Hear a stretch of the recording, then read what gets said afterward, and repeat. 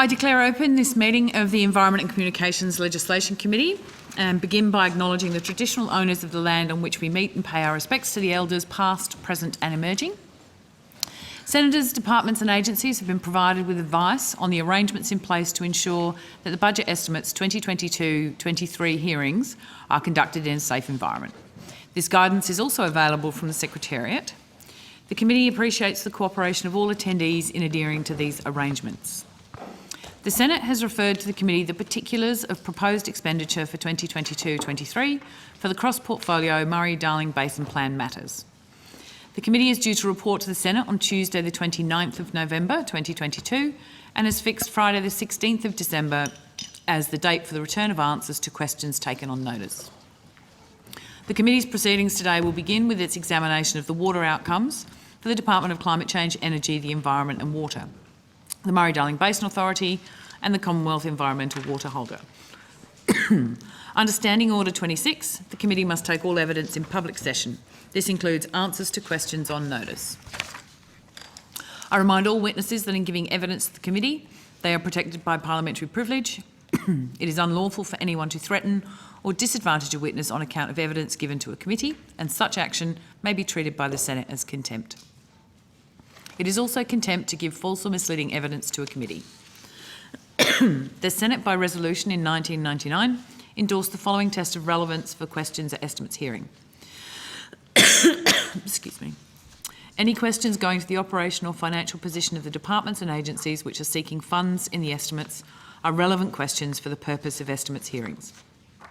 I remind officers that the Senate has resolved that there are no areas in connection with the expenditure of public funds where any person has a discretion to withhold details or explanations from the Parliament or its committees unless the Parliament has expressly provided otherwise. The Senate has resolved also that an officer of a department of the Commonwealth should not be asked to give opinions on matters of policy and should be given reasonable opportunity to refer questions asked of the officer to superior officers or to a minister. This resolution prohibits only questions asking for opinions on matters of policy and does not preclude questions asking for explanations of policy or factual questions about when and how policies were adopted. I particularly draw the attention of witnesses to an order of the Senate of the 13th of May 2009 specifying the process by which a claim of public interest immunity should be raised. Witnesses are specifically reminded that a statement of that information or a document is confidential or consists of advice to government is not a statement that meets the requirements of the 2009 order. Instead, witnesses are required to provide some specific indication of the harm to the public interest that could result from the disclosure of the information or the document. An officer called to answer a question for the first time should state their full name and the capacity in which they appear, and witnesses should speak clearly into the microphones to assist Hansard to record proceedings, and mobile phones should be switched to silent. I welcome back Senator the Honourable Jenny McAllister, Assistant Minister for Climate Change and Energy, representing the Minister for the Environment and Water.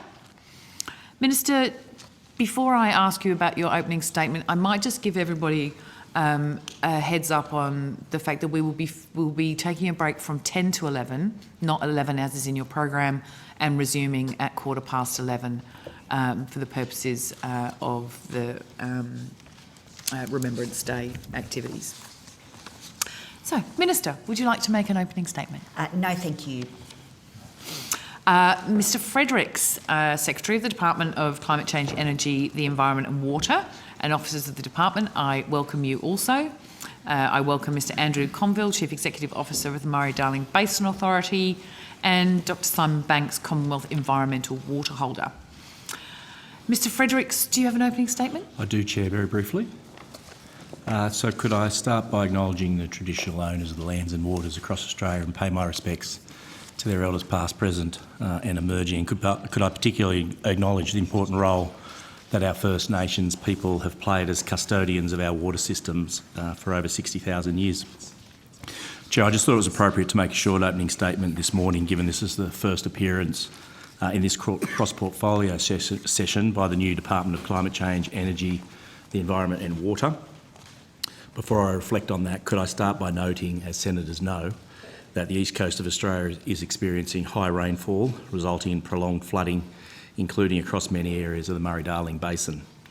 This has tragically taken lives and caused significant damage to property, and I would like to put on the record that our thoughts are with those communities that have been affected.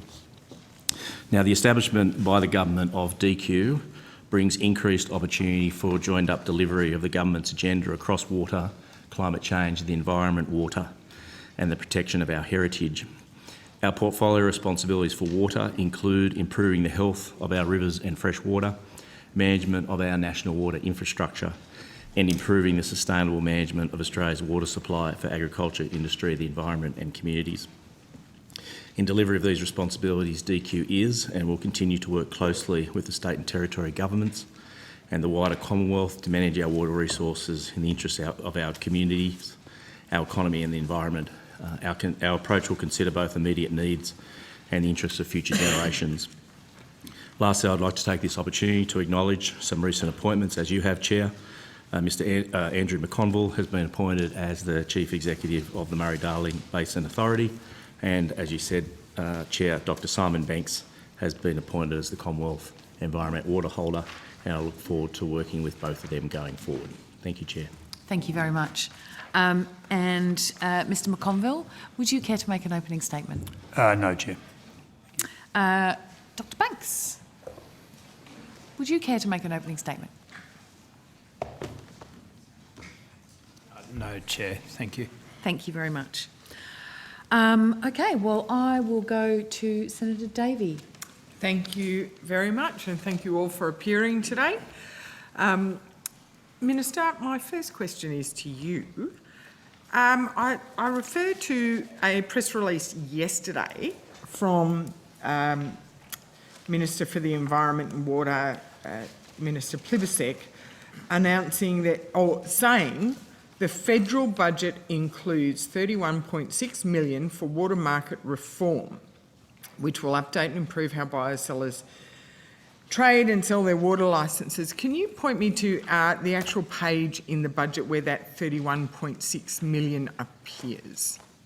Look, I can have officials talk you through some of the aspects of the announced measures in the release, but I think you will understand that this was originally marked as not for publication, and of course it is now public, and the dollar value is made available in the media release. So, Senator Lynn O'Connell, Deputy Secretary, the budget reference page is in Budget Paper 2, page 66, and it sets it out, but as the Senator said, it's marked as not for publication, but it was announced yesterday. So I'm interested to understand then, because the not for publication sort of reasoning, commercial sensitivities. So what has changed in the less than 2 weeks from the budget that has enabled the disclosure now when it couldn't be disclosed in the budget at the time, which is when people expect to be able to see this sort of information? Yep. Thank you for the question, Senator. Rachel Connell, Head of Division. So the figure for water market reform in the budget was noted as not for publication on the basis of commercial sensitivities, and we've determined and are satisfied now that there are no commercial sensitivities which require those figures to be withheld. So we just wanted to make sure we were able to do that assessment, and we're confident now, and the figures are in the public domain. So the budget paper, where the not for publication indicates, had the funding for the Australian ACCC, Bureau of Meteorology, and for the department, which this press release now breaks down into $12 million for the ACCC, 9.1 for the Inspector General of Water Compliance, who's not down here, 9.4 million for the department, and then the 1 million for the Bureau. Given that it's all funding going to government agencies, where was the commercial sensitivity? So we were given the focus on maintaining integrity of water markets, concerned to make sure there were no commercial sensitivities. And as I said earlier, we're now satisfied that that's the case and the figures have been released. Yeah, I'm still struggling. This is money that's going to government agencies. It's not money that is part of a negotiation with a commercial agency. It's not an individual sort of grants project. It's going to a government agency to improve transparency and integrity in the water markets. The budget had no transparency in putting this funding together. So can you assist us then and tell us where the 31.6 million, how was it accounted for in preparing the budget? Or did you all know that this would be the figure, but you just didn't want to tell us at the time? I'm happy to answer that. So Robert Hanlon, Chief Financial Officer. So what happened in this process, there was one element of the new policy proposal that was commercial in confidence. That wasn't approved by Cabinet, and in general course, when there is multiple items in a submission, they are all deemed not for publication. When it came to the budget, there was that one element where there's a comeback for budget next year. We didn't have time between the Cabinet decision and publishing the portfolio budget statements to make that adjustment. We've now made that, and it's now been made public. So, given that's not the only not-for-publication item in the water portfolio, will we expect a press release next week to announce how much has been set aside to deliver on water commitments for the department and the Department of Treasury? Senator, which item is that? Page 65, Murray-Darling Basin delivering on water commitments. Payments in 22-23 not for publication. So, Senator, that's a decision for government about when that announcement will be made. Minister, have you got any indication that the Government of Transparency is when they're going to give us the transparency that people so desire, particularly when it comes to such a sensitive and emotive issue? Yeah, thanks, Senator Davey. As Ms O'Connell says, it would be a matter for government whether or not to make public the figure. However, there are some issues at stake there that seem likely to be ongoing. As Minister Plibersek has said, it's not generally a very good negotiating strategy to walk into a room telling people exactly how much you have to spend, and on that basis the figure was withheld in the budget papers. As Ms O'Connell notes, it would be open to government to make it public at some point, but there's no intention to do so at this stage. I understand that it's not a good note. I get you don't go into a negotiation telling people. However, on an individual negotiating tactic, I get it. But when we are talking about delivering the whole raft of water commitments, I mean, when the Howard government declared there was going to be a basin plan, they announced I think it was $10 billion by our government, and then the Kevin Rudd, the Rudd government increased that. There was always an announcement about the total package. So that's not giving people an indication of how much you're going to spend in the water market or anything like that, but it is giving the Australian public an understanding about how much this policy area is going to cost them, the Australian taxpayers, how much money over and above the $13 billion that's already been set aside for the Murray-Darling Basin Plan is your government proposing to spend? Senator Davey, I don't know that I can add much to the answer I've already provided. It's indicated as not for publication in the budget. It is for commercial. It is because it is commercially sensitive information. We don't intend at this stage, there's no planned date to make that information public because the issues around the commercial sensitivities are ongoing. So I will take your answer. I don't accept the premise, but I will take your answer. On the money that we are now aware of, the 31.6 million that the Minister has announced, can you tell us whether this is new funding or if it's been repurposed from an existing program? So it's new funding. New funding. And according to this press release, it's going to government agencies. Is any of this funding actually going to going towards the products that are going to be needed to improve the water markets, or is this funding just to create the bureaucracies that will then need more funding to create products? Thank you for the question, Senator.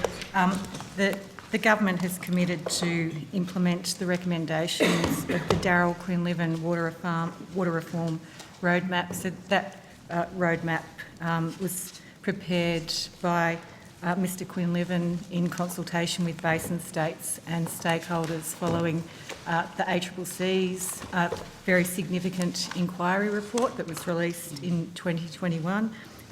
Mr Quinlivan's report sets out a range of recommendations to improve the integrity of water markets, improve transparency and provide information. So in terms of key products, one of the key aspects of the recommended reforms is the development of a national water data hub, and as the Minister's release notes, the Bureau of Meteorology has been provided with $1 million to progress the development of that data hub, which will be an important source of information for water market users.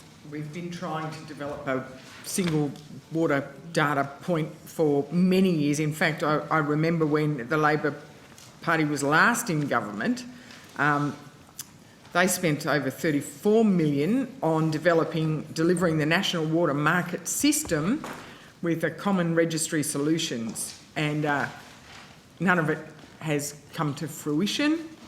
So are we just sort of, are we going to actually get something this time, or is this another 31.6 million that will disappear into the ether and water market users will be none the better off?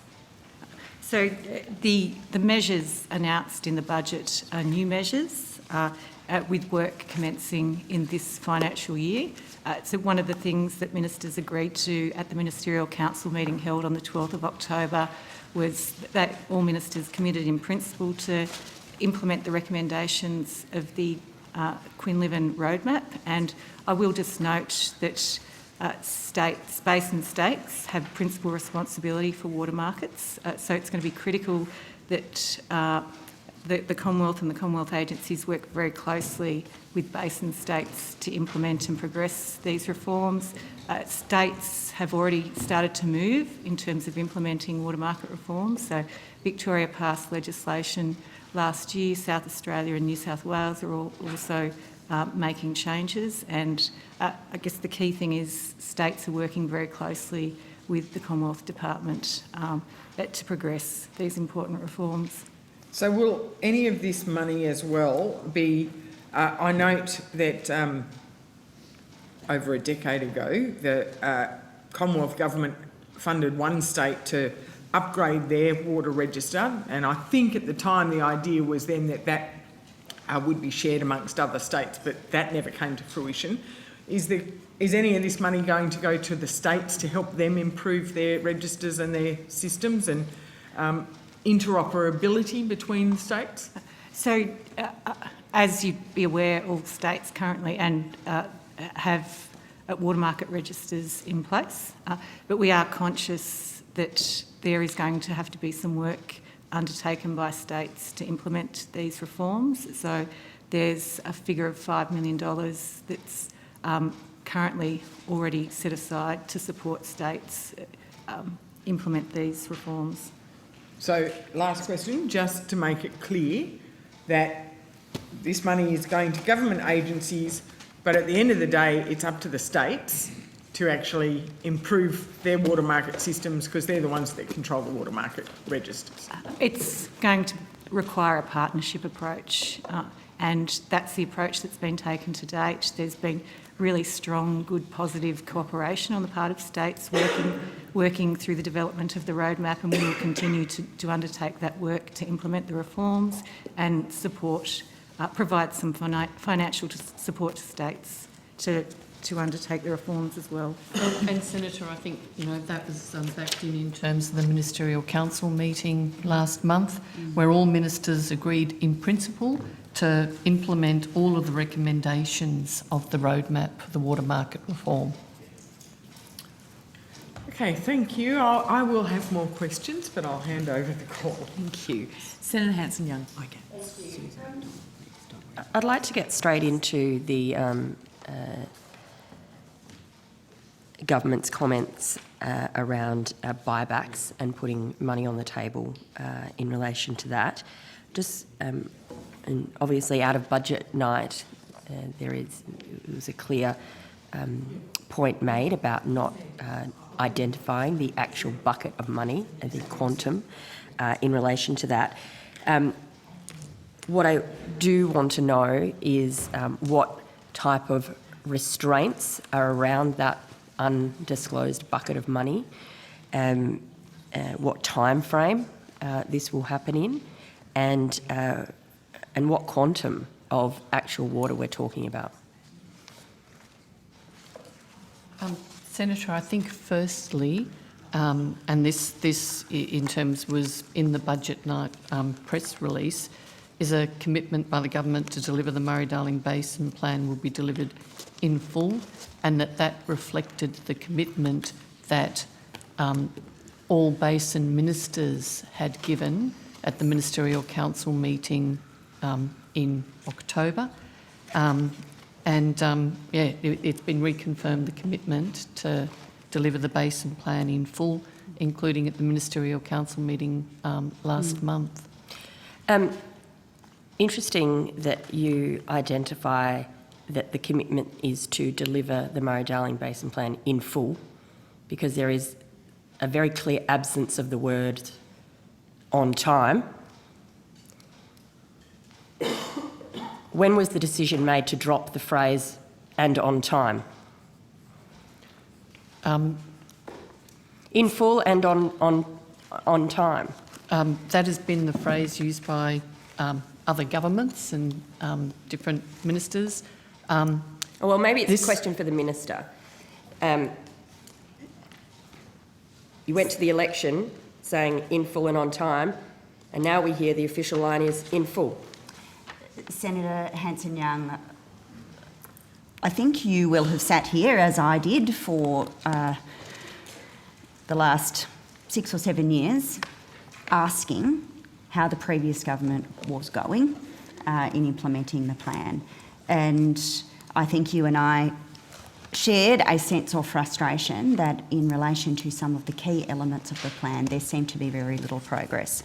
I regret to inform you that upon forming a government, the news hasn't got a lot better from this side of the table. Minister Plibersek has made it really clear that she wishes to see the plan implemented in full.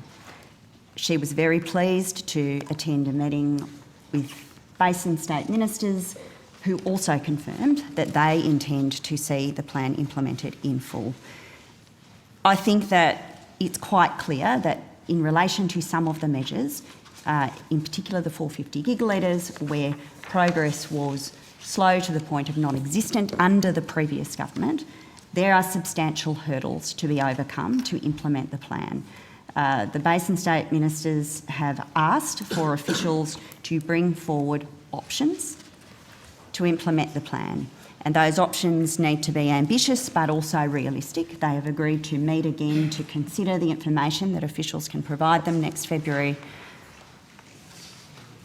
The plan is, our intention is to implement the plan, and we have asked for advice about how best to do that and asked for a range of options to be brought forward.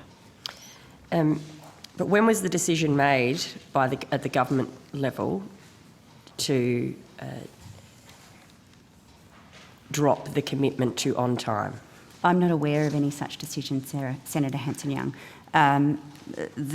I've provided the information. It's a matter that is under active consideration by the council. The minister has asked officials to work with their counterparts in state jurisdictions to consider all options for implementation. Plainly, under the previous government, there was insufficient progress.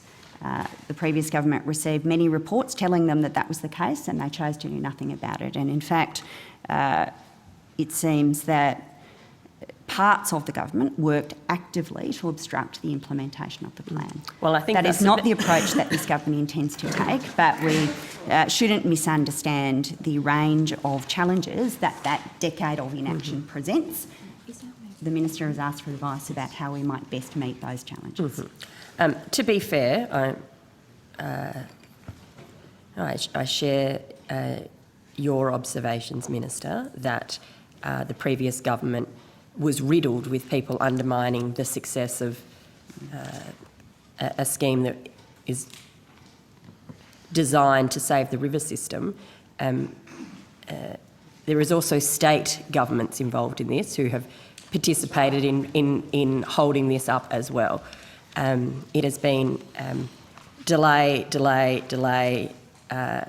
the whole way through, and changing the goalposts the whole way through at the expense of the environment. What I would like to know is what milestones that should be being met under the plan in the next 12 months will not be. Senator, I think in terms of, in relation to delivering the 450 gigalitres that you're talking about, central to that was the release of the second review report into the WESA, the independent review report into the Water for the Environment special account. And it made it quite clear in terms of the challenge to deliver in the time frame that is there.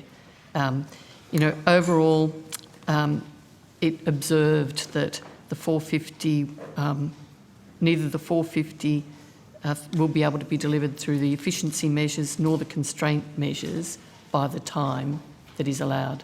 So it was if you like, the WESA review report being tabled in Parliament provided an opportunity for that independent assessment to be put on the public record. The challenge now is that all basin ministers have agreed to implement the plan in full. They have asked officials to come forward with options, assessments, opportunities, and to report back to them in February. If I might, Senator, just note two other basin plan programs that are to be delivered by June 2024. So one that you'd be aware of is the Sustainable Diversion Limit Adjustment Mechanism projects. So the Murray-Darling Basin Authority releases a report card on how basin plan programs are proceeding. So the recent report card issued by the authority notes that there are some significant risks in relation to some of those projects as well.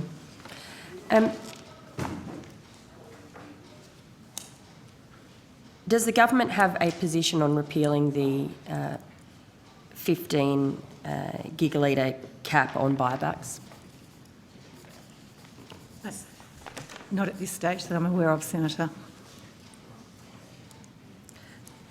Sorry, I'm hard of hearing. It could be age, could be recovering from the flu. Can I just have that answer again, please? Not at this stage that I'm aware of, Senator. Minister McAllister, does the government have an official position on repealing the 15 gigalitre cap on buybacks? Senator Hanson-Young, I think the minister has made it clear that she is interested in having all options brought forward. She seeks to discuss the options with her counterparts from states and territories. We'd prefer to work through this in a collaborative way.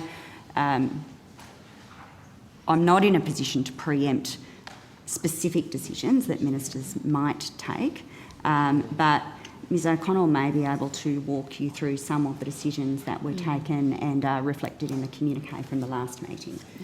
And Senator, just in terms of the cap, it's 1,500 gigalitre cap. Yeah.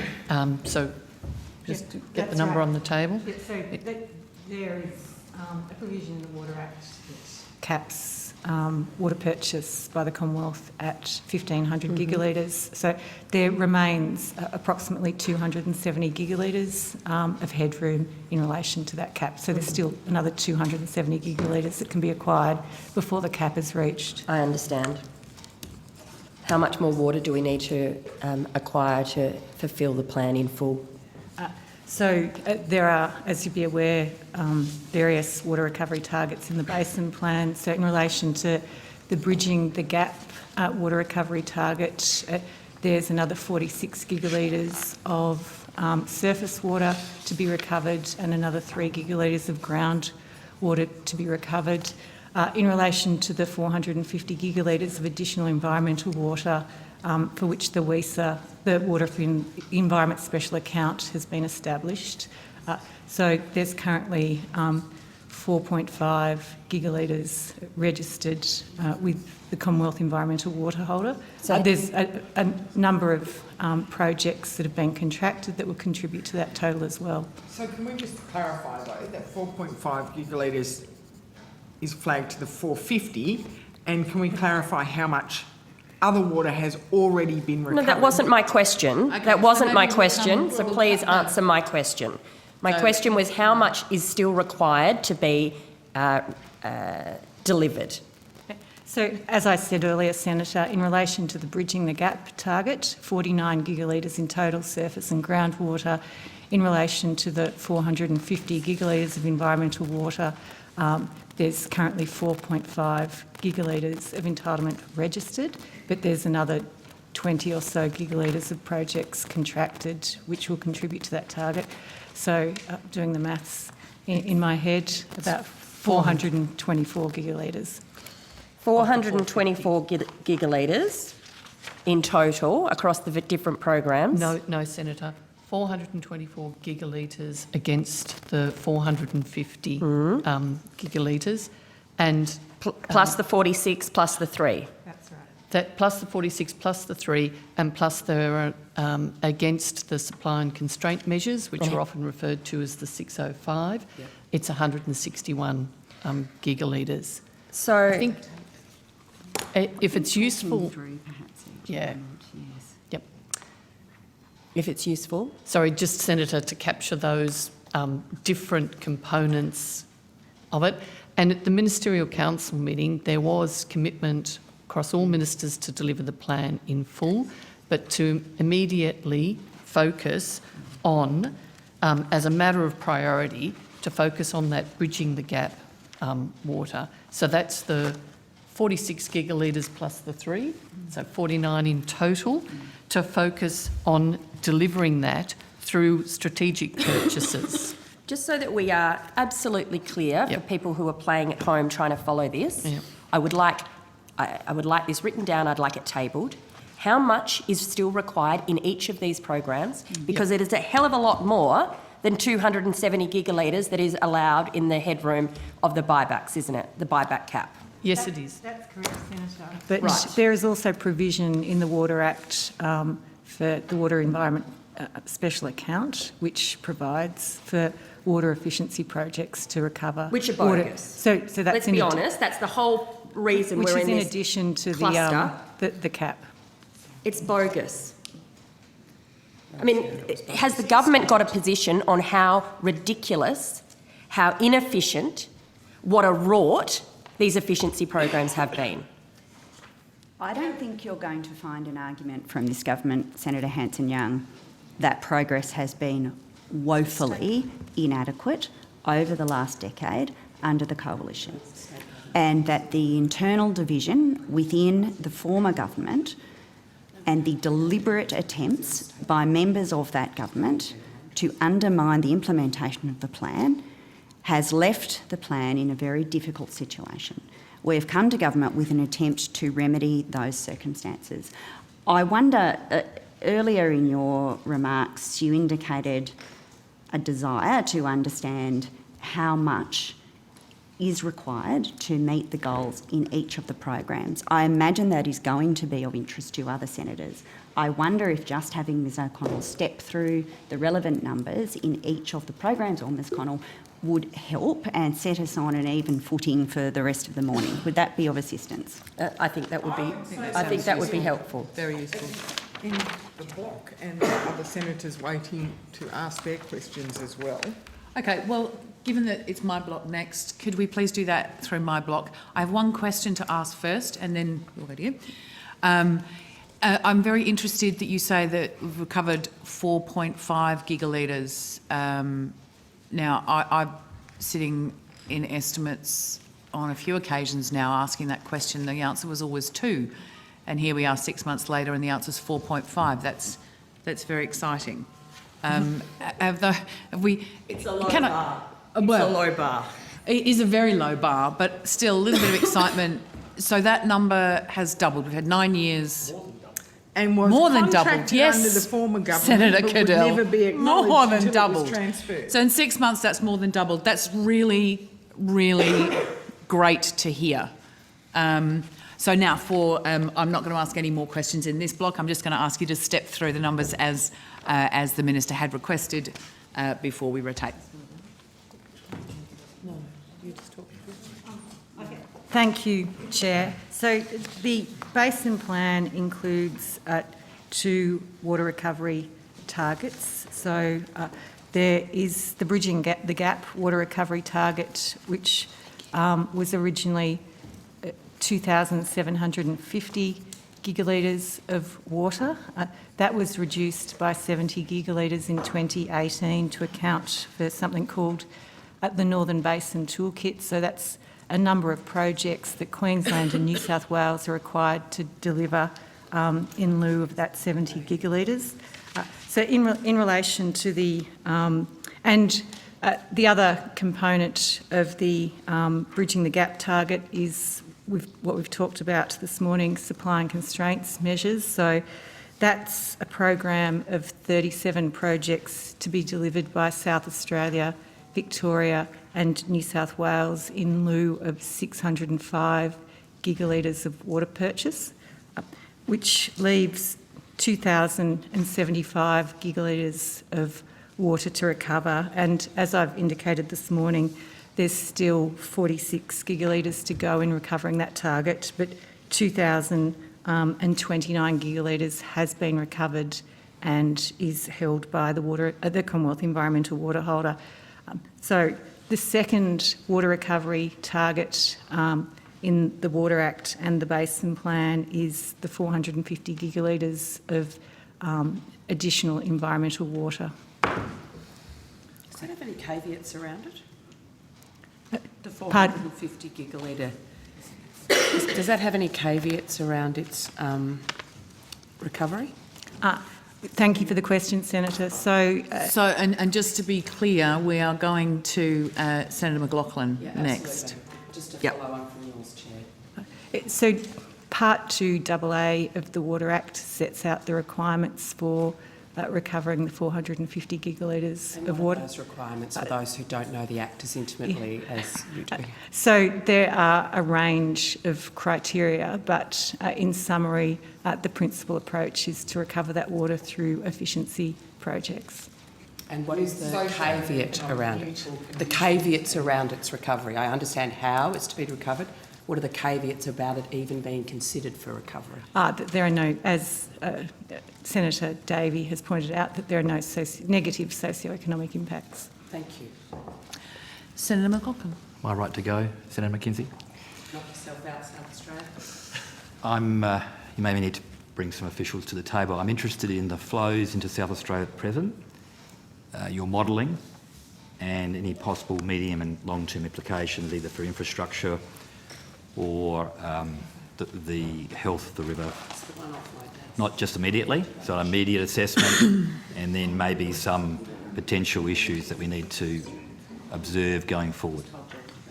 Thank you, Senator. Andrew McConville, Chief Executive of the MDBA. I'll ask Mr Reynolds, Head of River Operations, to come forward as well. So we're certainly seeing very high flows over the border at South Australia at the moment. They are likely to increase from water that was really entered into the system several weeks ago. So yeah, we're likely to see that not peak until around December. But Andrew? Andrew Reynolds, Executive Director, River Management.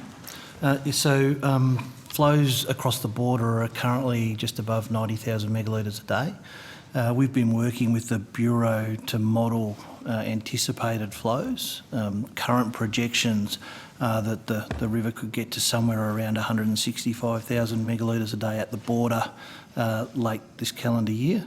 But those projections are changing as we continue to get more and more rain into the system.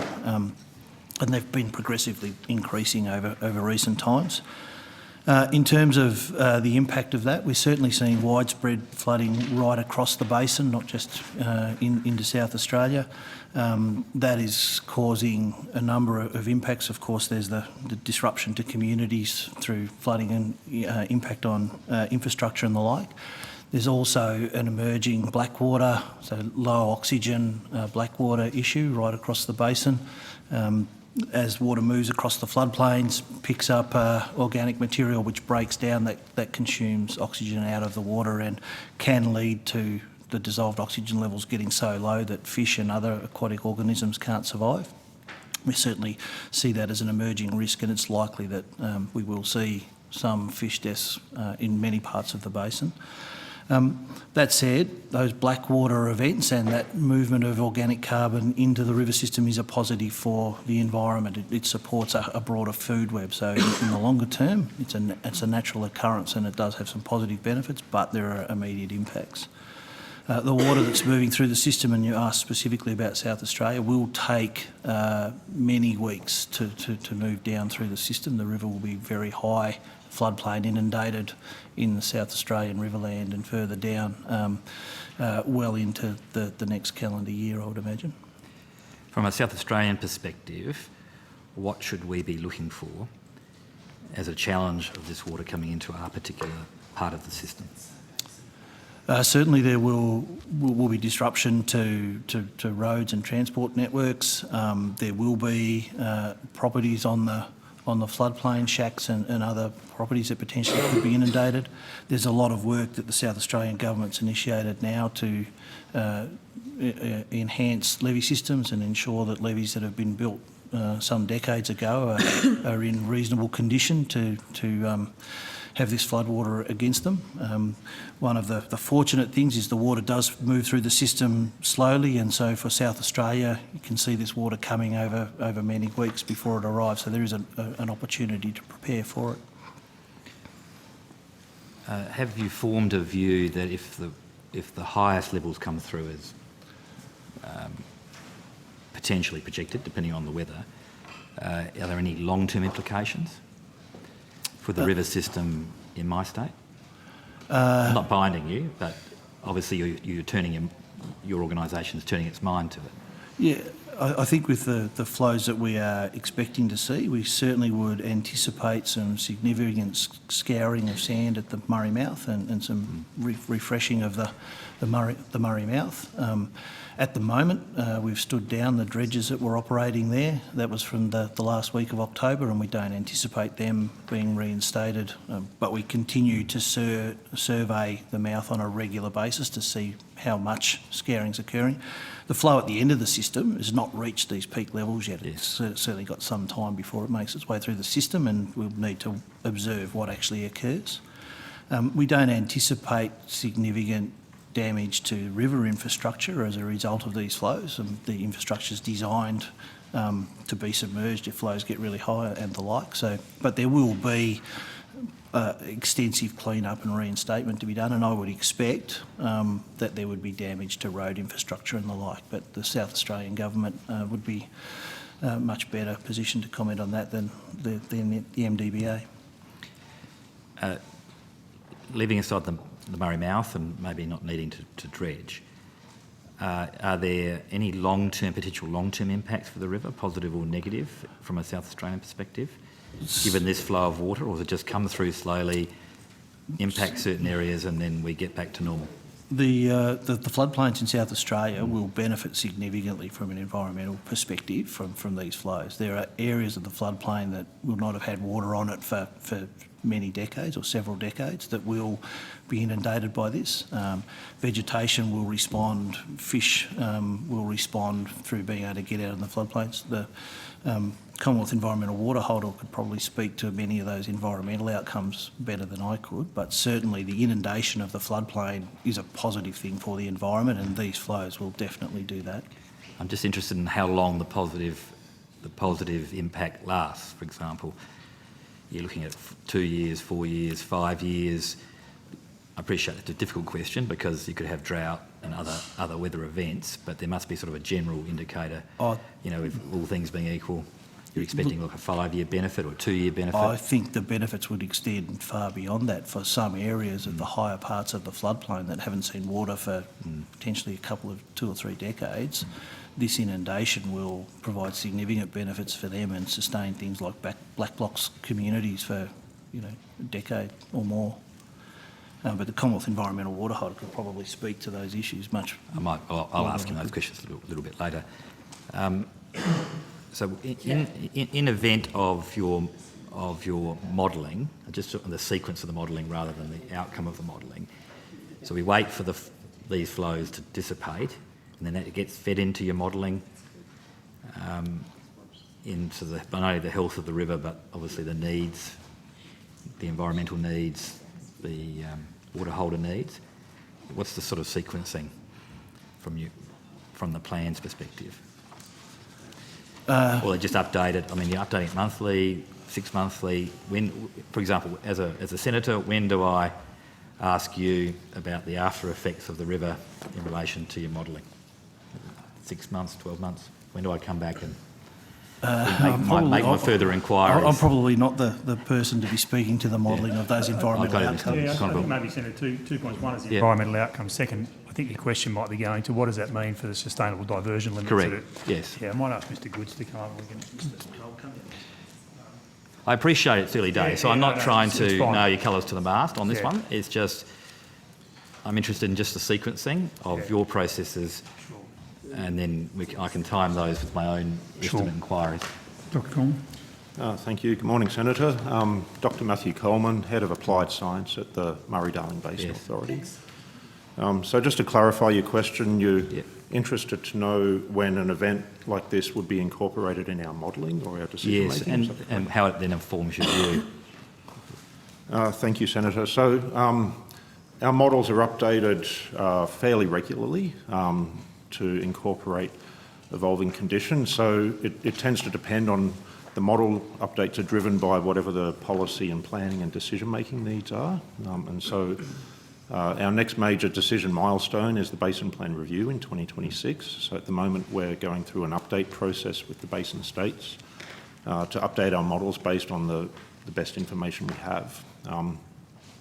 It's not yet clear how far we'll extend the modelling period, but what we'll look to do is to update the models so they do incorporate, so they move beyond the 2009 end date that was used in the previous basin plan, and we'll update them as far as we can for that 2026 decision-making milestone. As for whether this event is included or not, there hasn't yet been a decision about how far we'll go forward, but we'll definitely update the models for 2020 and likely beyond that for basin plan review purposes. Do you make an assessment whether it's so significant? I'm thinking from a South Australian perspective. I appreciate for the river system as a whole, it's different. Make an assessment that's so significant, therefore it is a major variable in the model. That decision's yet to come, I assume. Yeah, so there's a bunch of considerations there. Yes. So one of the major considerations is whether we have information on the flows that we can trust, whether they're credible enough and they're being quality assured enough to be included in the models. But one thing we will do is as part of the Basin Plan Review and the Basin Plan Evaluation in 2025, we'll include this flow event in those considerations through our monitoring work, so monitoring where the flows have gone and what the environmental benefit has been from this type of flow. So that'll be, if it's not included in the modelling, it will definitely be included in our monitoring evaluation work for 2025 and 2026. Thank you. I'll hand back to you, Chair. Thank you. Senator McDonald. Thank you very much, Chair. I want to change gears and move north. I'd like to talk about the National Water Grid Authority.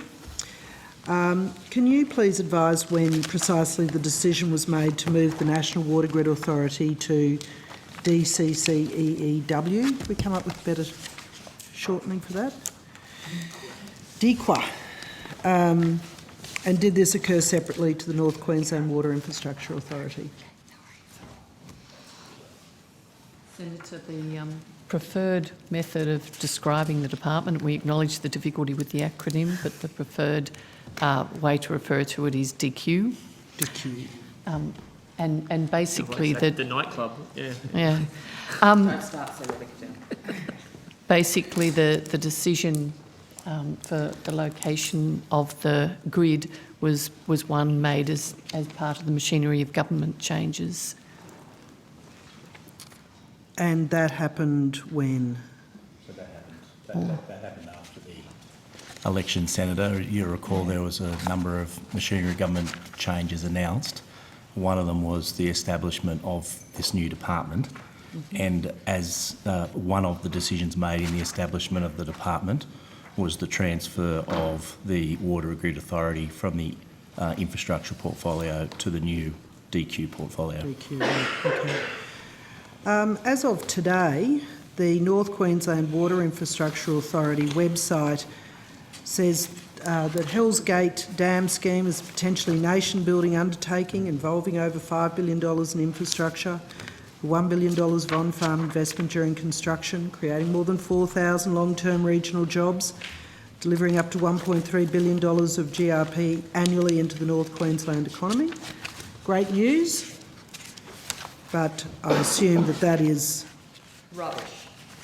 Rubbish, that's why. So, Senator Hanson-Young, Okay, get so to if ask we can just questions. allow Senator McDonald to ask her question of the witnesses in front of us, that would be lovely. Thank you. Thank you, Chair. I assume that nobody's got around to updating the website. Well, Senator, we can't.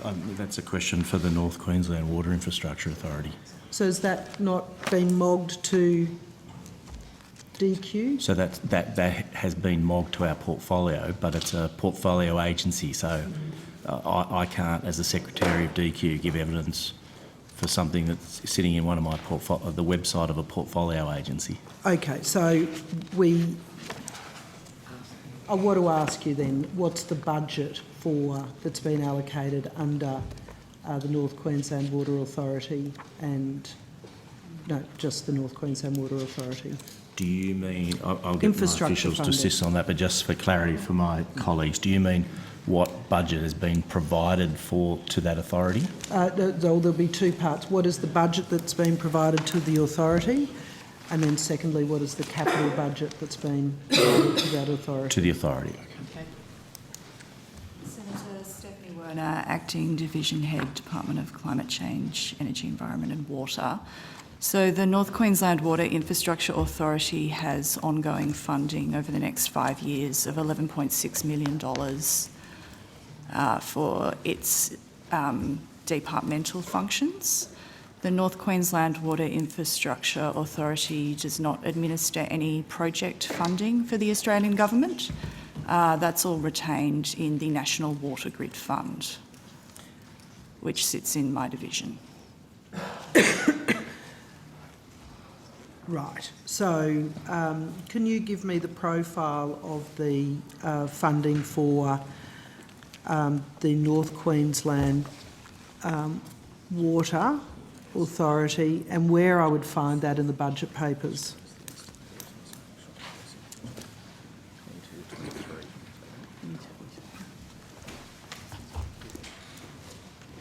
Senator Malcolm Southwell. Malcolm Southwell, branch head for the National Water Grid Authority. Budget paper 4, I need to take on notice the actual profile over the forward years, but the agency resourcing budget paper number 4 on page 45 provides the appropriation bill number 1 numbers for Enquire on North Queensland Water Infrastructure Authority of 3.2 million for agency resourcing for 2022-23. So what was the 1.6 then that we discussed just before? Sorry, the 11.6 is over 5 years. Oh, I'm sorry, I didn't hear you properly. Okay, so if you could on notice provide me with a profiling in the forwards. The National Water Grid Authority, I've found in the budget papers the allocation for that. Could you confirm the amount in the forwards, the profiling for the forwards for the National Water Grid Authority, please? That's for us, yeah. It's just departmental, isn't it? It is departmental. Well, the National Water Grid Authority is just a division of the department, so we don't have a separate allocation. So it is in here.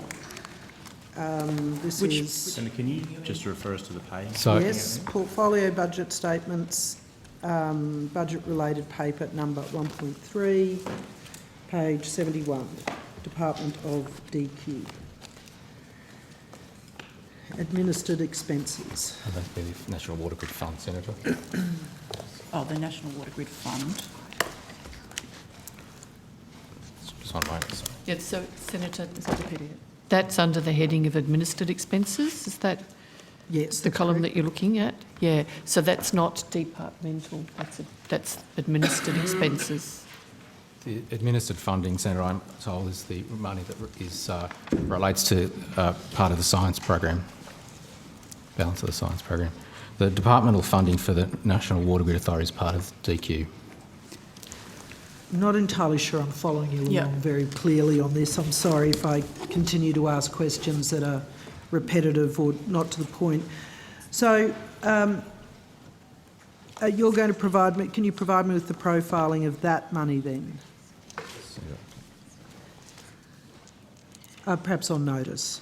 How many water... So, Senator, just to assist you, in fairness, to assist you, so we will take on notice providing you with information of the administered funding profile for the National Water Grid Authority, and we'll provide you with the profile as it is at the moment for funding, for departmental funding for the National Water Grid Authority, which, just to restate, is a division within the department, as it was a division within the previous infrastructure department.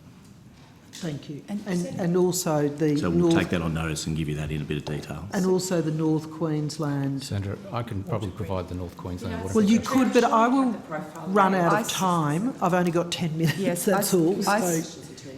Senator, I have the administered fund profile, so that's the amount of money that we actually spend on projects and business cases for the National Water Grid Fund. So would you like that across the forward estimates? I would like you to take that on notice and give it to me in writing by the end of today, by the writing, that would be good. How many Water Authority officers are there and where are they? So there are 39 people in the National Water Grid Authority. The majority of our staff are located in Canberra. We have one staff member who is in Central Victoria. We have one staff member who is located in Melbourne. And we have, how many? 5 staff. 5 staff in Queensland. Where in Queensland? Based out of the Brisbane office, Senator. Well, they're located in Gladstone, Toowoomba and Brisbane. The Water Authority? Yes. The National Water Grid Authority staff. And there's 5 of them? Yes. And they're Brisbane, Gladstone, Toowoomba. Is there somewhere else? Noosa. Noosa. Noosa? That's Lovely. Senator, that's their place of residence, but they work out of the Brisbane office. Okay, so there's 5 staff and there's 4 officers, so there's 2 people in one office and 1 in the others. Yes. And Senator, that's more a reflection of more flexible work arrangements in terms of allowing people to work remotely. than it is a decision about placement of people. So our only government-funded offices are in Canberra and Brisbane. Right, okay, understand. What about the North Queensland Water Infrastructure Authority? Do they have offices? They have, I believe, Senator, and so I can only speak for the National Water Grid Authority, but from my engagement with the North Queensland Water Infrastructure Authority, I believe they've got 2 staff in Canberra. They've got their CEO resides in Brisbane and travels north to Bowen as required to meet with local stakeholders, and there is an office in Bowen, and I believe they've also got a staff member in Townsville.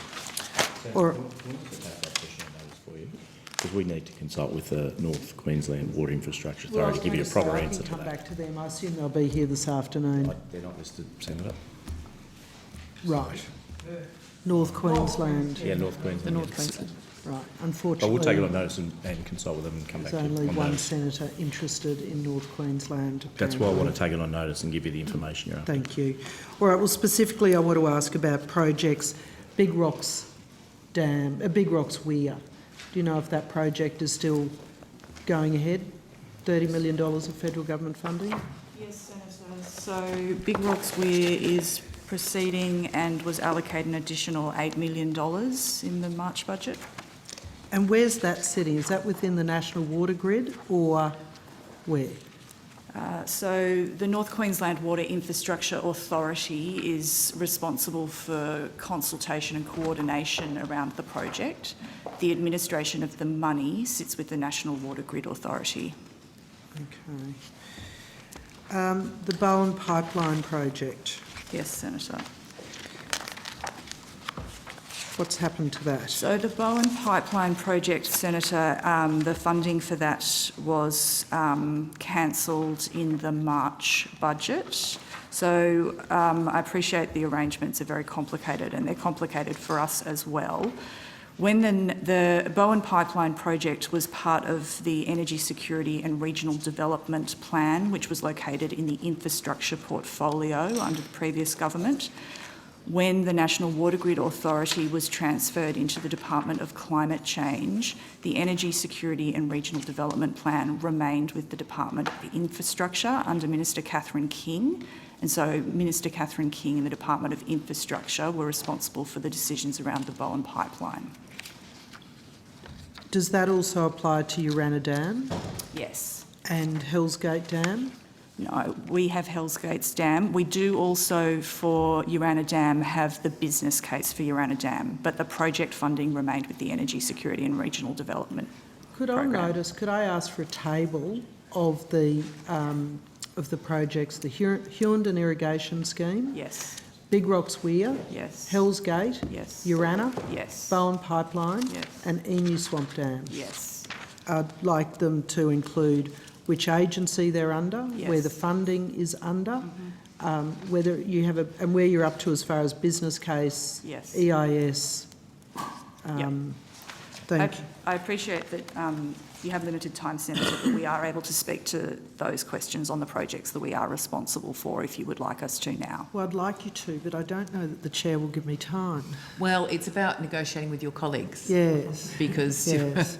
And as the only person interested in North Queensland. Yep, that's fine. Well, no, you know what I'm saying though. The bulk of the questions are going to be on the Murray-Darling, and Chair, I'm I happy can to spend a keep my lot time. of time. Thank you very much, Senator Cadell. You can keep going. Thank You've got you, another 6 Senator minutes. Cadell. Senator McDonald. Wonderful, thank you. So, who provided advice on which projects would continue in Queensland? So for Urana Dam and Bowen, it was the Department of Infrastructure to Minister Catherine King. For the Hughenden Irrigation Scheme, Emu Swamp Dam and Hells Gates Dam, it was the Department of Climate Change to Minister Plibersek. And there were business cases and EISs for all of those projects? The EISs were not necessarily complete. The business case for the Hughenden scheme was complete. Emu Swamp Dam had a business case from 2019 which was out of date due to significant cost escalations, and Hells Gates Dam, yes, has a completed business case. Can I ask about the Queensland's energy grid plan, which includes a pumped hydro scheme, the Burdekin Pioneer project? Has the Queensland Government been to this department to ask them to have it put on a list as a priority project, to assist with funding? Senator, the Queensland Government hasn't spoken to the National Water Grid Authority about that, no, but I would have to take on notice whether they've had any other conversations with anyone else in our department. It is possible. Okay, so you'll take that on notice. We'll take that on notice. Thank you. But and there was a second water project in that plan that, again, nobody knows where it is or what it is. You've been consulted with by Queensland on what they're doing? No, we haven't, Senator. Okay, that's terrific. There was a mapping of water allocations and resources in Northern Australia. Is that project still continuing? Senator, we have a number of projects underway in Northern Queensland. I'm not sure which one you are referring to, so I'll just ask my colleague who's responsible for our science program if he can speak to the projects we have underway in Northern Queensland. Can I also just confirm with you, previously when I asked when was the funding removed, you said it was March, in the March budget? Sorry, Senator. I'm so sorry, Senator. No, that's all right. It was in the October budget. I assumed that you meant October, but good to just sorry. clarify that on the record. Thank you. Our stunned faces. Sorry.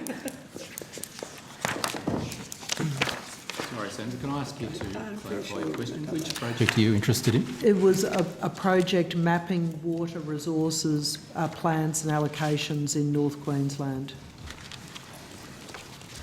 Okay, I'm not particularly familiar with that We do particular have a project. Southern Gulf Water Resource Assessment, which covers the Southern Gulf catchment in Queensland. Yes, that is a portion of it. Okay, so we have a number of projects, Senator, in Queensland, Northern Territory and Western Australia relating to Northern Australia.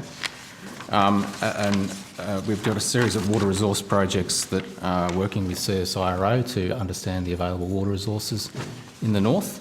The Southern Gulf Water Resource Catchment Water Resource Assessment is working with CSIRO and across Queensland and the Northern Territory. And that project will provide a comprehensive integrated assessment of the water and soil resources of the Southern Gulf catchment in both Queensland and the Northern Territory.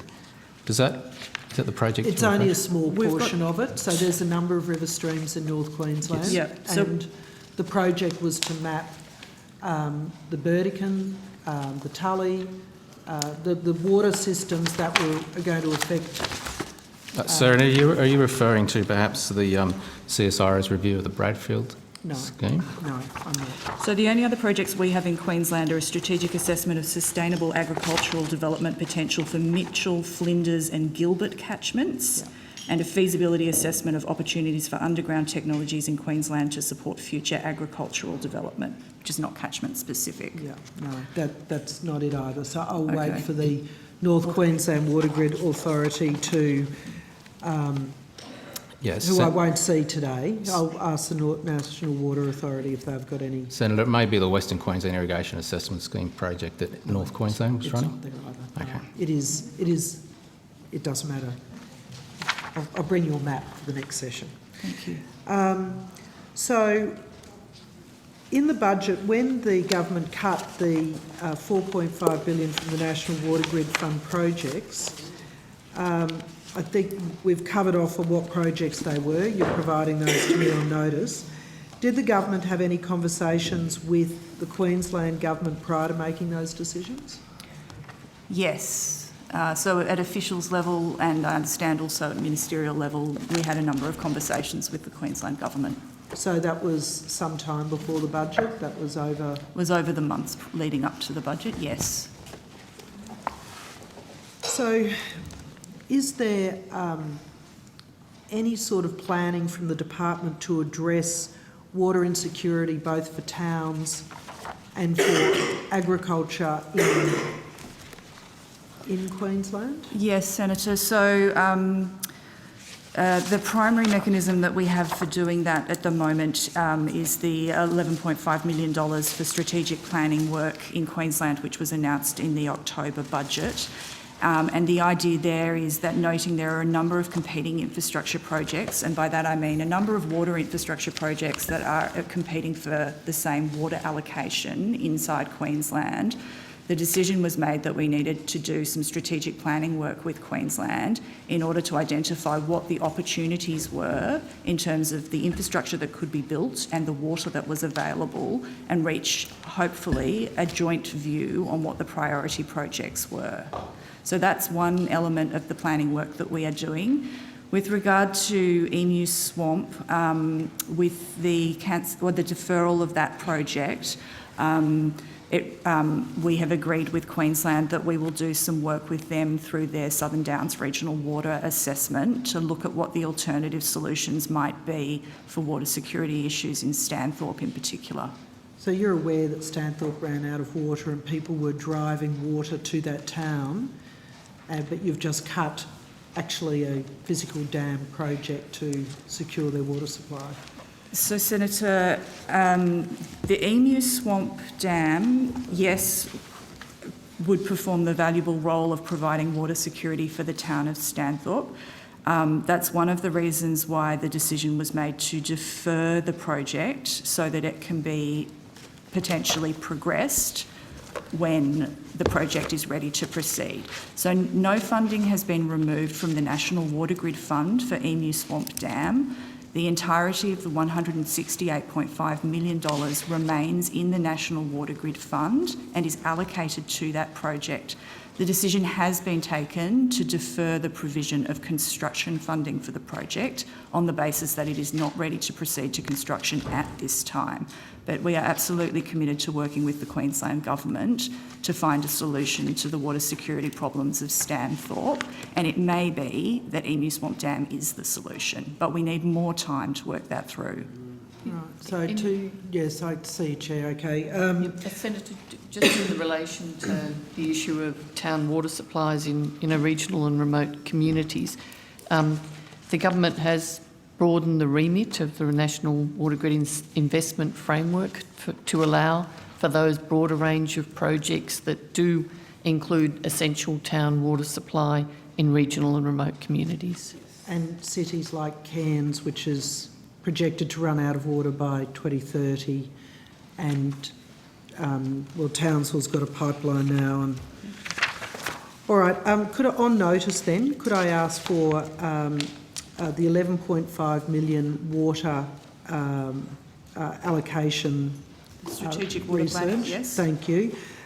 Could I ask for a profile of when that money is to be spent, the agency that is responsible for that, and a scope of studies for what that work Senator. will contribute to? Thank you. Thank you.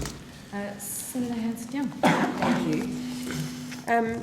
Just coming back to the questions in relation to the Murray-Darling Basin and those figures that you've been giving us this morning.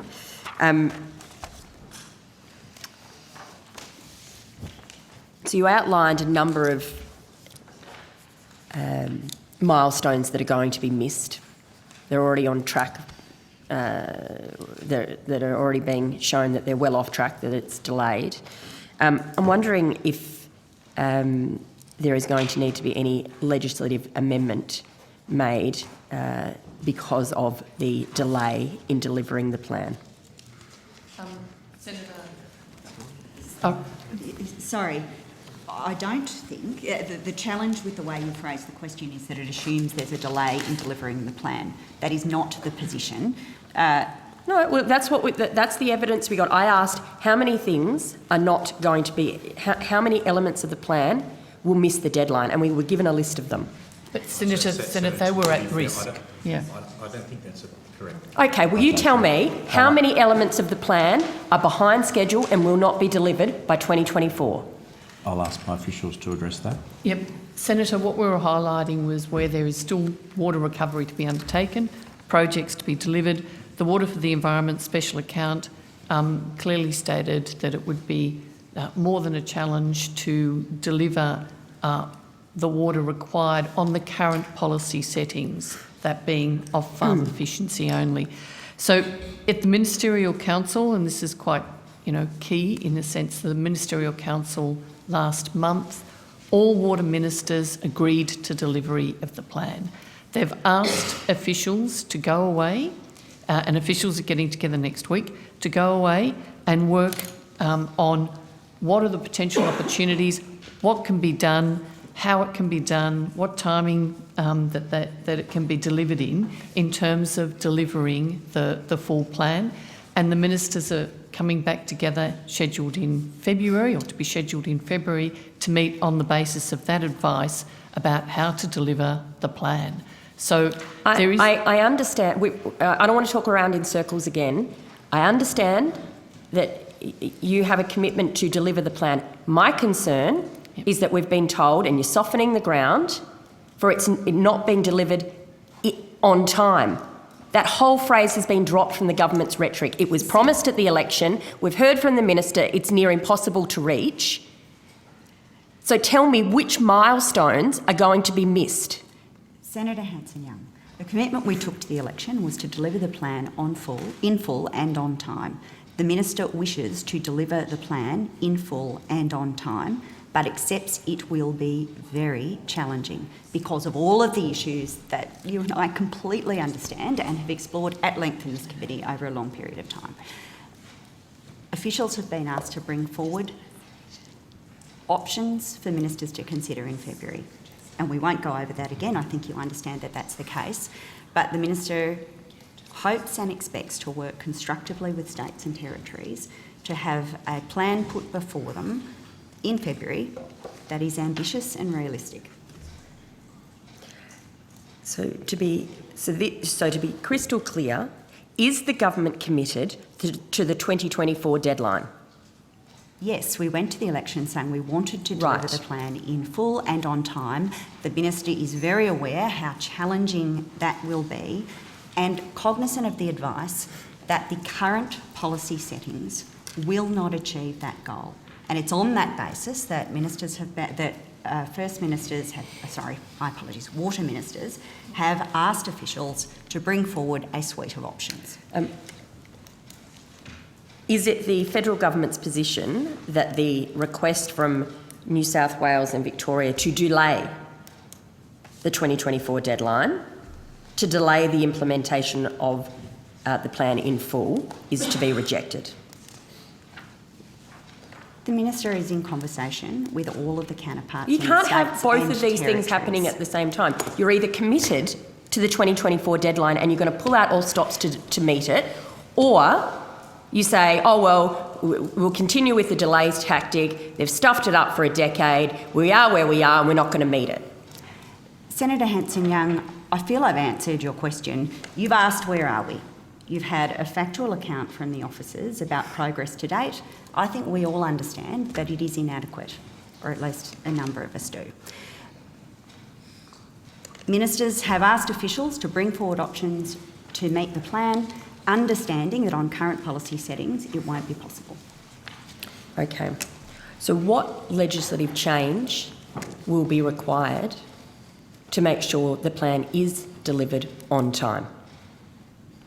So, Senator, this is uncomfortable. We again, I can't stress enough, ministers, state, territory, Commonwealth ministers have given a very firm direction to officials, led by Ms O'Connell, working with their officials to go away with a degree of urgency to start meeting and to come back with a package of options in February for all state and territory and Commonwealth ministers to consider. I don't think this is the right venue to preempt those discussions. It's not fair to the states and territories. Frankly, I don't give two hoots about Senator the states and territories who have dragged this process out for a decade. Let's not pretend that this hasn't been a deliberate strategy of delay and undermine. With the greatest of respect, could I finish my answer? Yes.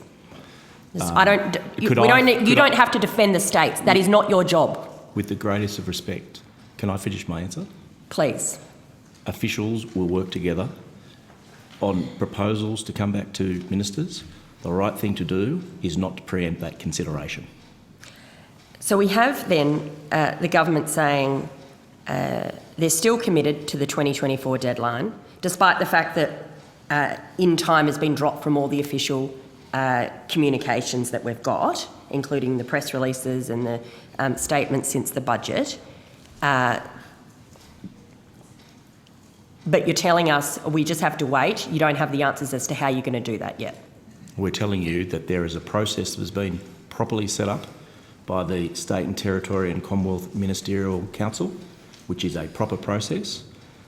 We've described to you what that process is, which was sensibly for all officials working together to go away and come up with proposals, which is a proper process, for those officials to come back to the Ministerial Council in the new year and provide that advice to ministers, which is a proper process. And Senator, can I just say, I know you are a great advocate for these sorts of proper processes. I've always respected that about you, and I'm sure that you'll understand the force of the process that's in place. Is the department looking at legislative options in order, changes as part of the suite of options in order to make sure the plan is delivered in full and on time? So, Senator, I will take that question and I'll answer it in exactly the same way. No, there is a process in place. This is not the venue to preempt that process. I know you are a great respecter of these Commonwealth state processes. And not when they've been gamed for a decade. Yep. So I'm not here to talk about the past. I'm here to talk about what this department and this government is intending to do, and is to follow a good process, which I know you are a great respecter of. Okay, and Can I just, to Senator Hanson-Young's question, and very well done, Mr Fredericks.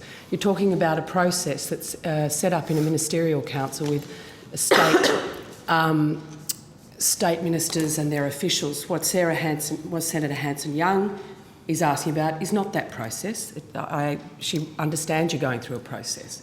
She's asking you and your department, are you drafting currently legislative amendments to facilitate the said stated policy desire of the current government? So, Senator, I give you the same answer as I gave.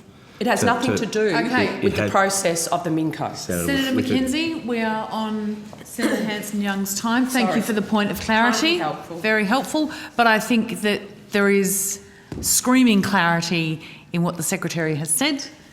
Back to you, Senator Hanson-Young. The only clarity is that you don't have the answers. No, you're in the because process. It's in the middle of a process. I have asked about. I asked about the cap. I got a fluffed answer on that. I'm now trying to get to what are the options then for delivering this on time. And I understand. Just hang on a second, Chair. I understand that there is a process underway, but your department is surely doing work on what some of those options must be. And what are you prepared? What options are you even prepared to consider? Okay, so I'm actually just going to say, I think it's been very clear. The answer here is they're working on all the things they can think of, as are the states, to actually come up with a plan, and not prepared to preempt what is going to be presented in February. Well, we're going to have a fun estimate session in February then, aren't we? Absolutely. All your questions, I'm sure, will be answered at that point. I'm not holding my breath. No, I've got plenty of questions. Oh, okay, let's come on. You guys just talked for... Because I can tell you how much time you guys have had. Okay, so Senator Hanson-Young, last question on your block. I'd like to ask about the WESA report and where WESA is up to. How much money has been expelled from that account to date? Thank you for the question, Senator. It's in the order of about $200 million, but I'll get you the... Sorry, can you repeat that again? It's in the order of approximately $200 million, but I'll get you the precise figure. Dr Durham has it to hand. Dr Peter Joanne Durham with the DQ branch head. The expenditure to date against the Water for the Environment special account is $238 million. And how much is left in there? The total budget portfolio, as set out in the Commonwealth Water Act under the relevant part, is in the order of $1.7 billion. So there's 1.7 billion still in there. No. I'll just correct that. It's approximately 1.5. It's approximately $1.5 billion remaining in the WESA account. Why a different? What's the difference between your figure of 1.7 and? I was just quoting the total figure that was set out, which was a total of 1.7. So the total figure in the fund was $1.775 billion. As Dr Durham has just advised, $238 million has been spent, which leaves approximately $1.52 billion. Great, thank you. How many gigalitres of water has been recovered for the 238 million? So the $238 million has been used to recover water towards the 450 gigalitres and also to fund constraint measures. So as we've given evidence earlier this morning, there's currently 4.5 gigalitres of water that's registered, but approximately another 21 gigalitres contracted. But Dr Durham can give you the precise figures. Thank you. We have contracted a total volumetric, contracted and approved, so in contract through financial federal funding schedules and 2 grant programs, a total of, I lost my number, 26 gigalitres, with a further 140 megalitres that has been approved but not yet contracted. So that all comes out of the 238 million, or is that in addition? I said megalitres, sorry, 100. Beg your pardon, sorry, Senator. What I'm trying to understand is that we have 4.5 gigalitres secured. Yes, that's correct. That is what we deem registered. And how much did that cost us? It's difficult to pull that apart because quite a number of our contracts have multiple milestones in it, and through the course of the delivery of those contracts, portions of the total water savings associated with the projects will be delivered.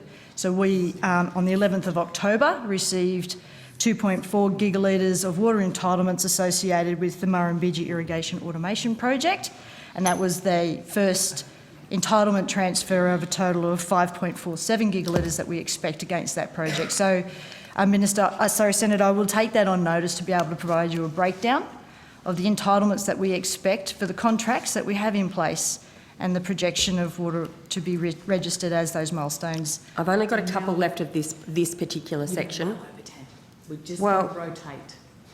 Because we've got some senators who haven't asked any questions yet. And well, maybe they should be a bit more efficient with their time. Okay, we will go... Chair, no, we've got a 10:30, so... Oh, okay, keep going then if they don't want the time. You can ask your last question. I just want to finish this WESA section and then so that we can... Easy. I'd like to know how many off-farm efficiency projects have been funded since the election. So, Senator, we have 3 projects that have been contracted since April estimates hearing. That is a urban stormwater recycle project with the South Australian City of Marion, which is a local council. We have got a further project in the Victorian, which is called the Lower Murray Victorian Project. It has also now been contracted. And we have another New South Wales project, Nap Nap Station, which is a stock and domestic related project, which has now also been approved but not yet contracted. And what was the cost per megalitre for these projects? City of Marion, the South Australian Council project, is due to return 130 megalitres at the cost of $2.7 million. The Lower Murray Water, the Victorian project, will return to the Commonwealth 1.8 gigalitres of entitlements at a cost of $37.9 million.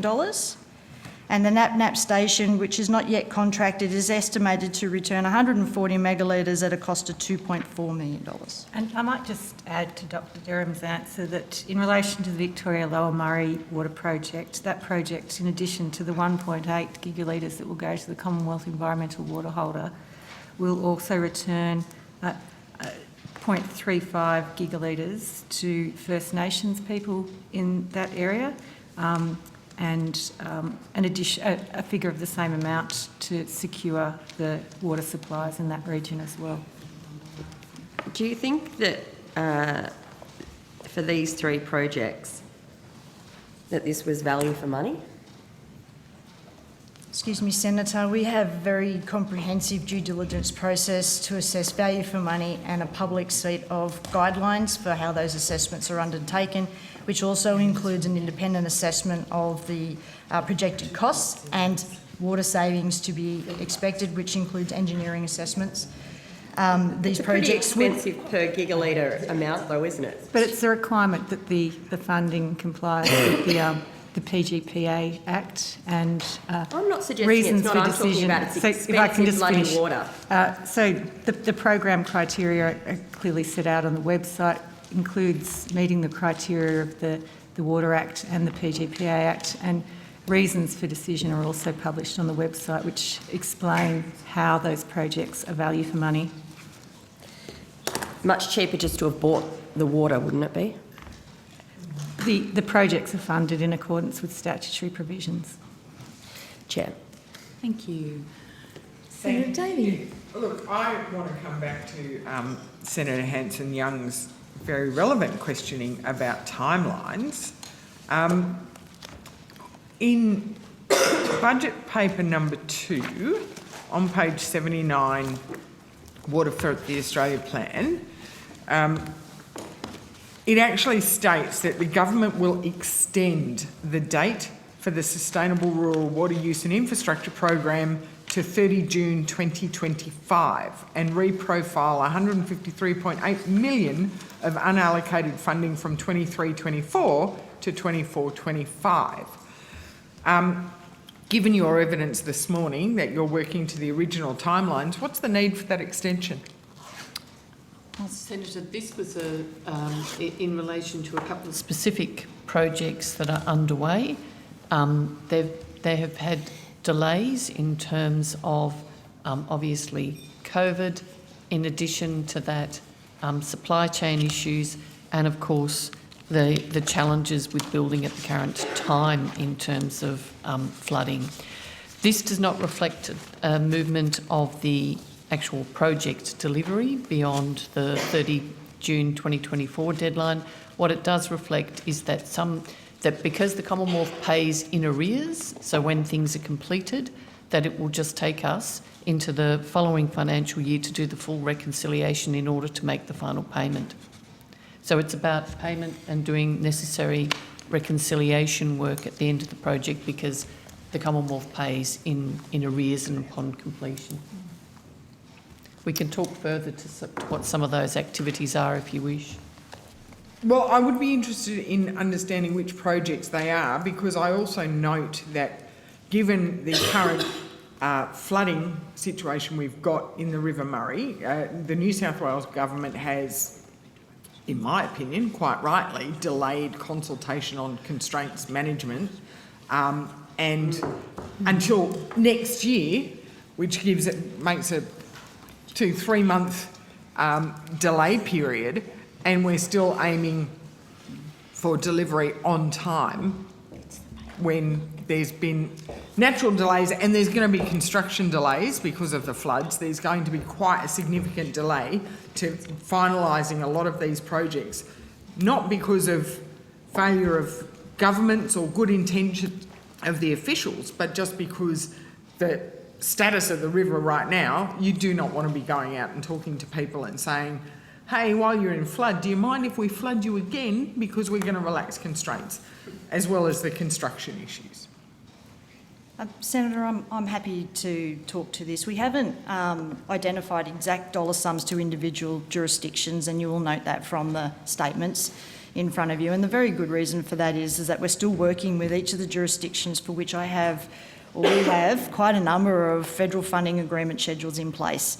And that's across the whole basin, I would just like to state that. At the time that we did the work to prepare for the budget, the major floods in the southern system hadn't really come to a significant fruition. And the work that we had done was looking at the impacts that had been arisen due to labour shortages, COVID impacts, supply chain impacts, and the minor flooding that had happened up to that point. And we made a ballpark estimate based on the contracts that we had in place in relation to the final milestones and how that might impact our ability to do the work that we need to do to make sure that those final milestones do meet the expectations and requirements that we have in terms of that assessment. And so on that basis, we made an estimate of what we thought might be required to be able to close out quite a number of projects across the whole basin. Those conversations are still continuing with our basin state colleagues and will continue. And I have no doubt will continue to expand now because of the current flooding impacts as well. But that's a matter of work that will obviously also feed into the discussions for the February MinCo meeting. So can the department confirm that they have written advice stating, and I quote, the 605 gigalitre offset from supply and constraints measure projects and recovery of the 450 gigalitres of additional water for the environment through efficiency measure projects will not be achieved by 30 June 2024? So I can answer that question for you, Senator, in relation to the 605 gigalitres supply and constraints project. No, I'm asking if you've got that written advice with that direct quote. So I'm not asking if you're going to do it, I'm asking if you have the written advice.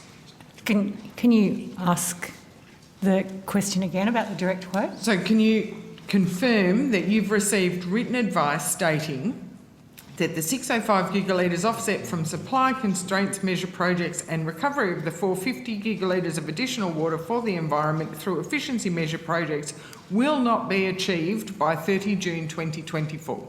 Attributed to who? That I am of the understanding that that is advice that has been provided through the Basin Officials Committee. Can you provide a reference? I will seek to get permission to provide reference. I'm not familiar with the document or source that you're referring to, but I will just take you back to the Ministerial Council communique where we've talked about the challenges this morning, but ministers noted significant challenges remain to implement the shared basin plan commitments, and that observation is framed in terms of delivering by the 30th of June 2024 deadline.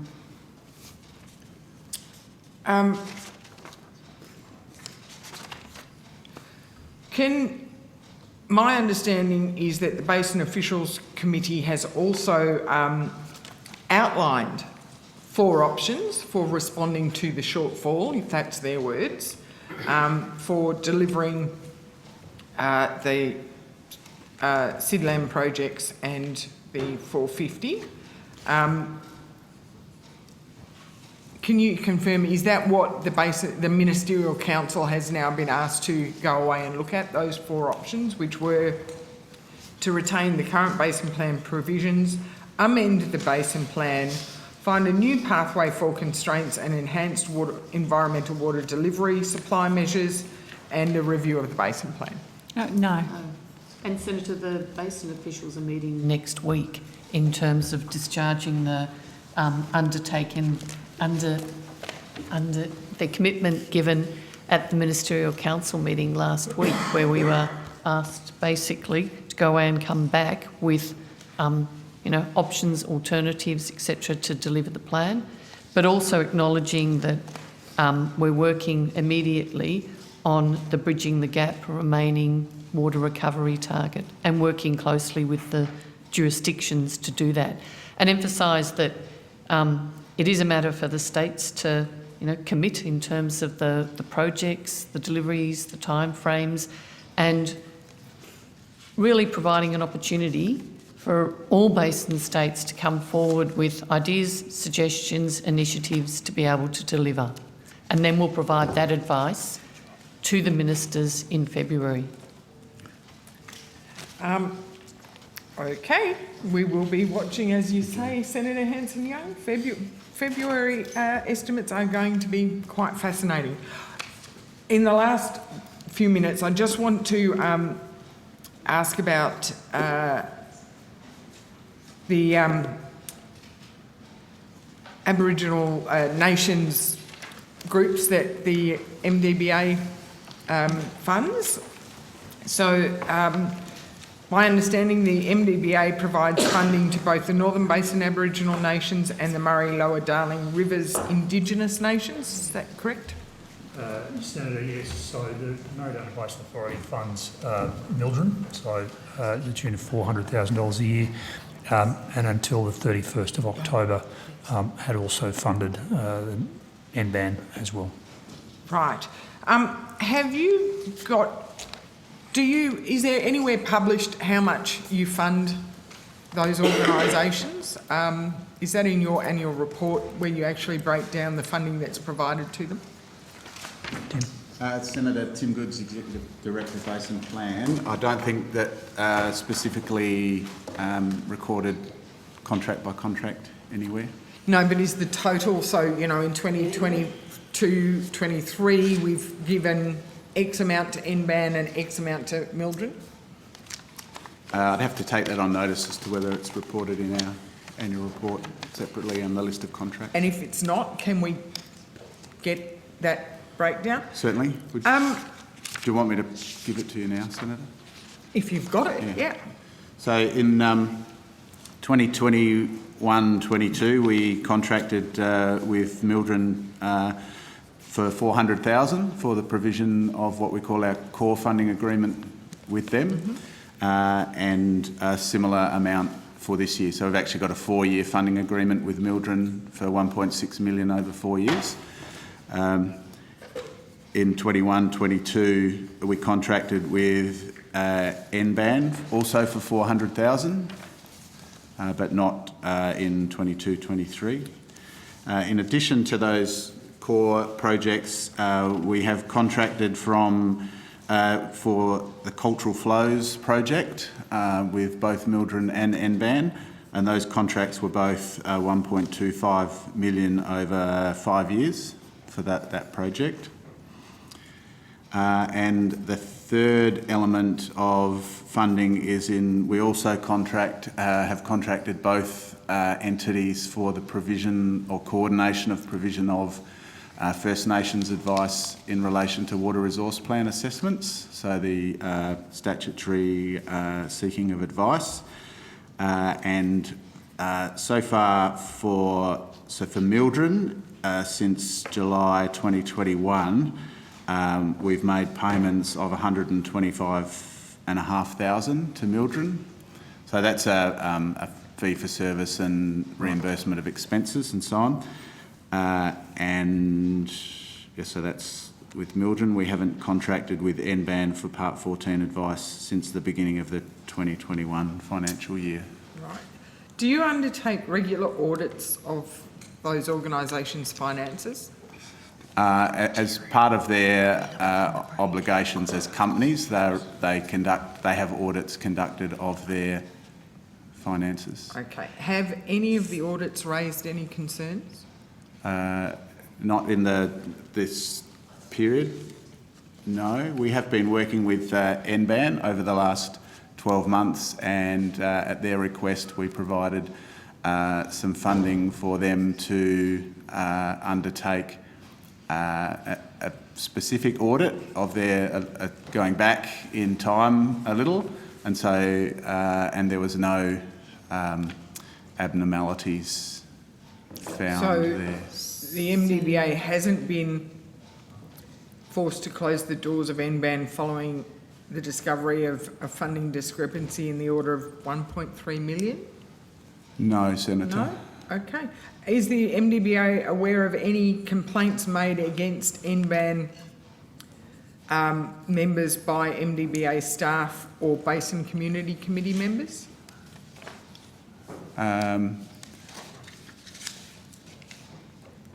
The pause might say it all, Mr. Yeah, Goods. I'm just wondering, in terms of if you're if you're particularly relating to financial concerns or not, I guess the... Any complaints? I mean, that pause was quite telling.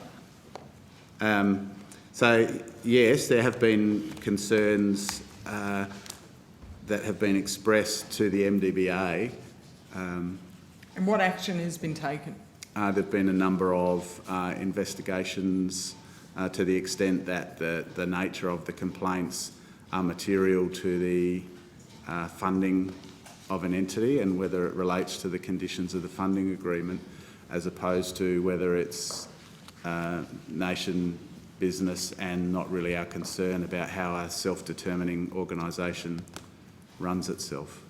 So just to the extent of determining was it material and relevant to our funding agreements that we should be concerned about from a probity or a compliance perspective, and whether it was more a matter that wasn't of our And so my interest is, was it material to your funding agreements? Is there any action that has been taken by the MDBA to reassess your funding agreements in response to these complaints? No, the reassessment of the funding agreements has solely been around NBAN's capacity to deliver on the articulated deliverables, if you like, of the funding agreement. Right. I will cede to Senator Mackenzie because we've got a brief. Sure, yeah. Yeah, thank you. Ms Connell, it is true about the water being recovered for the Murray-Darling Basin Plan, the various accounts you spoke of, that the 450 gigalitres that is so often referred to actually sits outside the plan, doesn't it, proper? No, I can't give you the particular chapters or sections off the top of my head, but the Basin Plan definitely contemplates the 450 gigalitres of environmental water. Perhaps I can ask Mr Goods at the other end of the I'm table. happy to stick with you, Ms Connell. You gave evidence earlier that there are quite stringent and strict caveats around any ability to deliver that water, didn't you? So I referred to the provisions of the Water Act which set out what the Water for the Environment Special Account can be used for. So can you show me the evidentiary basis that would suggest that recovering any of that 450 would not lead to socio and economically detrimental effects? Can I ask you to just restate or reframe the question? Well, my understanding is all the research that has been done in this space, funded by the Commonwealth Government, funded by various state governments, suggests that there is significant socio-economic detriment to the removal of water to these communities. And so that, by its very nature, and Basin States ministers, Labor and Liberal and National, committed to quite a strict socio-economic detriment test as a result. You seem to be assuming that it can just be bundled up with the 605 and that it can be collected like everything else, when that's actually not what the Act says. I think the evidence I gave earlier referred to the provisions in the Water Act which articulate how the Water for the Environment Special Account funding can be used. I didn't make any statements about other water recovery programs. You talked about the caveats around retrieval of the 450 gigalitres. Yes, that's right. And there's a provision in the Act that requires it to be to not have negative socio-economic impacts. And so my question then that I asked you was, hey, I don't read every report that's published in this particular policy area. I concede that. So I've only seen the negative socio-economic impact. I'm asking you, if we are going to treat that 450 as if it is part of all the bundle of water to be recovered, with no caveat, what is the research that you can point to that removing that water will be positively delivering positive socio-economic benefits? Well, Senator, the whole premise of Part 2AA and the provisions which direct how that funding can be utilised require the funding to be used in a way, so funding that comes out of the WESA, to be used in a way that doesn't have negative socioeconomic impacts. And in relation to the projects that Dr Durham outlined this morning, we publish reasons for decisions or statements of funding decisions on our website, and one of the key issues that we need to take account of in terms of recommending whether that funding can be used is whether there will be negative socioeconomic impacts. So essentially, projects aren't funded out of the WESA if they are going to have negative impacts, and it's generally accepted that off-farm projects don't have socioeconomic impacts, and yes, that's part of the assessment. So direct you to our website. So is this a caveat that the Labor Party supports and stands by? Well, that's not a question for us, Senator. Minister, is it a caveat that the Labor Party... We've got about 30 seconds. ...that the Labor Party stands by? What? Given you didn't vote for it when it came in, you didn't want it in the plan, what do you stand by the caveats around retrieval of the 450, that it cannot be retrieved without positive socioeconomic benefits? Senator Mackenzie, of course, the government and the minister will take into account the socioeconomic impacts of any policy decision that is made. It's beyond accounting for it, Minister. So no more questions, Do you because we are going to accept... break. We can come back to you after the break, but we are going to take a break. Minister, did you want to finish your answer? Simply to say this, of course, it is a core part of our thinking. And the fact of the matter is that strong communities need a resilient river system, a healthy working river, long into the future. And so the message that the Minister is hearing when she is travelling through the basin from communities, from environmentalists, from First Nations, from farmers, is that they do see the benefit in keeping the river flowing, keeping the river healthy. Thank you. And on that point, we will break until 11:15. Yeah. Oh, so we have a pause, don't we? Yeah, we're off until 11:15. We have a 1 minute. Yeah. What's that?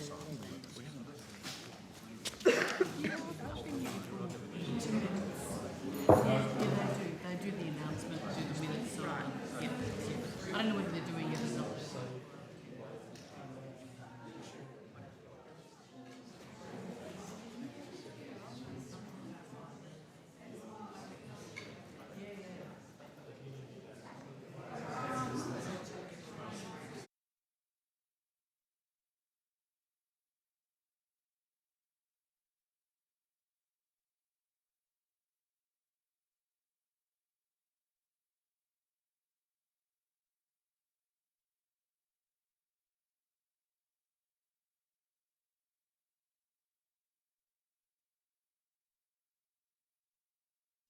The Environment, Water and the Murray-Darling Basin Authority.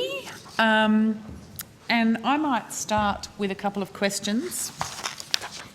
I'm keen to understand how long have we had good records on the value of water entitlements across the Murray-Darling Basin?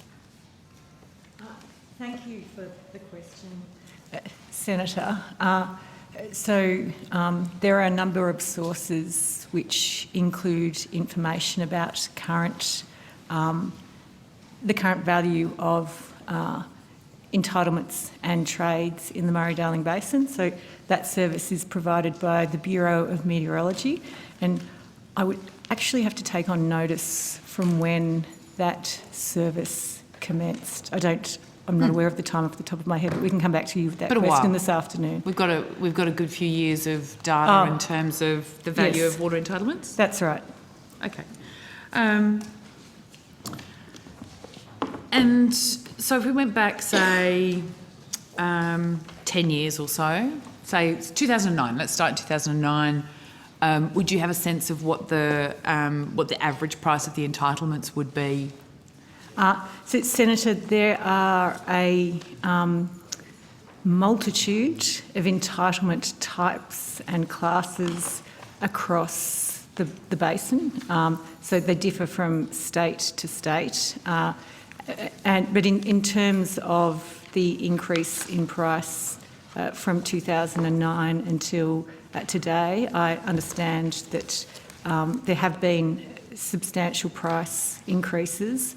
I don't have the number off the top of my head, but we can this afternoon get you some examples of, for example, a high security licence in the Murrumbidgee and the increase of that entitlement cost from 2009 until to date. But yeah, it's fair to say, given basically one of the principal drivers of entitlement price is around availability and supply. So as we've seen, for example, in the Murray below the choke, the increase in permanent plantings, that's obviously impacted on water entitlement prices in that area. So I don't know if Ms Solomon can add anything further to that at this point.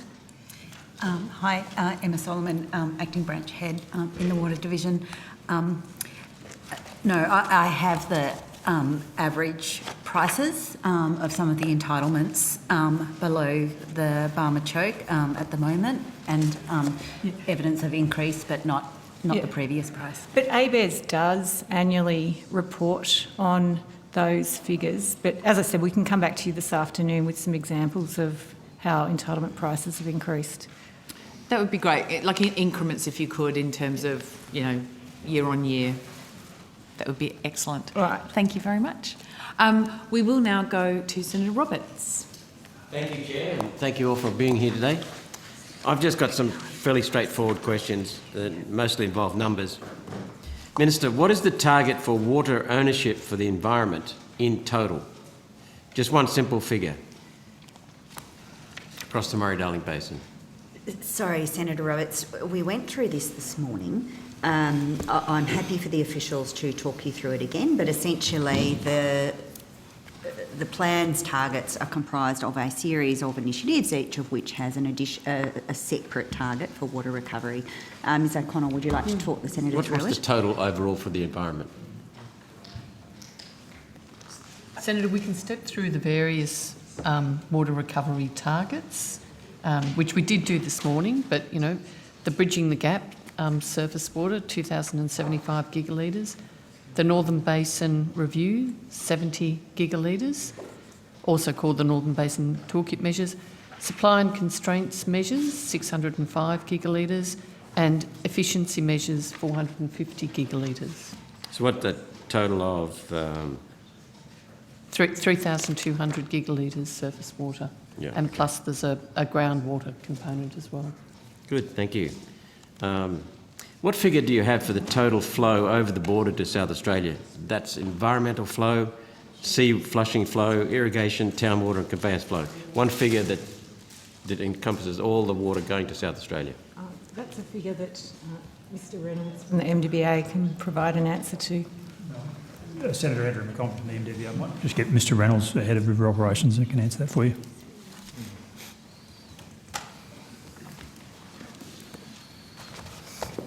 Senator, could I just get you to repeat the question? Sure. What figure do you have for total flow over the border to South Australia? That's environmental flow, sea flushing flow, that's going to sea, irrigation, town water and conveyance flow. Just one figure. In the current year, or... So what is the South target? Australia's entitlement flow is 1,850 gigalitres a year. Okay. That doesn't include environmental water, though. No, so additional environmental water can be traded to South Australia, delivered to South Australia. And of course, in conditions like we're seeing now, the flows are much greater in unregulated conditions.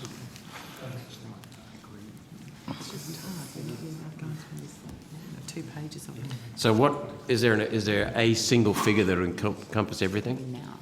Well, it's different every year depending on conditions. Like in a year like this, it's much, much greater than in most other years. So depending upon the rainfall and the dams and so on?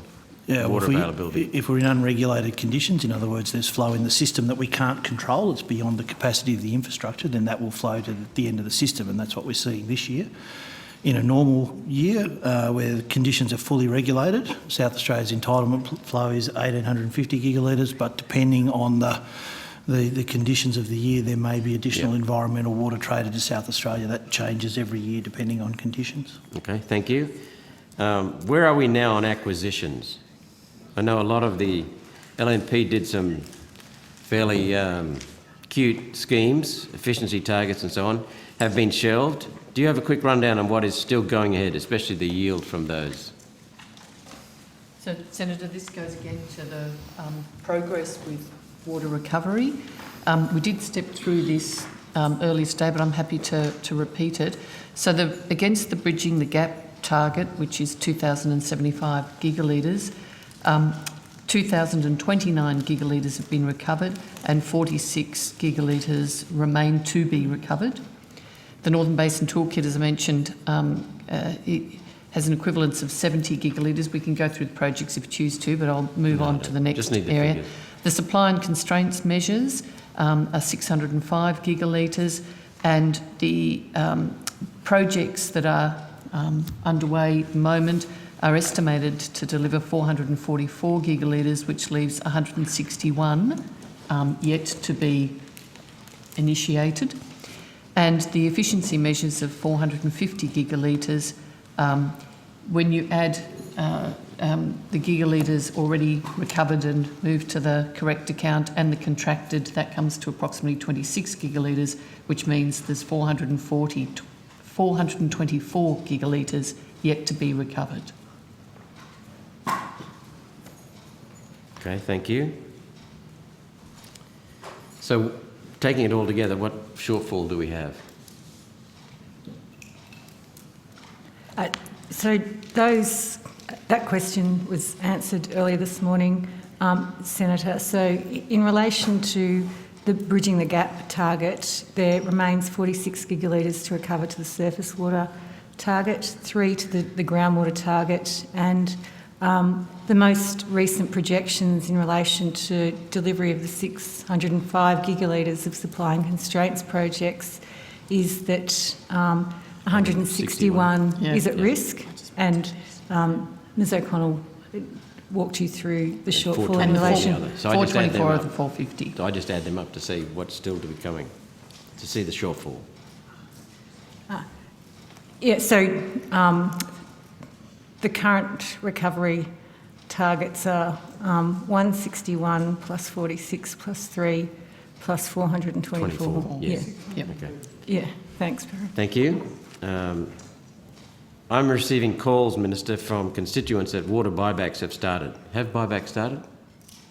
No, Senator. No, Senator, but I would say that at the Ministerial Council meeting last month, there was agreement that the basin plan would be delivered in full across all water ministers. It also commissioned some work to be done by officials at Commonwealth, state and officials to come back to the February Ministerial Council meeting, but it also said and agreed that as a matter of priority, that 46 gigalitres plus the 3 groundwater, but the Bridging the Gap target needs to be met, and that water recovery would commence to deliver the full amount of the remaining Bridging the Gap target. So, and to do so through strategic purchases. So for that 46 gigalitres plus the 3 gigalitres, we are in discussions with jurisdictions, and we can take you through catchment by catchment, because that water recovery under the Bridging the Gap is catchment specific. So we can take you through catchment by catchment what the shortfall is in the catchment for that Bridging the Gap water, and that we're in conversations. All ministers agreed in the last month's Ministerial Council meeting that we would, as a priority, secure that water and do so through strategic purchases. So it's quite specific, it's specific to catchments, and it's specific to this meeting, the Bridging the Gap outstanding amount of 46 gigalitres of surface water and 3 gigalitres of groundwater. I'd like to hear the catchment by catchment. I was going to ask for it on notice, but if you want to do that, that's fine. I just, because 46, hopefully it's not that long. But the information is available on the public record, Senator, Yeah. but Dr Durham can take us through catchment by catchment. Yep. Thank you. I'll start with the groundwater. We have 3.2 gigalitres remaining in the Condamine alluvium. For the surface, the rest of what I'll go through is for surface water. So we have 7 catchments where there is remaining surface water bridging the gap targets. A total of 14 gigalitres in the Condamine Ballon. A total of 1.6 gigalitres in the Barwon Darling. A total of 9.5 gigalitres in the Namoi. A total of 5.1 gigalitres in the New South Wales border rivers. A total of 0.9 that is, sorry, in the Lachlan gigalitres, 10 gigalitres in the New South Wales Murray, and 4.9 gigalitres in the ACT. Okay, thank you. Do you need any more, Senator Pavey? Just asking, interested in the Lachlan, I actually thought the Lachlan had been over-recovered, but you're saying that there's a deficiency. That's correct, Senator, there is a deficiency, and I will also just note that those estimates, in particularly in the New South Wales valleys, are still estimates until such times as the water resource plans are accredited and we have the final planning assumptions to be able to provide clarity as well. But they're our best estimates at this point in time on the evidence at hand. Thank you. Is that all, Senator? That's all. We'll be going to Senator Davey now anyway. Well, can I just, I've just got two more short questions. What was the $1,480 million allocated in this budget to the Sustainable Rural Water Use and Infrastructure Program? And does that program include water purchase as well? So can you, Senator, direct me to the reference that you're referring to? Because No, I haven't prepared that, but... Senator, perhaps if you could just budget repeat item. the budget item or the amount? Budget, 1480 million, Sustainable Rural Water Use and Infrastructure Program.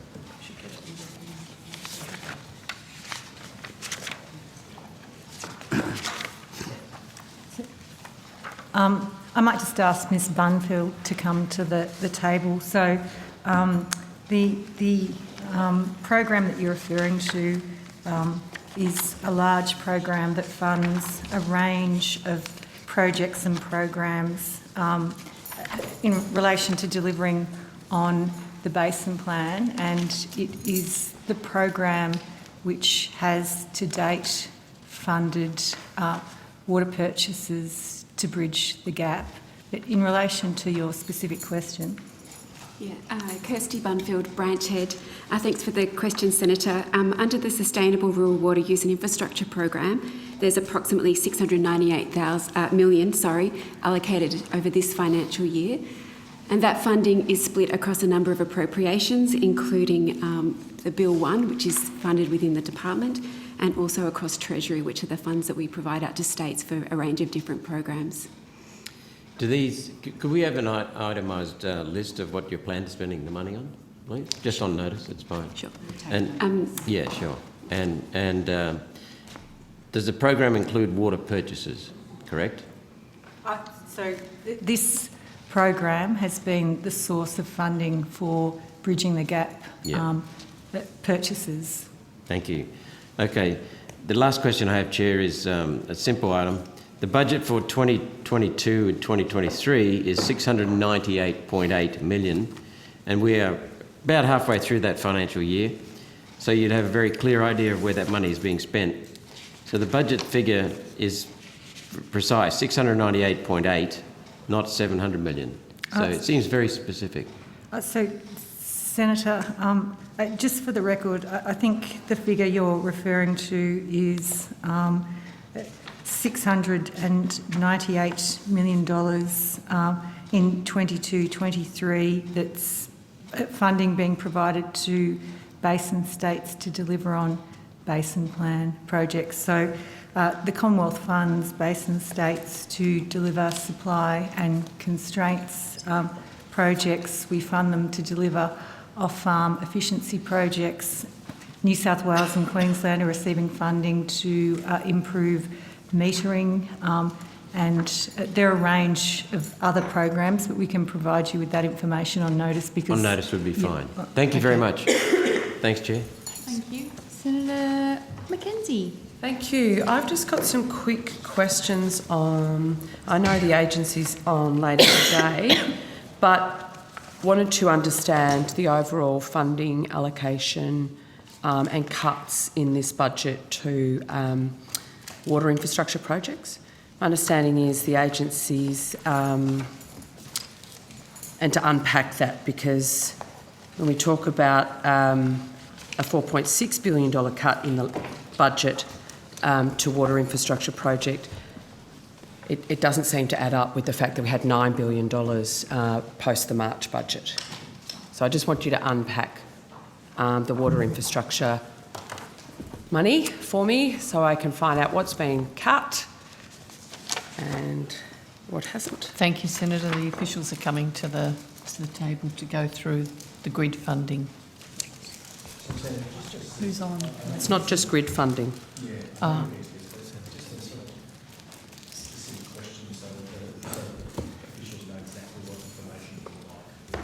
Yeah. So the agency's website, post the March budget, I'm getting the nods from the officials, so they know what I'm talking about, Secretary, said $9 billion into water infrastructure. It hasn't all gone in, you know, it's within the broader budget context. Obviously, there's been some MOG changes, etc. So I just want to understand where the $9 billion is and isn't.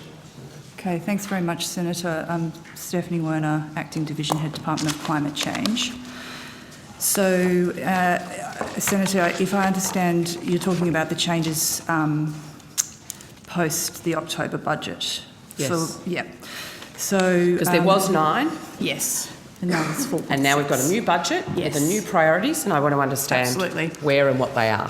Thanks very much, Senator. So there's... Perhaps worth noting that, of course, only the priorities that are... Sorry. Sorry, Senator Mackenzie. I was simply going to say that only those priorities that are contained within this portfolio can be talked through here. Well, I do. Having gone through the infrastructure estimates, again, nods from the officials a couple of days ago, there are policy priorities that sit in some places, cash sits somewhere else. So those officials in infrastructure were very helpful in helping senators understand, I think, those the impacts of the MOG changes as well. So as helpful as the officials can be in this area, I'd appreciate it. And I realise this won't be a siloed approach. Thanks very much, Senator. So, Senator, you'll be aware that in the October budget, a decision was taken to cancel the Hells Gates Dam project on the basis that there was no clear pathway to deliver the project. The project was worth $5.4 billion. That was October budget, yes. Yes. Yes. And of that money, of the Hells Gates Dam money, $4.4 billion was returned to budget repair. $1 billion remains in the National Water Grid Fund.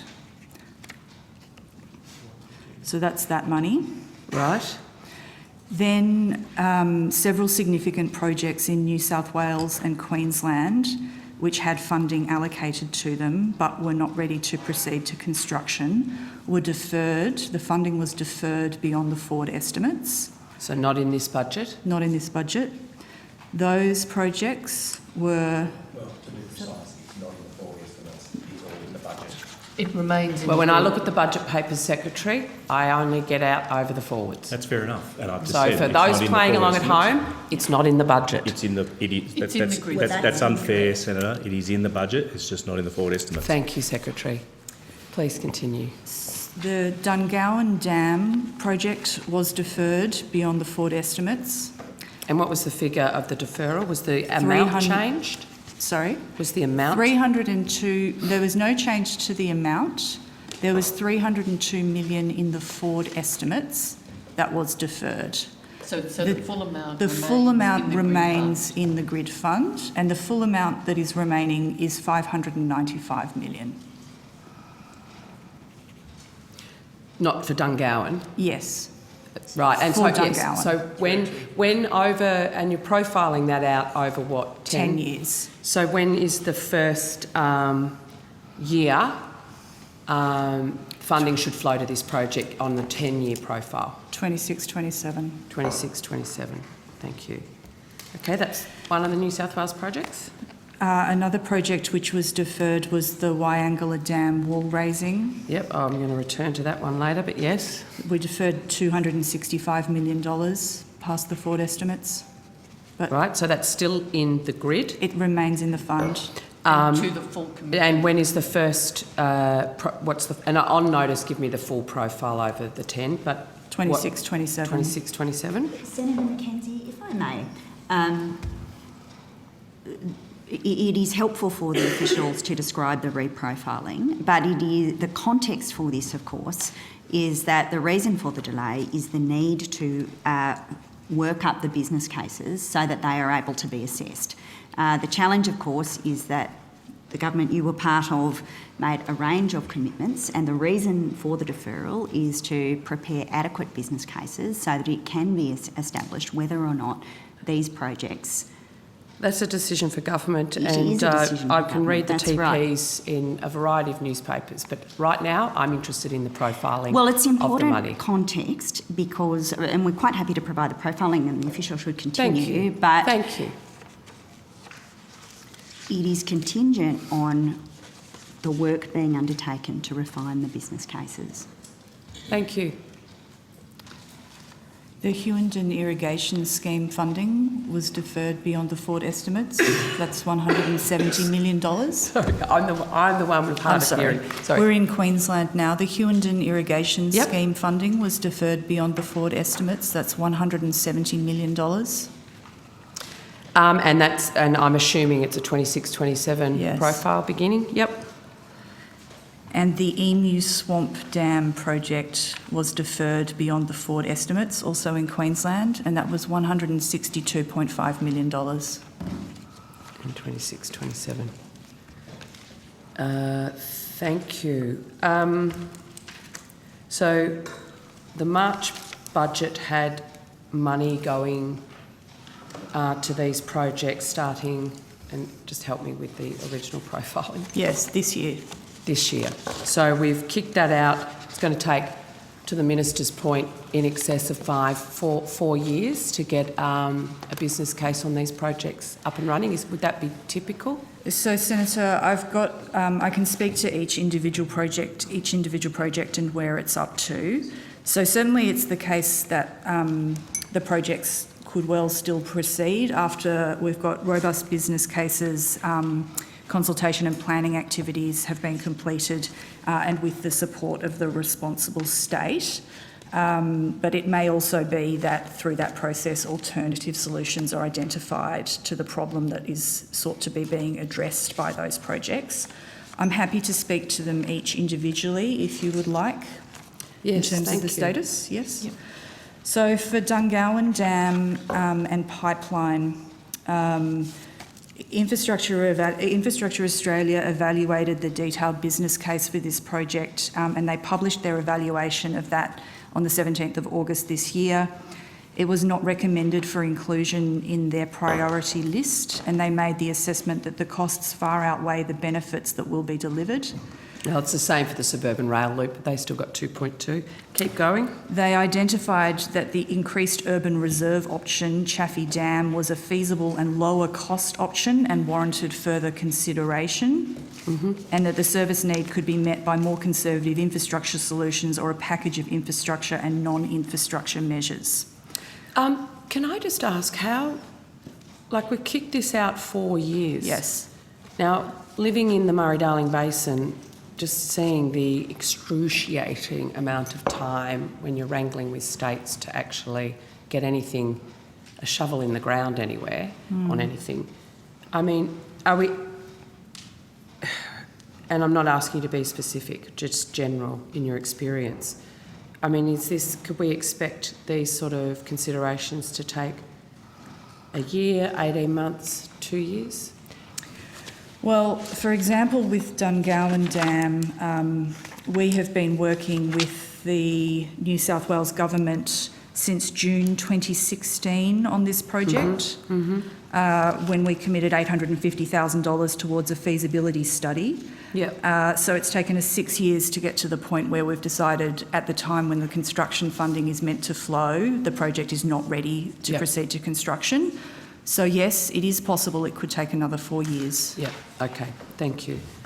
I just might ask for that, the more detailed profiling on those projects on notice. Yes. And I'll be coming back to some of those things, and I've got a lot of questions for the agency, agency going forward. So Mike, why, if the funding has been deferred, and I'm just going to the agency website, like there's gaps in the information on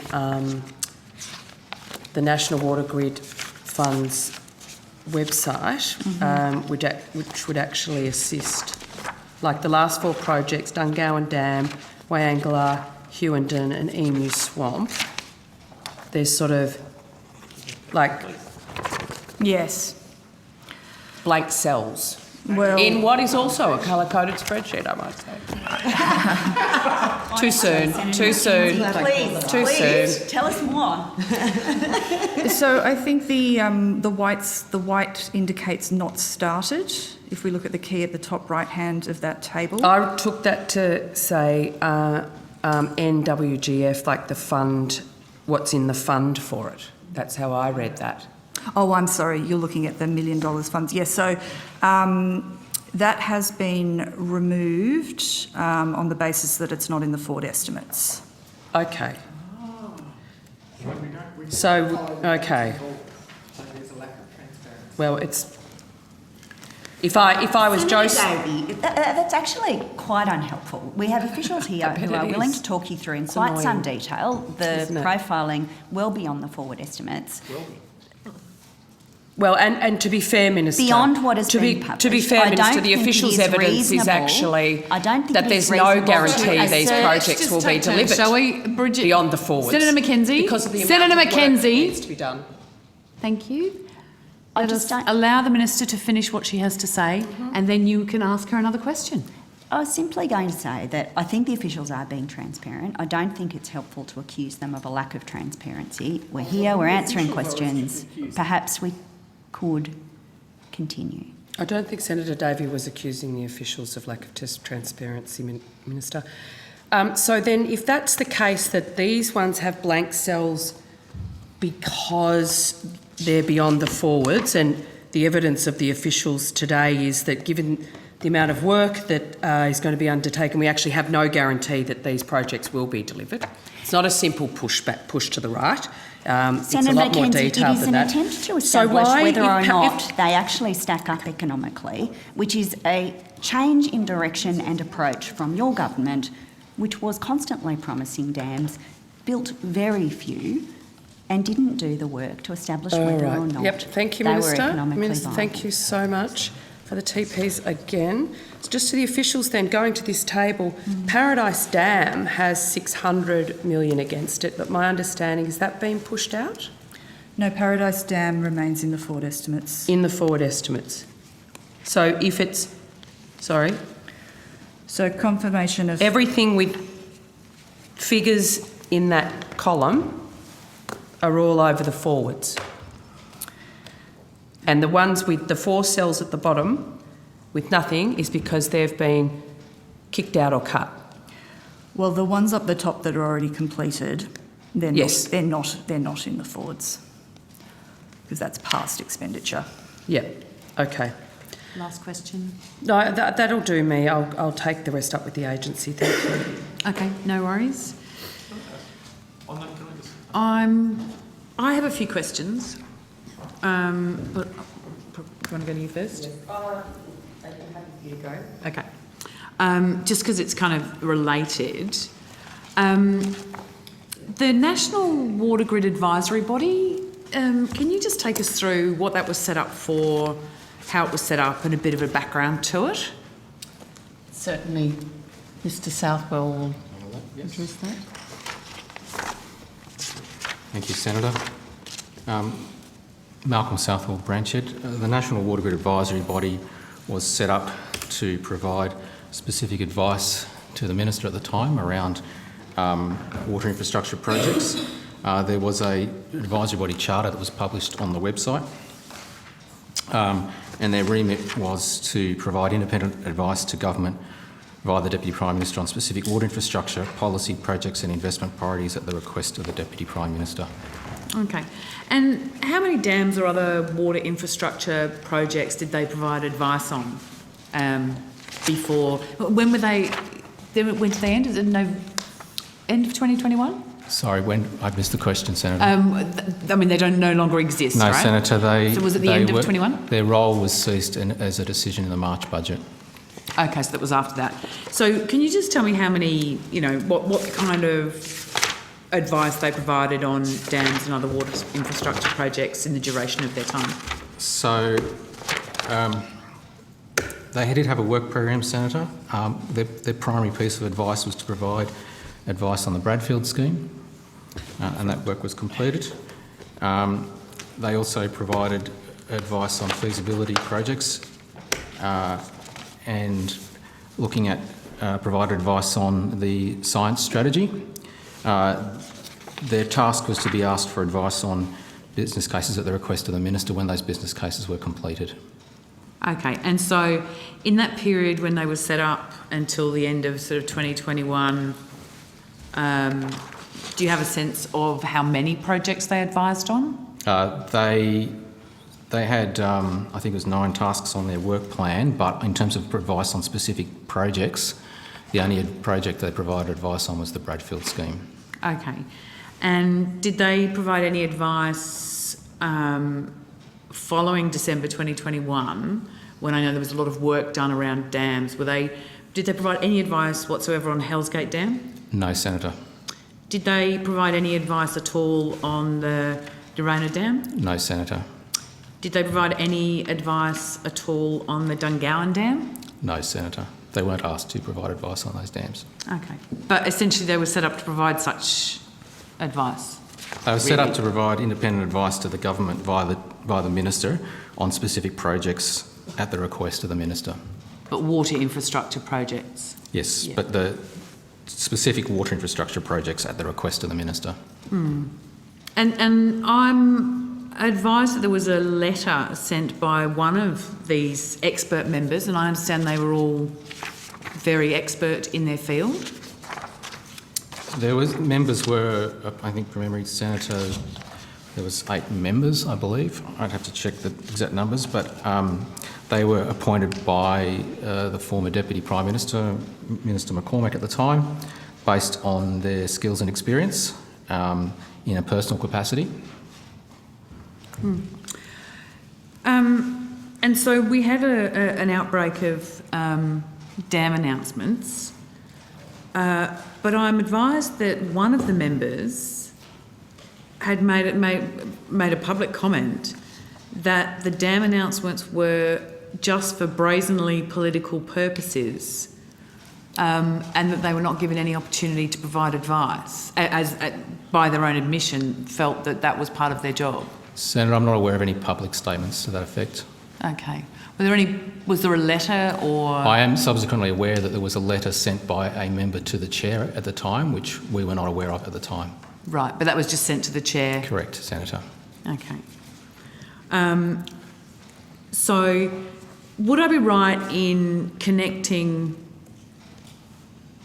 the fact that the funding for these dams were publicised at the point where there was a commitment made to net zero by the National Party? Are you aware of that? I'm not aware of the timing and details of that, Senator. I'm aware of when those announcements were made, but not in the relationship to net zero, Senator. So what date then was the body disbanded? So I believe it was disbanded by Barnaby Joyce after that. It was the conclusion of the advisory body was taken as a decision of the March 2022 budget. The department became aware of that decision of the government taking that decision around 2 weeks prior to budget, and the decision, the chair was advised on the 29th of March and members on the 30th of March. 30th of March 2022. 2022. Okay. Okay, thank you. We'll go to Senator Hanson-Young. Thank you. Mr Fredericks, we've had this conversation this morning about what you've described, and some elements have become uncomfortable. There's been a lot of talk from your department and the Minister about the mismanagement of the plan over the last 9 years, and that we're in the situation we're in because of delay, mismanagement, and I think even Minister McAllister categorised it as deliberate. What changes to personnel and officials have been made as a result of the change of government? Well, Senator, I'm now the Secretary. And for those who are responsible for the Murray-Darling Basin over the last few years, has anyone been given the sack? Senator Hanson-Young, perhaps I can assist in this way. I would be very sorry if you interpreted my comments about deliberate interference to refer to officials. I am referring to the government. The ministers in the former government and other members of the parliament who supported the former government, who plainly did not want to see the plan proceed and took steps to frustrate it. Has there been any change of key personnel or officers or officials who've been involved in the management of the Murray-Darling Basin since the change of government? So, Senator, you're familiar with a range of the officials who have been working as officials of in this department and its antecedents for some years. And, Senator, can I just say, so perhaps I'm being unfair on the premise of your question. It's going to become very clear in a moment. If I am, I'll stand to be corrected. But at the end of the day, as you know, Senator, public servants dutifully go about the business of serving the government of the day. And as a class, we do it to our best possible capacities in good conscience. And that's, in a democracy, that's our job. And at the end of the day, of course, one of the great strengths of Australian democracy is the way in which the public service works its way through democratically processes that see a change of government. So in many ways, Senator, that's a great strength of the public service and of Australian institutions, that public servants serve through changes of government. It's a good thing. I've done it.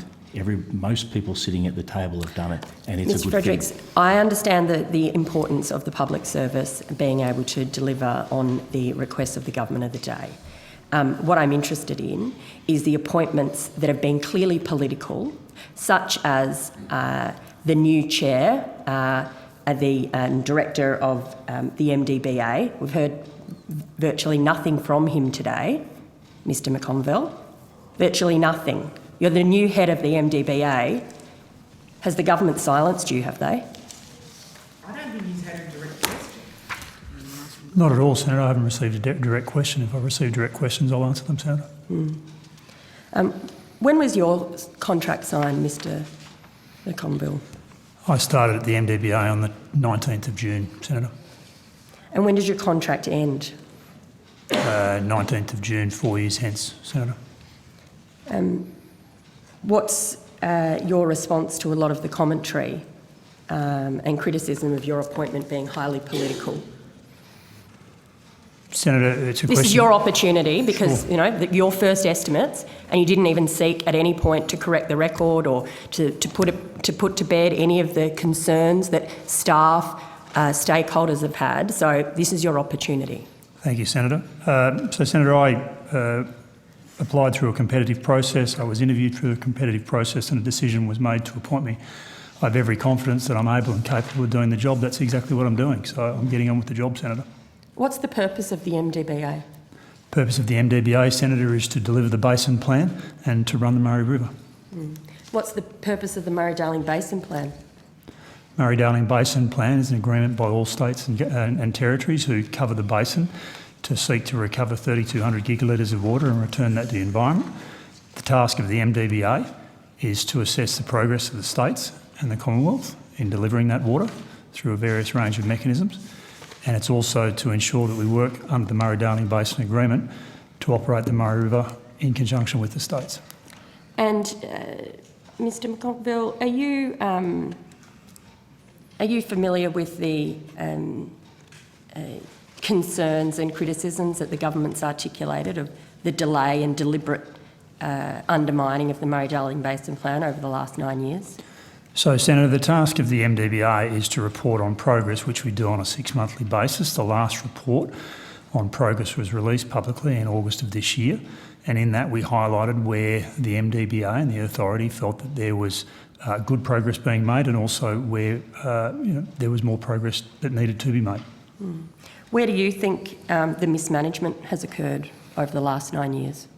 Senator, my job as the Chief Executive of the MDBA is to have the MDBA report on progress, as we are statutorily required to do, and to work with the states and the Commonwealth to ensure the delivery of the plan. How do you describe the progress?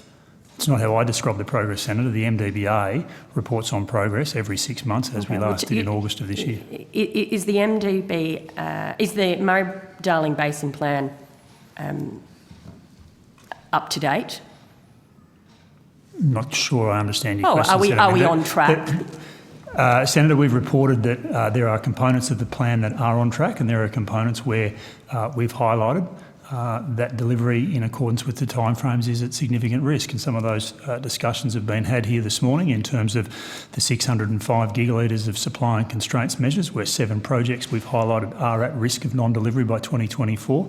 And we've also highlighted in our most recent report the progress on the delivery of the efficiency measures, where at that point in August, 2 gigalitres of the 450 gigalitres had been delivered.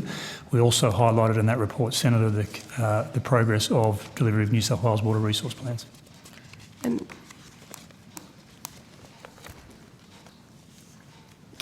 Does the MDBA believe the 450 can be delivered by 2024? Our task is to report on the delivery of the 450 gigalitres, Senator, which we did in August. The 450 is set out under the Murray-Darling Basin Plan. Our job is to report on progress of delivery. And what's the progress of that delivery? Well, as has been discussed by officials here this morning, Senator, in the last report there was 4.5 gigalitres of the 450 has been delivered. There's about another 22 that have been contracted, so that's 26 in total. And we've also reported in terms of the projects that we see are at risk under the supply and constraints measures. How much of the 605 gigalitres of their SDLAM projects, how much of that has been delivered? So, Senator, the SDL, the SIDLAM projects, there's 36 projects that the state's committed to deliver, and for that 605 gigalitres was returned to the consumptive pool. There was a report done by Indec Consulting in 2021 that estimated progress at around 161 gigalitres of progress in delivery. That's an estimate. The actual reporting of progress is done on an annual basis by the MDBA, and the last time we publicly reported on that last year, we indicated that there were concerns that all of those projects, specifically 7, were at risk. We'll be again announcing progress on that probably towards the end of this month. The task of the MDBA, should it be estimated by the MDBA that those projects, those SIDLAM projects, won't be delivered, then at the end of 2023 we will undertake a reconciliation. That reconciliation needs to be completed by June 2024, which would then be delivered to the Minister. So at that point of reconciliation is when we would make a final overall assessment as to how much of that 605 was to be delivered, and that reconciliation would then say if there was to be a shortfall, what that shortfall would be. So that's in 12 months' time? Almost 12 months' time, Senator, is when we'll be making the the decision as to whether an actual reconciliation needs to be conducted. But what we do in the interim period, Senator, is we report on progress as we did last year and as we will be doing this year, and we'll be making observations as to how we think progress is. Mm-hmm.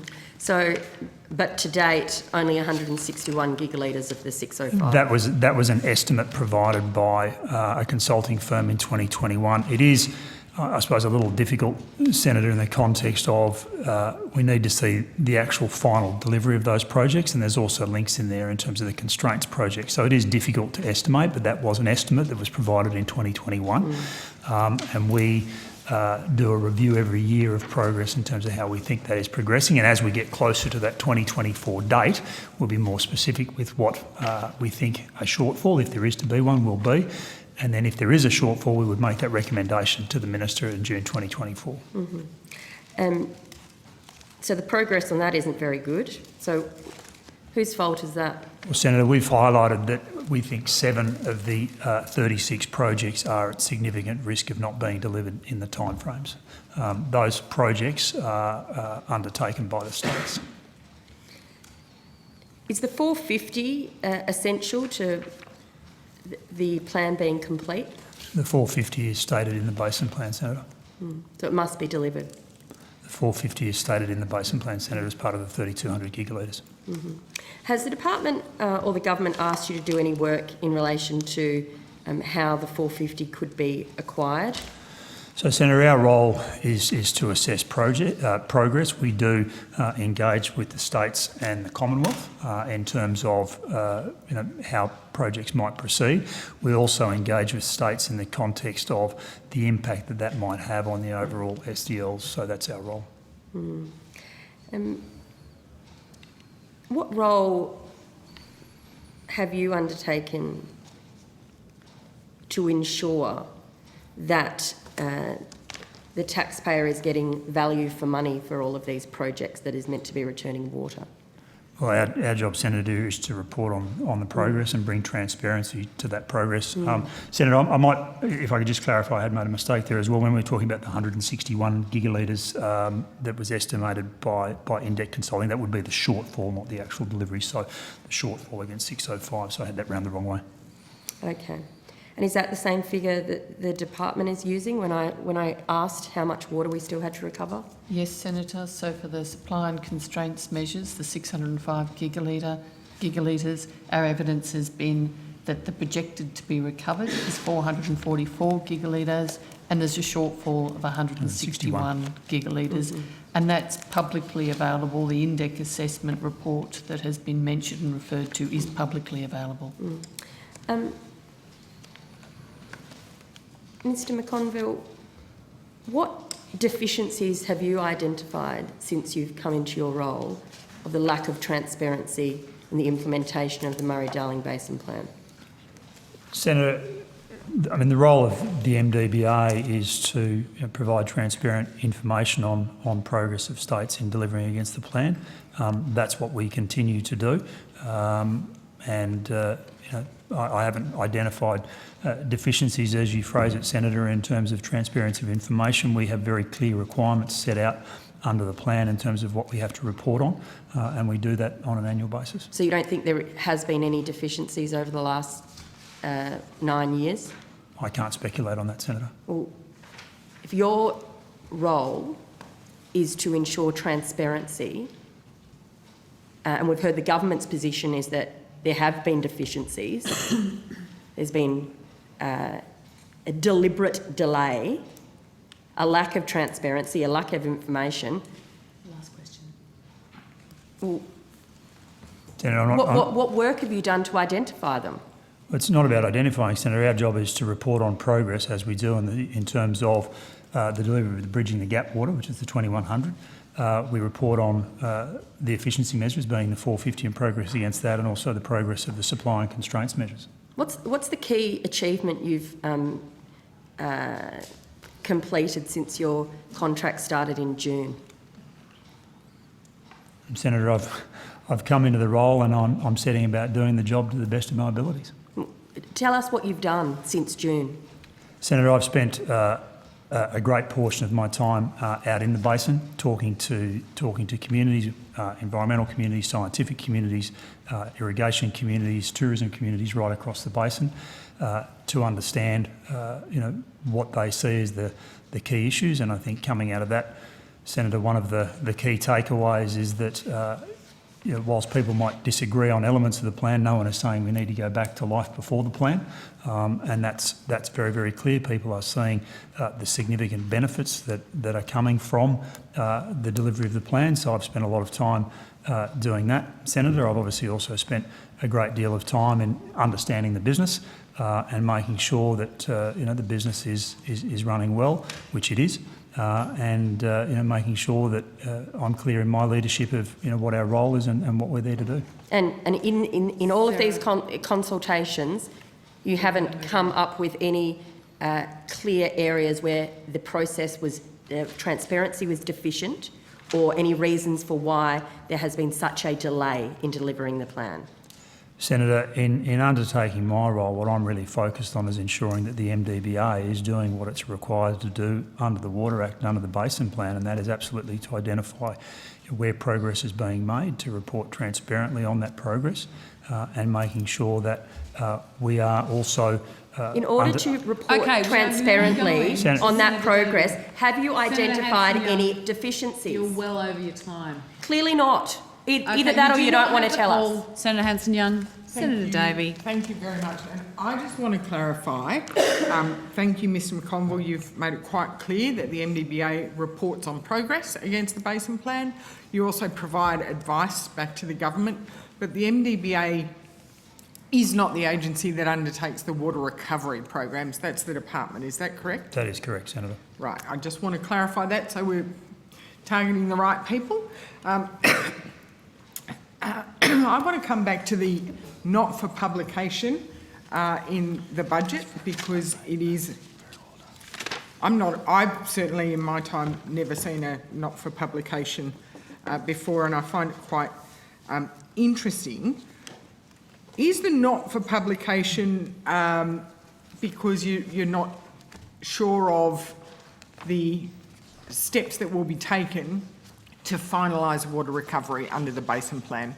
I recall when the coalition government first got in the early days, they produced a water recovery strategy which outlined how much water they would get through efficiency measures, how much they would get through buyback, because we did undertake buybacks, thank you, and we have increased getting water recovery to be what we're now 80% there if you accept all of these shortfalls. So progress was made towards the Basin Plan. But is that the reason why there's a not for publication, because you're not sure how you're going to achieve the remaining recoveries? Senator, not for publication is used quite often and regularly. I don't.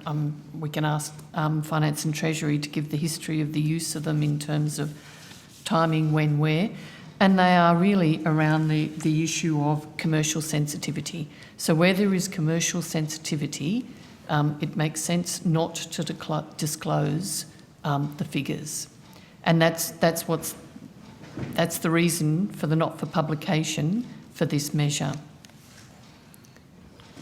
I've got a couple of lines of questioning that I want to follow. One is, though, so there is a lot of speculation now that the new minister has made it clear that all options are on the table. She's looking at that. So there's a lot of people running around trying to work out what that means. I note that a water broking firm, Waterfind, who are based in Adelaide, have released a paper which I'm willing to table, budget update, which estimates that the real cost of water recovery for the remaining 445,000 megalitres of upwater will be between 15 to 20 billion over 5 years. Has any work been done to see if that figure sounds anything like what might be needed? And I'll just find the paper so I can table it. I've got it here. Senator, I direct you to the most recent authoritative source in relation to the recovery of the 450 gigalitres of environmental water, and that's the second statutory review of the WESA account, which was tabled in Parliament a couple of months ago. So that, in relation to the 450, that report from memory indicated that I'll give the figure under if you like. current policy settings.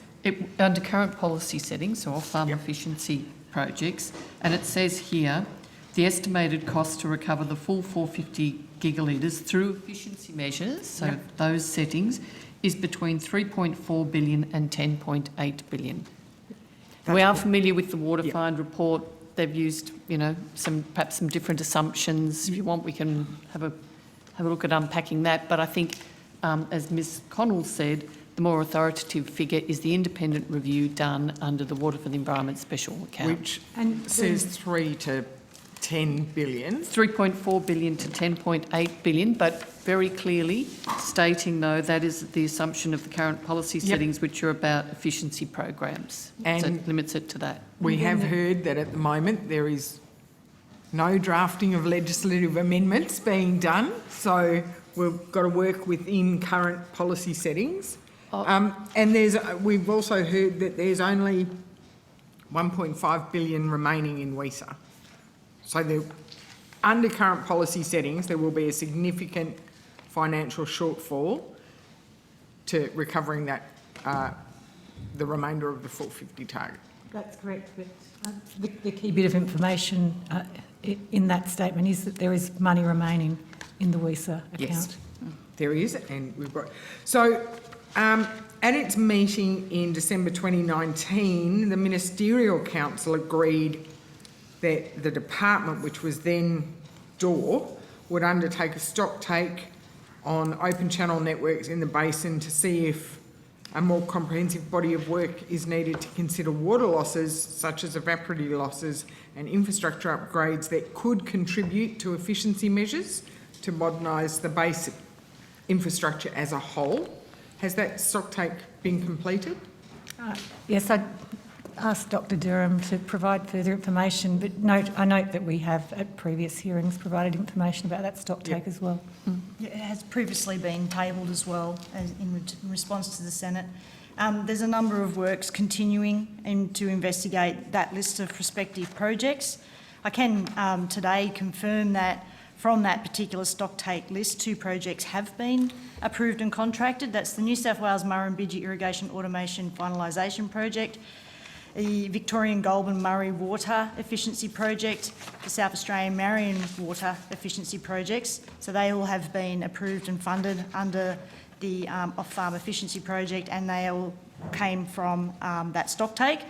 I can also confirm the Lower Murray Victorian Project, which I mentioned this morning, also has recently been contracted, and the New South Wales NapNap station, which has been approved but still pending counter-signature from the New South Wales Minister, were also listed on that stock take. And are there other projects that were identified? Yes, Senator, there's quite a few. South Australia as well? There's quite a few projects that have been listed on that stock take.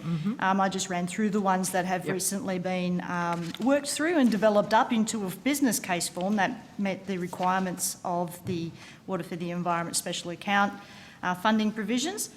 We are continuing to consult and negotiate with all the basin governments in terms of other projects on that list. And we have funding in place with the New South Wales Government at this stage, and we're doing some feasibility investigations for a number of key projects at the moment. The most notable is the West Koorugan Irrigation District. You might know yourself, Senator, that's probably one of the last major irrigation systems that still has earthen channels and distribution network. So that lots have earthen channels, but that's really been untouched, shall I say, in terms of any types of lining or improvements. So we are hopeful that the New South Wales Government will provide a feasibility study for that district, by example, before the end of this calendar year. But there are a number of other projects under active consideration. We just recently received from the New South Wales Government a feasibility consideration to investigate further the Trangie Nether tyre system as well. So progress continues, and we continue to make sure that good projects can be brought forward, that can be delivered and achieve the outcomes and meet the requirements of the legislation as, you know. So just to be clear though, that stocktake was done in 2019. Work has commenced to deliver on projects identified through that stocktake. So when people say that the previous government did nothing or stood in the way, that's actually a false claim, because this work was being undertaken under the previous government and has proceeded. Can you also, are there any projects in South Australia that were identified that are being investigated? So we've had a number of projects from South Australia that we're working through. I don't have the actual stocktake list in front of me, but what I can report on, Senator, today is the work that we actually have underway at the moment in consultation with the SA Government. So I have mentioned the City of Marion Water Efficiency Project, which is an urban stormwater project. We are aware that there are 3 other councils in South Australia who are working to bring forward proposals. We actually are hopeful to receive them before the end of the calendar year from the South Australian Government. We project potentially an extra gigalitre of water savings against those 3 projects, but I don't have details at this stage. I haven't seen the proposals, but that's what South Australian colleagues are sharing with us. I'm also aware of another council in South Australia who's quite keen to continue to work with South Australian Department on bringing forward a water efficiency project as well. It's not necessarily a stormwater project in the same guise as what we have for Marion, but it is a different prospective project. And we have continued to consult with the South Australian Government on a couple of other irrigation type of efficiency projects in there, the Barossa Valley, which you may know about, Senator. It's a complex project, but there's been some work going on at looking at improvements for water efficiencies in the Barossa for some time, and its ability to be able to be linked to the 450 and or prospectivity is being considered. And there's also been some work in the, I think they call it the Northern Adelaide project, where again there's a small irrigation. Would that be the Mount Lofty Ranges? Or not quite? Probably not quite, but my geography in South Australia is not perfect. I'm no, I don't think it's the Lofty Range. Yeah, I'll take that on notice, Senator, and just let you know. But there is North Adelaide. It's more North Adelaide than it is the Ranges, I think you'll find. So it's like vegetable for market, and there's an opportunity there for some water efficiencies to be redirected into that with a better quality water associated with the water efficiency project. So it's more North Adelaide than it is the Ranges, I'll say that. But again, we've been in constant consultation with the South Australian Government on those types of prospective projects. And I just want to investigate, because there has been, you know, a lot of talk about where further water recovery must come from. My understanding, the Basin Plan had in-valley targets, and you've covered off how you're going to, the remaining bridge the gap in-valley shortfalls that there are. There was also the shared recovery target, of which a lot of the SIDLAM projects will sort of be worked out, is my understanding. And then the 450. Have any of the remaining over and above these in-valley bridge the gap targets been proportioned pro rata between the jurisdictions, to be aware of how much water will be recovered from South Australia, Victoria, New South Wales and even Queensland? So, Senator, I might just step back a little bit from, that was a lot of information you put there. So the Murray-Darling Basin Plan set out quite clearly SDL sustainable diversion limits for each surface water resource unit and the groundwater resource units. Yep. And for each of the surface water units, there's 2 components to the water recovery target. That's a local within catchment and a shared contribution. I can confirm that the shared contributions have been apportioned to individual valleys, and that was made as part of an amendment to the Basin Plan, I think back in 2018. So that has actually been locked in based on the advice provided by the Basin state governments at that time. So those shared and local targets towards the Bridging the Gap component have been locked in on individual valleys. So I just wanted to make sure that that was clear and on the record. So that's not up for negotiation. They would have to make an amendment to the basin plan to change that if a basin state were to come forward and request of the Murray-Darling Basin Authority to reconsider. So that's the list that we got earlier of those valleys. So, the those bridging the gap. remaining the recovery targets that I outlined for those valleys earlier, some of them are local. So, for example, the Namoy 9.5 gigalitres is a remaining local recovery target. And for example, the New South Wales Murray 10 gigalitres is a shared component. And it varies for each of those 7. Yeah. So then that's the bridging the gap. We've got the shortfall of the 161 under the SIDLAM and the shortfall of, give or take, 424 of the 450. Has those volumes been apportioned between the states? That's correct. So the 605, Senator, and you'll see this as part of the amendment to the Basin Plan in 2018, was apportioned to catchments in the Southern Connected System. So it's quite clearly articulated in the Basin Plan, that apportionment to subsequently adjust their SDLs. So that information is there. And Mr McConville spoke earlier about the reconciliation process that commences at the end of next year to look at the impact of progress of the supply and constraints projects against those targets. And the 450, is that apportioned? The Water Act and the Basin Plan don't provide... they set out the objectives that the 450 of additional environmental water is designed to achieve, but not specific. Not apportioned. No. I will hand it over. Thank you. We'll now go to Senator McLaughlin. Thank you. I note from one of your communiques, the Basin Authority, that you met with Richard Beasley, the South Australian Commissioner for the Murray. Yes, Senator. Can you enlighten me on his brief to the authority? Yeah, certainly, Senator. So Mr Beasley was appointed by the South Australian Government as the River Murray Commissioner, and his task is to advocate for South Australia and report to the South Australian Parliament on an annual basis.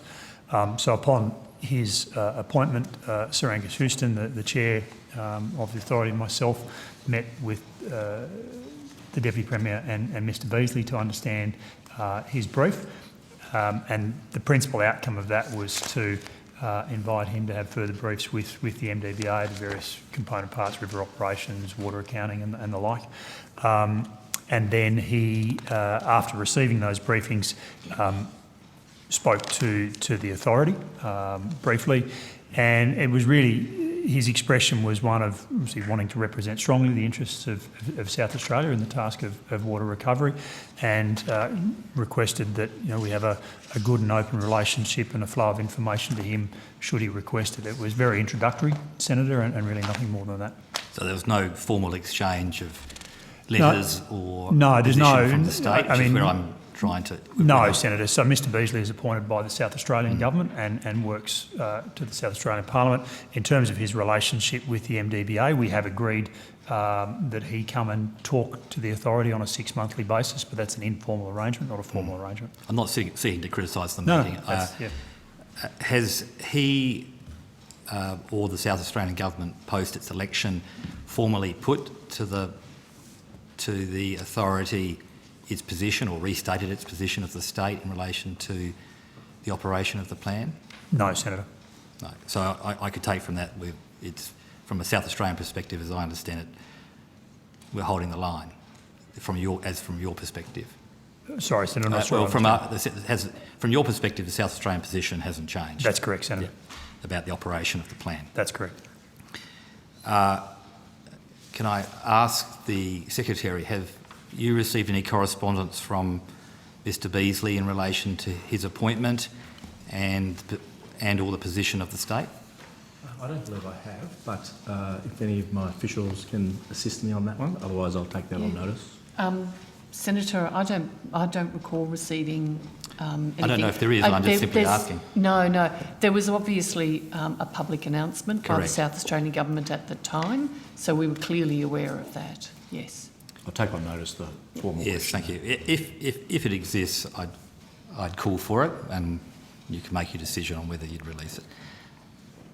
Minister, can I put that question to you, whether there's been a formal correspondence between the Commissioner and the government, federal government? I'll take it on notice. It's obviously Yes. wouldn't have come to me had it happened, No, but I'll take it on notice. I appreciate your answer, and can I call for it if in fact it exists? It may be a letter of introduction, but obviously I'm interested if it's a statement of the government's intention in respect of its relationship with the department, the authority, and obviously the government. There may only be one letter. Is there any other correspondence? I'm going back to the authority, so I'm sorry, I'm shopping around a little. Between yourself and the Commissioner at this stage, other than formal or informal? No, Senator, there's not. Okay. Is there any schedule of meetings between yourself, the authority, and Mr Beasley scheduled going forward? Senator, we haven't scheduled them for next year, but there is a commitment of the authority and with Mr Beasley to meet on about a 6-monthly basis, so that would point to perhaps another catch-up in around about May next year. So that okay, and when that meeting occurs, obviously you'll be putting that in your communique. That's correct, Senator. So that the public are aware of. Correct. Of some transparency around the meetings. Correct. That's good. I don't raise those questions to all be critical of Mr Beasley. Now, my new Premier issued a media release regarding a 6-point action plan for the Murray, but he also indicated that he was contemplating legal action to defend the rights of my state. Has there been any correspondence between the South Australian Government and the Federal Government regarding a demand or setting out his particular concerns where he feels he needs to resort to legal action? Perhaps I'll start with the authority and I'll sort of move Sure. So no, in terms of the right. authority, we've received no correspondence from the South Australian Premier. I'll go to the Secretary. And I'll give the same answer. I'll Yes. check with my officials, but otherwise I will take it on notice. Yes, Minister. I'll take it on notice. Yes. So the And again, I residents call know for it that. if it exists, or if it happens. Good. From the perspective, maybe I'll go to the Secretary. There has been concerns, regardless of political persuasion of leader in my state, a concern about the operation of the plan, and occasionally leaders have reflected about legal action. Has the department done any work in relation to the possibilities of legal cause from my state in relation to enforcing their perceived rights or the crossing of their rights? So I think that's a question I'll need my officials to answer. Yeah, I think Senator... He didn't articulate necessarily his actual cause of action, so I'm asking from being an old lawyer. Yeah, but any advice we constructed would be in relationship to the cause of action. So, I mean, what would the cause of action be? well, I can't proffer what that would be. Has there been any work? I mean, you can take it on notice. Any work around the fact that certain states may have legal rights which they could seek to enforce in relation to the plan? I mean, I would have thought someone's actually had to think about it. Yeah, so Senator, the Basin Plan is obviously a complex document Yes. with a range of water recovery targets and other obligations on the part of states, so obligations to prepare water resource plans, obligations to provide information in relation to water accounts, obligations to provide information in relation to water trade. So there are a raft of issues against which states are required to perform. It's not easy to answer the question, I think. It really depends on the course of what the action Yes. is, and that is not specific. I appreciate it's a little bit. I'm a little bit unfair in some ways. I was from your perspective, it would be probably the enforcement of the statutory obligations in the plan. I was just thinking whether there'd be any other causes of action outside common law rights or I can't. existing. I can't project. Just a on that. So I think, in fairness to you, it's a proper question. It's hard for us to answer because I think in the generality, we wouldn't really start focusing until we had a level of specificity, which I think is becoming apparent we don't have. And so I think it's probably legitimate to... Well, I appreciate you wait for the court, for the litigation to come, and it may not come because it may be settled with council of government meetings. But at the same time, I'm interested whether your department had reflected on it and whether there is any existing discussion around enforcement of rights. Yeah. So as we get closer to the due date for the plan. I think, in fairness, what I'll do on that is look, I'll take it formally on notice. Yeah, and if there's anything you can assist me in my understanding, I'd appreciate it. Yeah. What's the legal obligation to meet the plan on full and on time? So, Senator, there are, as we've talked about before, there are various components of the Murray-Darling Basin Plan. So in relation to the Sustainable Diversion Limit Adjustment Mechanism projects, there's a framework to deal with and assess what those projects deliver in terms of outcomes, and that's the reconciliation framework that Mr Conville referred to before. And one of the potential outcomes of that reconciliation process is the authority making a recommendation to the Minister about how the basin plan might be adjusted. Just to back to the authority, did Mr Beasley, were there any minutes taken of that meeting? Yes, Senator, there was. Could I call for those? Will I call for them? Can I take that on notice, yes. Senator? Yeah. And if in fact you're claiming public interest immunity, could I ask it be referred to the Minister so we don't have to come back Certainly, for Senator. that process to take its inevitable journey? Senator, so just back to your previous... You mean the agency that's responsible for transparency here? Yes, just covering off the technicalities. Oh, my colleague. Senator, if I might just refer you to the role of the Inspector General of Water Compliance. So the Inspector General became a statutory function under the Water Act last year, and understand the Acting Inspector General is scheduled to give evidence later this afternoon. Yes, I appreciate that, and thank you for your guidance. But just to my last question, if that's... Certainly, I'm dying to know where you're going.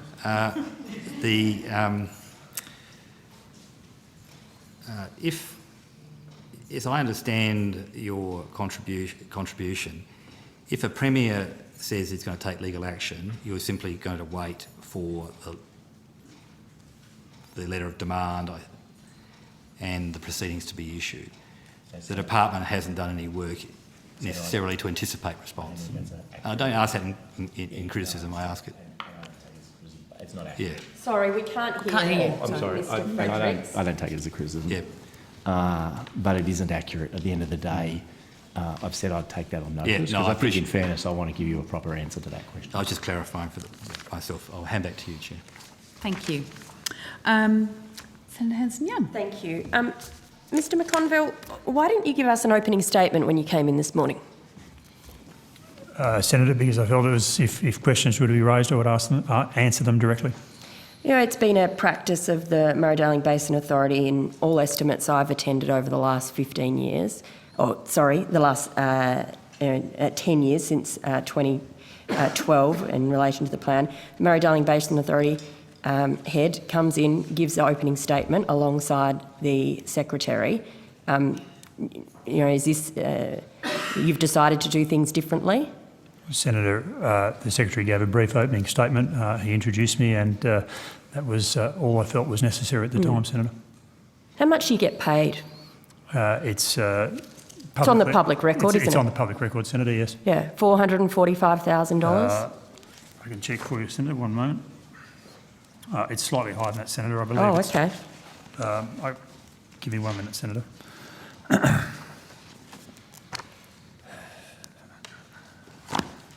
believe it's $455,000, Senator. $455,000 Yes, Senator. per year. Yes, Senator.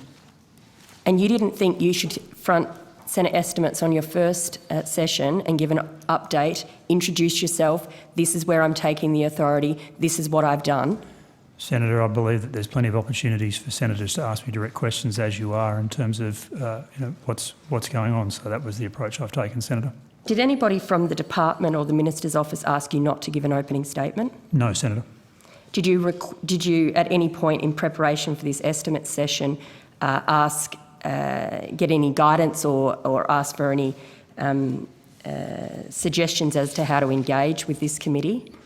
Senator, we obviously do preparation in the lead into Senate estimates in terms of the issues that we believe will be raised and discussed. Yes, that's what we do. Mm.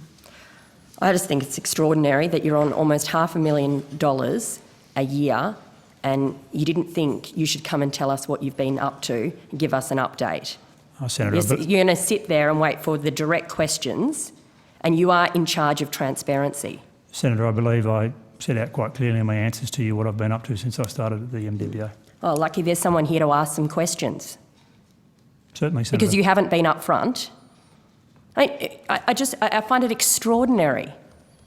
You're on $500,000 a year. There's been extraordinary commentary about your political appointment. There's been complaints riddled through your authority from your own staff. And you didn't think you should come here and tell us what you've been doing for the last 4 months. Senator, I have told you what I've been doing for the last 4 months. Only because somebody asked you. Certainly, Senator. And you're in charge of transparency and reporting. I'm in charge of the MDBA, Now, Senator. God yes. help us. Chair. Senator Hanson-Young, at other times, senators have put a range of views about whether they do or don't welcome opening statements. I have been in other forums where senators have had a very strong view that they would prefer that the time be allocated to questions rather than extended opening statements from officials that are appearing or indeed ministers. I think that Mr McConville is here at estimates. He's here all day, as I understand it. He is available to answer questions. It's and about I the think- attitude and that from the is word consistent. go, Minister. It's about being up front and saying, here I am, I'm the new kid on the block, this is my job, this is what I've been doing. The fact that there hasn't been an upfront approach does not bode well for your time in this position, I do not think. And I would just say, of the three organisations that have fronted this morning, only the Secretary provided an opening statement, which is not inconsistent with other estimates proceedings. In relation to the MDBA, it is. Right, we'll go to Senator Davey. We've also got a new Chew, and he didn't provide an opening statement either. But well, I'll get to you, Mr. Chew. It's okay. You might want to jot one down real quick, and we'll give you a chance to read it out in a bit. But before I get to the Chew, and I do have questions for the Chew, I do have a lot more questions for the MDBA, and specifically we might want to get river operations to the table. Because Mr Reynolds would be bitterly disappointed if I didn't target some questions at him. So. Oh, that word target, that's unfortunate. I am following on a bit from some questions that were asked earlier this morning, and I have noticed, Mr McConville, yes, you have been out and about, and you've written letters to the editor, so you have been very busy. Noting that there was an article in the Weekly Times which you responded to with a letter to the editor, which I can table to, regarding the current river flows and where we're at. And I sort of want to wind back the clock a bit to the original modelling that underpins the basin plan that justifies the level of water recovery that we are aiming for and striving for. And I note that in that modelling, there is a target that water could be actively managed up to about 80,000 megalitres a day at the South Australian border, which we got to, if my reading we got to about 10 days ago in the current situation. Yeah, that's about right, yeah. So, understanding the system that we're on now, and Mr Reynolds, you are the expert in operating the river system, but we had floods in the Goulburn, floods in the Campaspe. I'm not sure the Ovens went to flood, but certainly very high river levels in the Murray downstream of Hume, floods in the Murrumbidgee, floods in the Lower Darling coming from the Barwon Darling, and we've just achieved 80,000 megalitres a day. How, can you explain to me how we're going to achieve 80,000 megalitres a day through active management without flooding the system as per Mr McConville's letter to the editor? I'm struggling to understand how we're going to manage the flows without flooding people out when, to get there naturally, everyone's flooded. So maybe the most important point to note here is that the floods that we've seen are still making their way through the system. So the floods in the Goulburn and the impacts in Shepparton and Echuca. When that water reaches the border, we're projecting that the flow at the border will be something like 165,000 megalitres a day. That water is still moving through the system. The water that is crossing the border now at flows a bit above 80,000 today, but 10 days or so ago was at about 80,000 megalitres a day. It was moving through the system several weeks earlier and is not the magnitude of the flows that have caused really significant problems for many communities. The modelling we've done, and there are examples, if you look at the historic record of when flows have come together through the river system, that will see us able to get 80,000 megalitres a day at the border with flows that are generally below minor flood level through a number of tributaries. But it does require flows from a number of tributaries to all be coordinated to come together. In reality, the likelihood of achieving that flow, which is not anticipated to be all that frequent, will probably occur when one or more tributaries are at a higher flow, and then they will be supplemented with regulated flows through other rivers at levels that do not cause problems below minor flood level.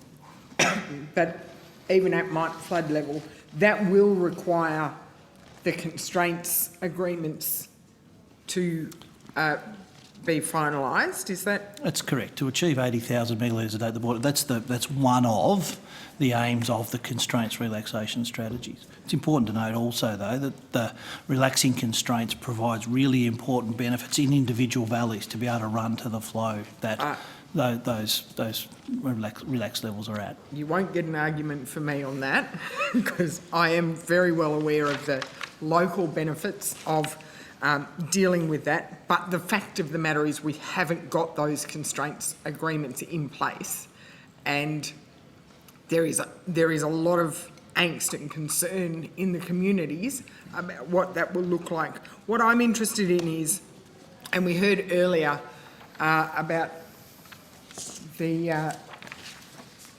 models are updated fairly regularly. That's a quote, fairly. I'm very interested what fairly regularly means, but that you're currently updating them for the Basin Plan Review in 2026.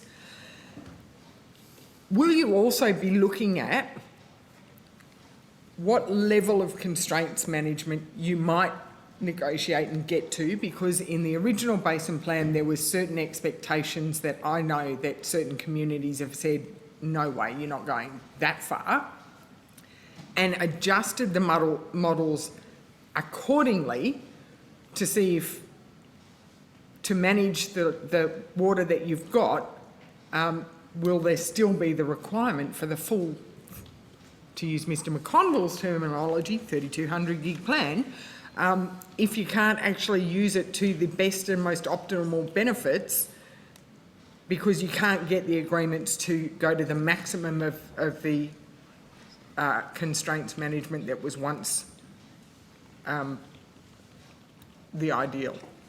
So the constraints management strategy, or relaxed constraints, certainly increase the benefits that we can achieve for the environment and make the environmental water that has been recovered provide the maximum benefit possible. As part of both the reconciliation process, we'll need to take account of what has been achieved.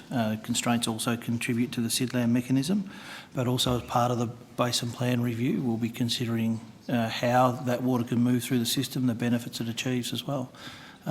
But it is possible to deliver significant volumes of water through the river system without relaxing constraints. It's just with relaxed constraints you can get much greater benefit from it. Which begs the question from a lot of people, if you're not getting the best environmental outcomes out of it and you're just dribbling water down the system for the sake of, that you have it, why you actually need it? I think it's obviously, ideally we would like to maximise the benefit and providing flexibility in how the system is operated to maximise that benefit is something that we all strive for. But even without relaxing constraints, significant benefit can be achieved through using that water. There are many wetlands and areas of the floodplain we can get water onto right through the system, and so that water still provides significant environmental benefit. Okay, Mr McConville, I want to come back to something you said earlier when asked by Senator Hanson-Young about the 450, and you said it's in the basin plan, and it is. It's in the basin plan as part of Chapter 7, which has the supply measures, the efficiency measures, and importantly, the limits of change. Brett Walker, in his South Australian Royal Commission, found, and I quote, "One thing is mercifully clear from the text of this strange provision. Any 450 gigalitres increase in the volume of water available for the environment is not a mandatory requirement, nor, in brackets perhaps for obvious reasons, close brackets, is it mandatory for environmental outcomes to be enhanced in the ways set out in subsection 86AA2. So, given that, and given Chapter 7 of the Basin Plan, what is the priority? Is it the supply measures, the efficiency measures, or is it actually the limits of change that is the end goal of the Basin Plan? Well, Senator, I mean, there are points of agreement and disagreement, obviously, with the South Australian Royal Commission, but in terms of the role of the MDBA, it is to report on progress against the 450, which we do, and the supply and constraints measures, so being the 605. The reconciliation occurs only in relation to the 605, so our task is to report on progress of that. So the key for you is you've got to report on progress to the 605, identify if there's a shortfall there, and then provide that advice. We also transparently report on the 450 as well, Senator. So in our 6 monthly basin report cards, we identify where there's progress there as well. And when it comes to the Basin Plan reconciliation, will that be the limits of change? So assessing whether you've gone over and above the plus or minus 5% either way, and if you haven't exceeded the limits of change either way, where will that end the basin? I might get Mr Goods to comment on the reconciliation process, Senator, if I could.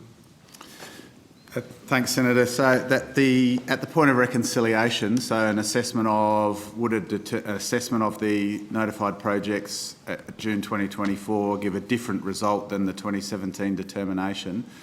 The authority will, if there's a difference when the reconciliation is conducted, is required to then propose amendments to the basin plan to the minister that ascribe any delta to specific SDL resource units, so the sort of level of attribution that Dr Derham was talking about earlier. So, and that would mean that a gap opens up. The limits of change in terms of the 5%, one of the other elements of Chapter 7 has to be taken into account as well.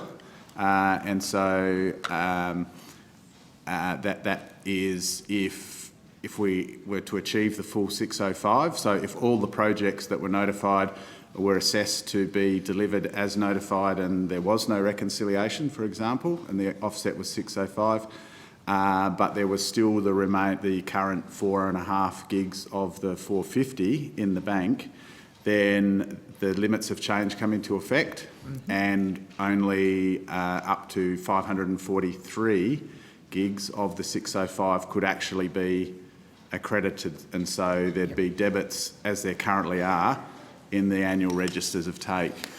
So hypothetically, last question, that's okay. Hypothetically, we get to reconciliation, we miraculously get the full 605, because I acknowledge and accept there are concerns there, but we get the whole 605, there would be a requirement under that limits of change because 605 is more than the 5%, which would be 60, I think it's 62 gigalitres. That's correct. So that is recovered. That's the basin plan done. We don't actually have to go further into the 450. That's the limits of change done, but the element of Chapter 7 which ascribes an additional 450, we wouldn't see as being done. It's just that the every gigalitre counts then, the limits of change have been managed. And I think therein is where there is differing opinions, and Brett Walker is clearly of the opinion that the 450 is not mandatory, and so are others. Others have read it that it's not mandatory, but we're hearing today that it's... If I might interrupt and just draw your attention to the Water Act also makes provision, well, importantly, makes provision for the recovery of the 450 gigalitres of environmental water. So there's a provision in the Water Act that requires... that it must be socio and economically neutral, and also through voluntary participation. So if you can't get people to voluntarily participate and you can't do it in a way that's socio and economically neutral, then does that not cancel out the requirement, or do you need to continue to just find a way? That is the legal quandary that I keep hearing people questioning what the interpretation is. So the Water Act is clear that there is a requirement and obligation to recover an additional 450 gigalitres of water to go towards the Commonwealth Environmental Water Holder portfolio, and the Water for the Environment Special Account, as you point out, sets out the framework for funding to deliver. And I've asked through different estimates and different inquiry processes, I've asked before, given that it's dependent on voluntary participation, if you can't get the volunteers, is it mandatory? And the answer I have been given in the past is, no, it's got to be voluntary participation. If you don't have the volunteers, it's... So one of the key areas we're obviously focusing on at the moment is working with states and stakeholders on projects and opportunities to deliver on the 450.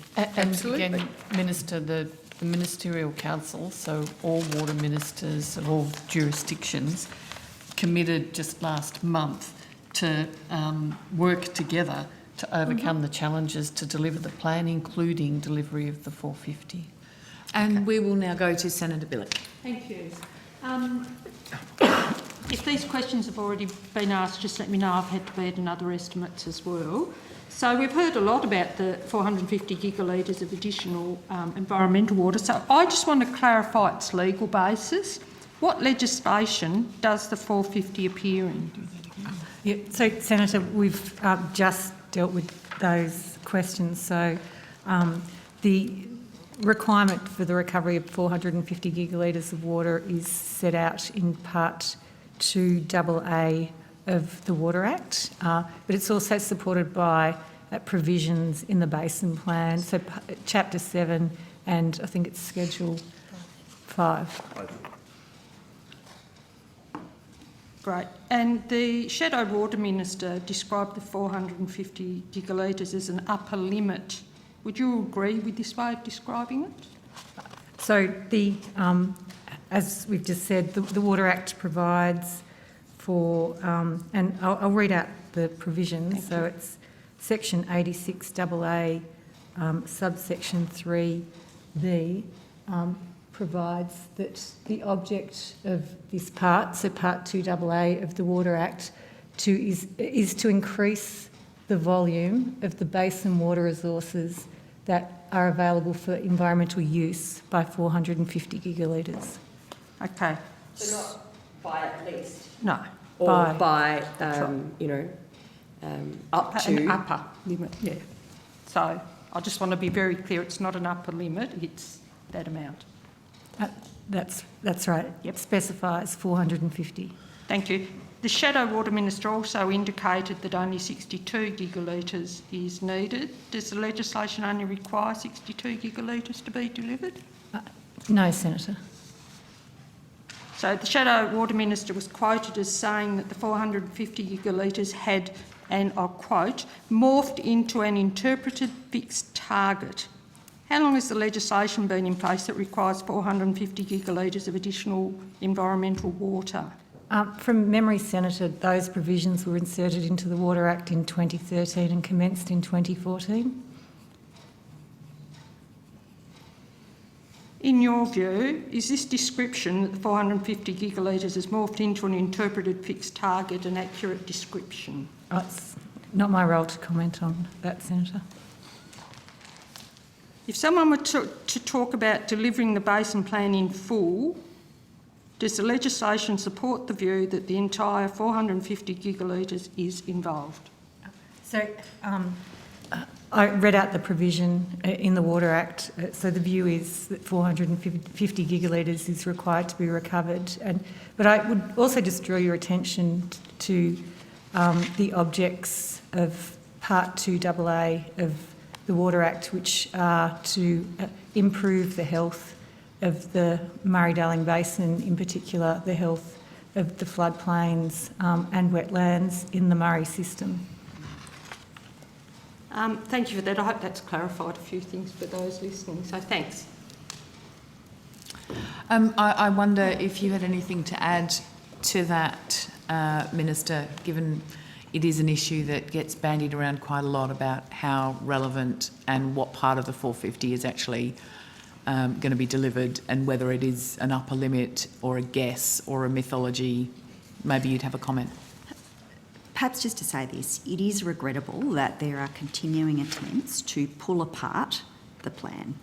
It was actually quite a significant thing to bring the community together to deal with the challenges which had plagued the management of the Murray-Darling Basin over a very long period of time.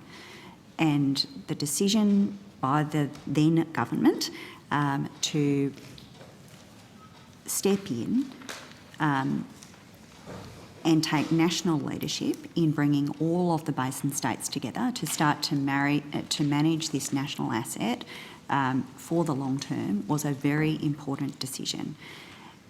One of the things that I think is being reflected back to the new Minister, Minister Plibersek, is that stakeholders in the basin appreciate the significance of having reached such an agreement and that having a clear approach to manage this asset for the long term matters to all of the stakeholders in the basin. They might not like this bit or that bit, but actually having a settlement that we can work on together nationally is very important.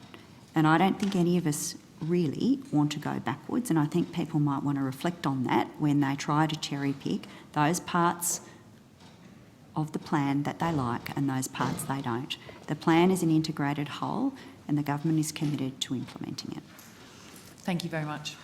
And on that note, we will suspend for the lunch break and resume at 2 p.m. And we will resume at 2 p.m. with the same officers. Thank you.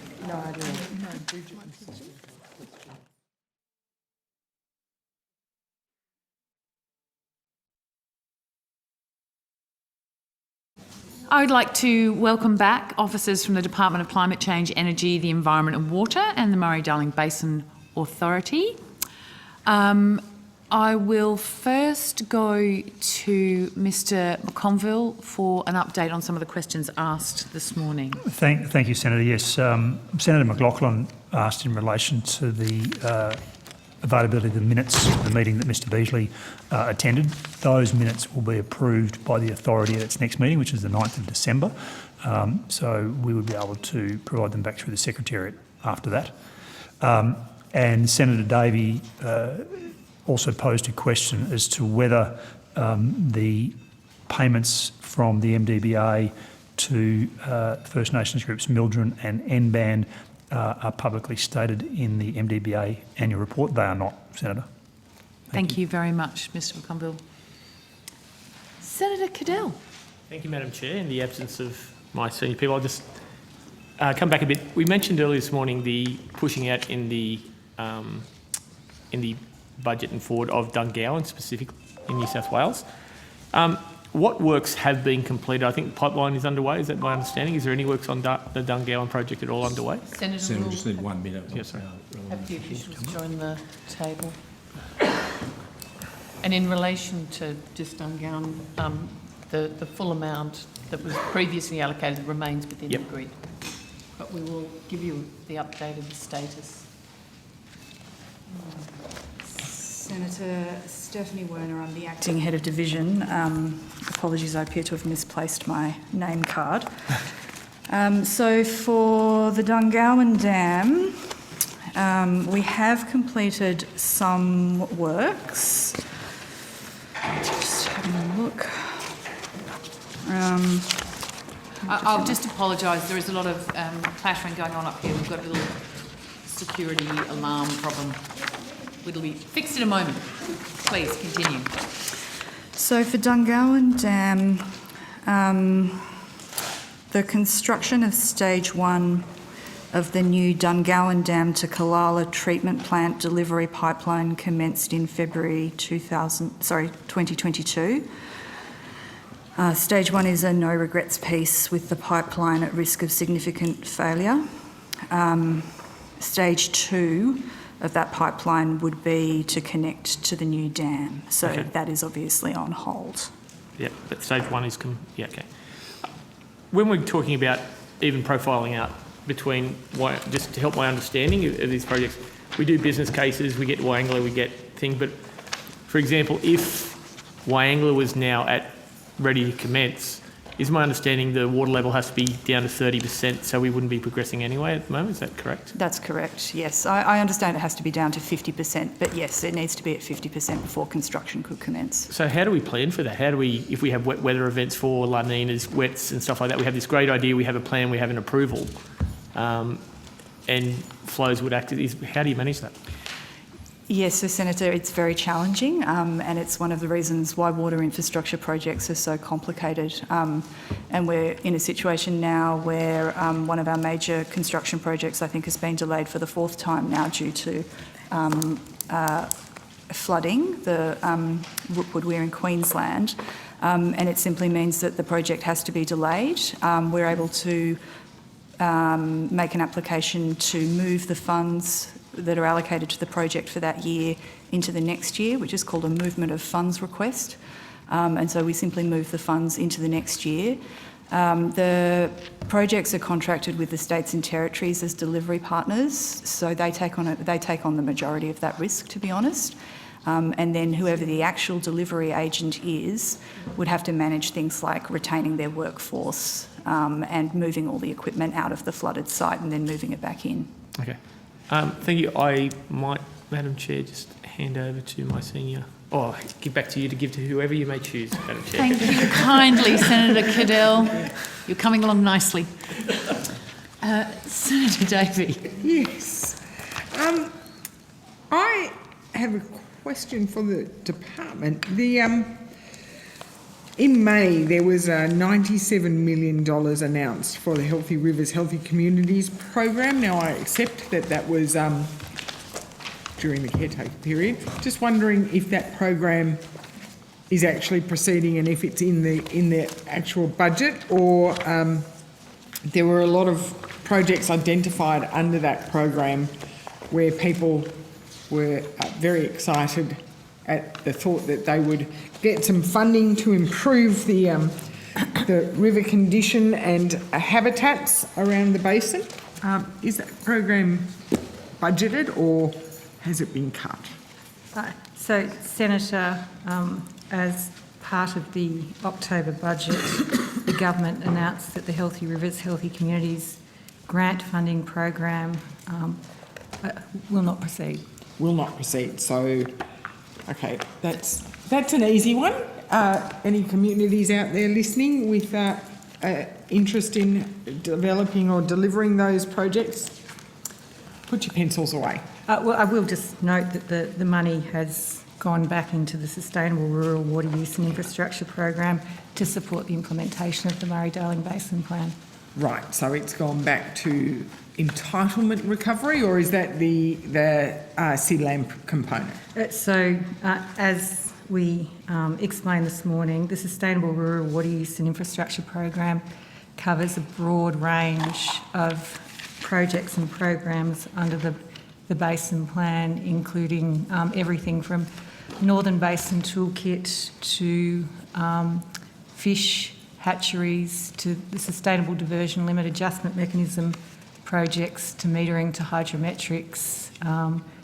So a range of projects that are designed to support basin communities implement the Basin Plan. So would it be conceivable, and maybe this is a question for the Minister, that some sort of a similar program will be devised where these communities that had hoped to get funding under the Healthy Rivers, Healthy Communities program might be able to apply for funding as long as it's delivering on environmental outcomes under the Basin Plan? Yes, Senator Davey, that's in fact, we would encourage communities to look at the opportunities for grants to progress these programs. That is good news. So that's great. I have, can't waste Mr Banks's time, so we better get the Commonwealth Environmental Water Holder up here. Otherwise, so where am I?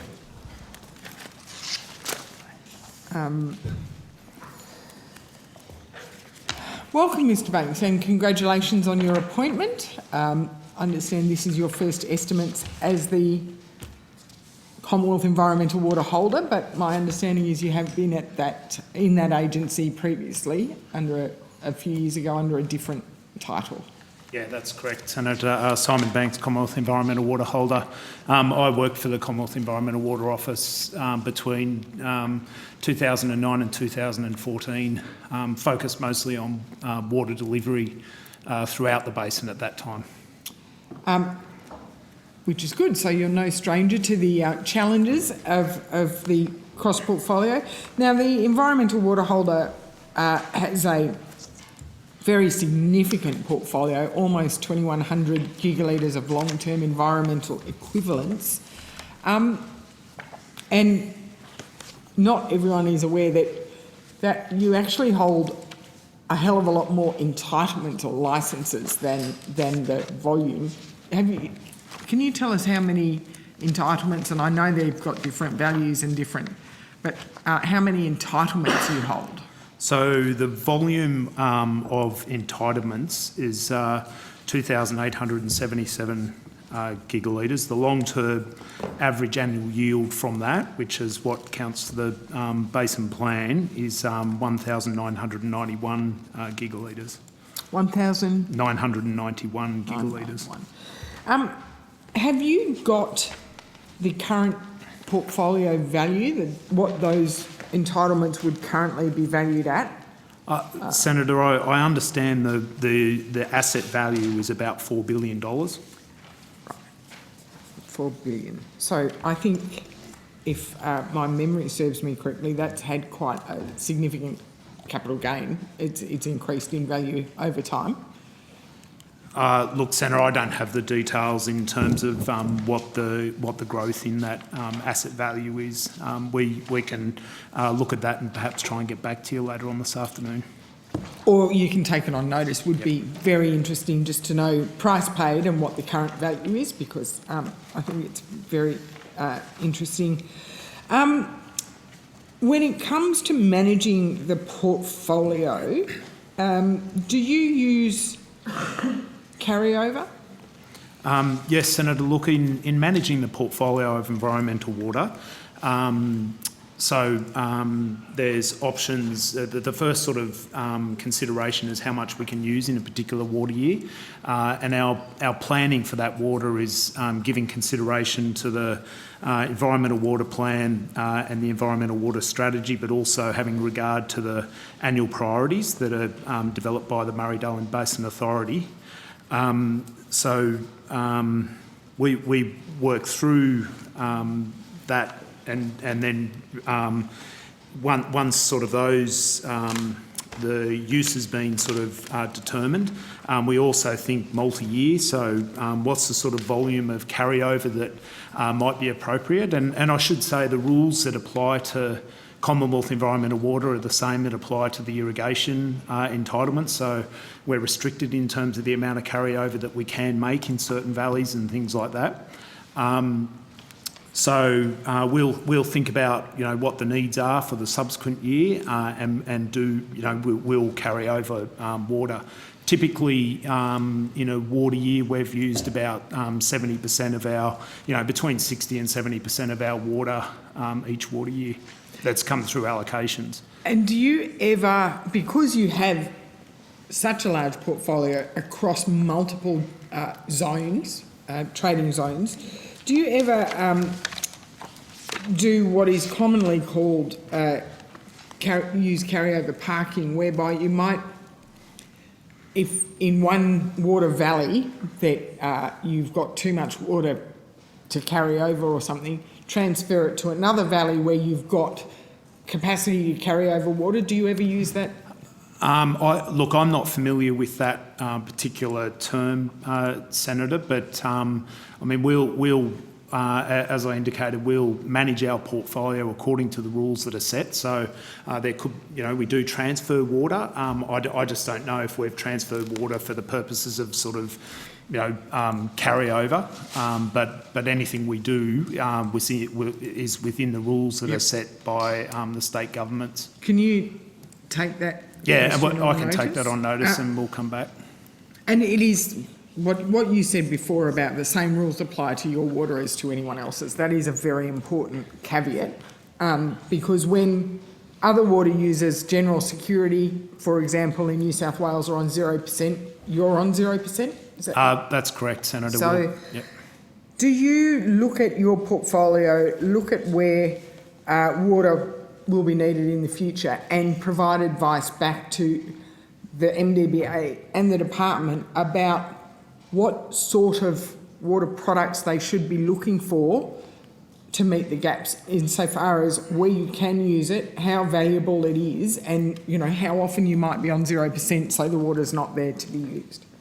Senator, I expect that we would provide advice about the utility of water. At the end of the day, it's the department would make the decisions about where acquisition occurs. But we've got 10 years of over 10 years of experience in managing the entitlements. So we'll have a view and provide advice for consideration, which relates to the sort of utility of water. I'd expect that to happen. And given your understanding of the whole system, which is quite unique. Even farmers with large water holdings, they're very well aware of the rules that apply in their area, but because you've got water from Queensland all the way to the Murray Mouth, you have to be across all of the rules, and they're not all apples and apples. So with your understanding of certain trade restrictions and where water is desired to be used, will you feed that back when people are saying we need the 450 for South Australia for the end of system? Well, where can you purchase or recover that 450 from so that it can get to the end of system within the trade restrictions that are there? Yep. Look, as I said, we've got experience where we can provide advice for consideration by the department in those water recovery programs. And you're right, we do have a perspective from across the basin, but the department's probably best talking to the process around water recovery and the approach there. And I'm really interested in what we're currently seeing within the basin. We've got floods everywhere, but we've also got some blackwater events happening with concerns about the impact that's having on our fish stocks. Is the Chew undertaking or calling out any water, but also how is the Chew making sure they're not exacerbating any floods? Yeah, look, thank you for the question, Senator. So we're very conscious about the sort of growing risk around blackwater in the system, and we're seeing that through the Edward Colletch-Walcool system in particular. We've been working in close partnership with the landholders in that system, the relevant government agencies in that system to understand what's happening on the ground. And we're carefully diverting water through a partnership with Murray Irrigation Limited to create freshwater refuges or attractant flows for things like the Murray cod, which is a threatened species. So it's all been managed carefully. We've got a local engagement officer that's again very closely connected to the community down there to make sure we don't exacerbate the effects of floods, and we're managing with MIL and the landholders releases from those escapes and we're talking very, very, very small volumes of water, but albeit very important for creating refuges.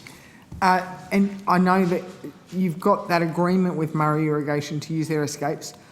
Do you have similar agreements with other irrigation corporations throughout the basin such that you can utilise their infrastructure for the benefit of the environment?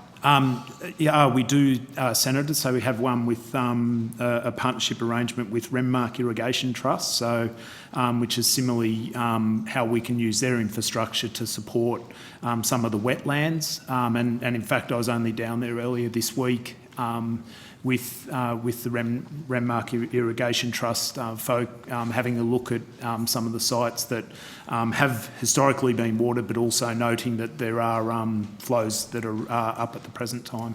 But it's fair to say that infrastructure is not the enemy here. Infrastructure can actually be utilised through effective management to target water, particularly, maybe this year isn't the best year to use as an example, but particularly in drier years, you can actually get water from the river to a wetland to create those drought refuges very effectively through using infrastructure. Yeah, absolutely. It's been really important in the last little while with the sort of growing risk around blackwater, but there's absolutely opportunity in other times where there's wetlands on private land, and with the agreement of the landholder, we're able to provide small amounts of water through using those escapes from the infrastructure that's in place.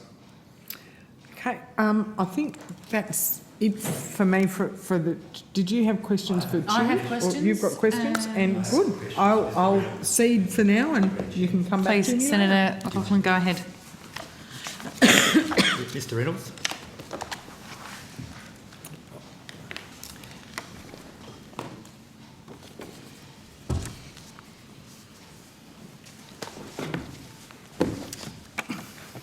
When we last communed together on the 18th of February 2022, I asked you some questions regarding floodplain harvesting, and I'm looking for an update in relation to that.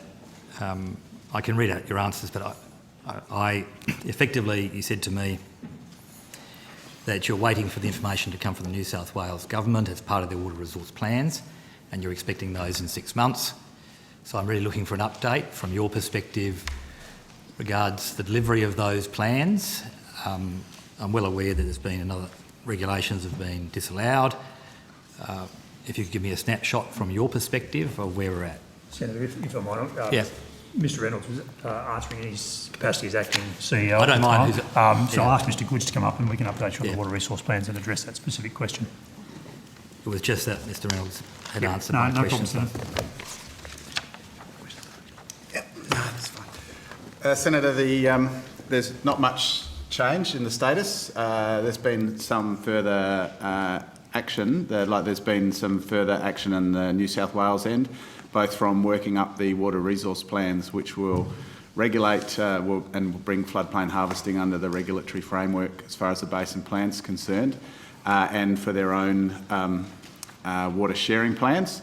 But those water resource plans, the 5 valleys in northern New South Wales where floodplain harvesting is relevant for the basin plan, those water resource plans are still in draft form. We have very recently, with a number of them, been able to get access to some of those assumptions and have started working at that draft level with New South Wales. So that certainly is a step forward since the February timeframe. The licences have been issued for floodplain harvesting in 2 valleys in New South Wales, in the Border Rivers Valley and in the Gwydir Valley. The other 3 catchments were impacted by the most recent, which was the 4th disallowance of regulations to regulate floodplain harvesting by the New South Wales Parliament, and so it remains to be seen what action the New South Wales Government takes to resolve that impasse. So the floodplain harvesting in the Gwydir plan and in the Border Rivers plan can proceed, so there's certainty from the New South Wales end there. Those licences have been issued, and New South Wales has advised that they see them as validly issued and stand. And the water resource plans for the other 3 valleys will need to be brought forward with interim arrangements and likely have to be amended once the impasse is resolved around the issue of licences. So this is a question around process. Do they then, if this is not resolved to their satisfaction, I know it's an issue for New South Wales and not yourselves, do they put an interim in or a draft in? So when can someone like myself see what the intentions of the New South Wales Government are? So when a water resource plan is lodged with the authority for formal assessment, all documents relating to that plan are put on our website. And so we have 6 plans under formal assessment from New South Wales at the moment, and so those documentations are loaded to the website as they move into the formal assessment process. So that's the time when we all get to see the final version that New South Wales has determined they want assessed.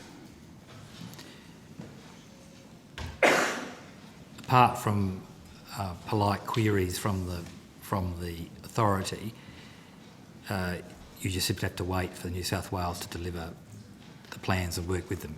Is that correct? We work very closely with New South Wales. Our technical people work with New South Wales on a weekly, if not daily, basis. My question wasn't directed to what you're doing. I know you're working hard to get the plan. It's more the process. So ultimately, if a plan doesn't arrive, let's just take New South Wales out of the equation. What happens? We just have to wait until the plan comes. So yes, the state can doesn't lodge a plan until they decide they lodge a plan. There are provisions in the Water Act that can be escalated in a sense if those plans aren't delivered, and they sort of have a number of steps to them.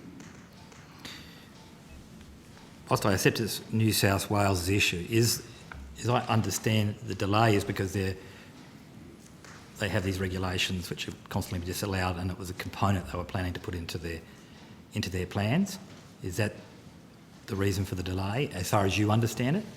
Or That's one of the reasons for the delay. There are other issues that have been being resolved in addition to floodplain harvesting in relation to water resource plans for New South Wales. Do you feel able to tell me, or is it subject to confidential negotiation? No, there are broad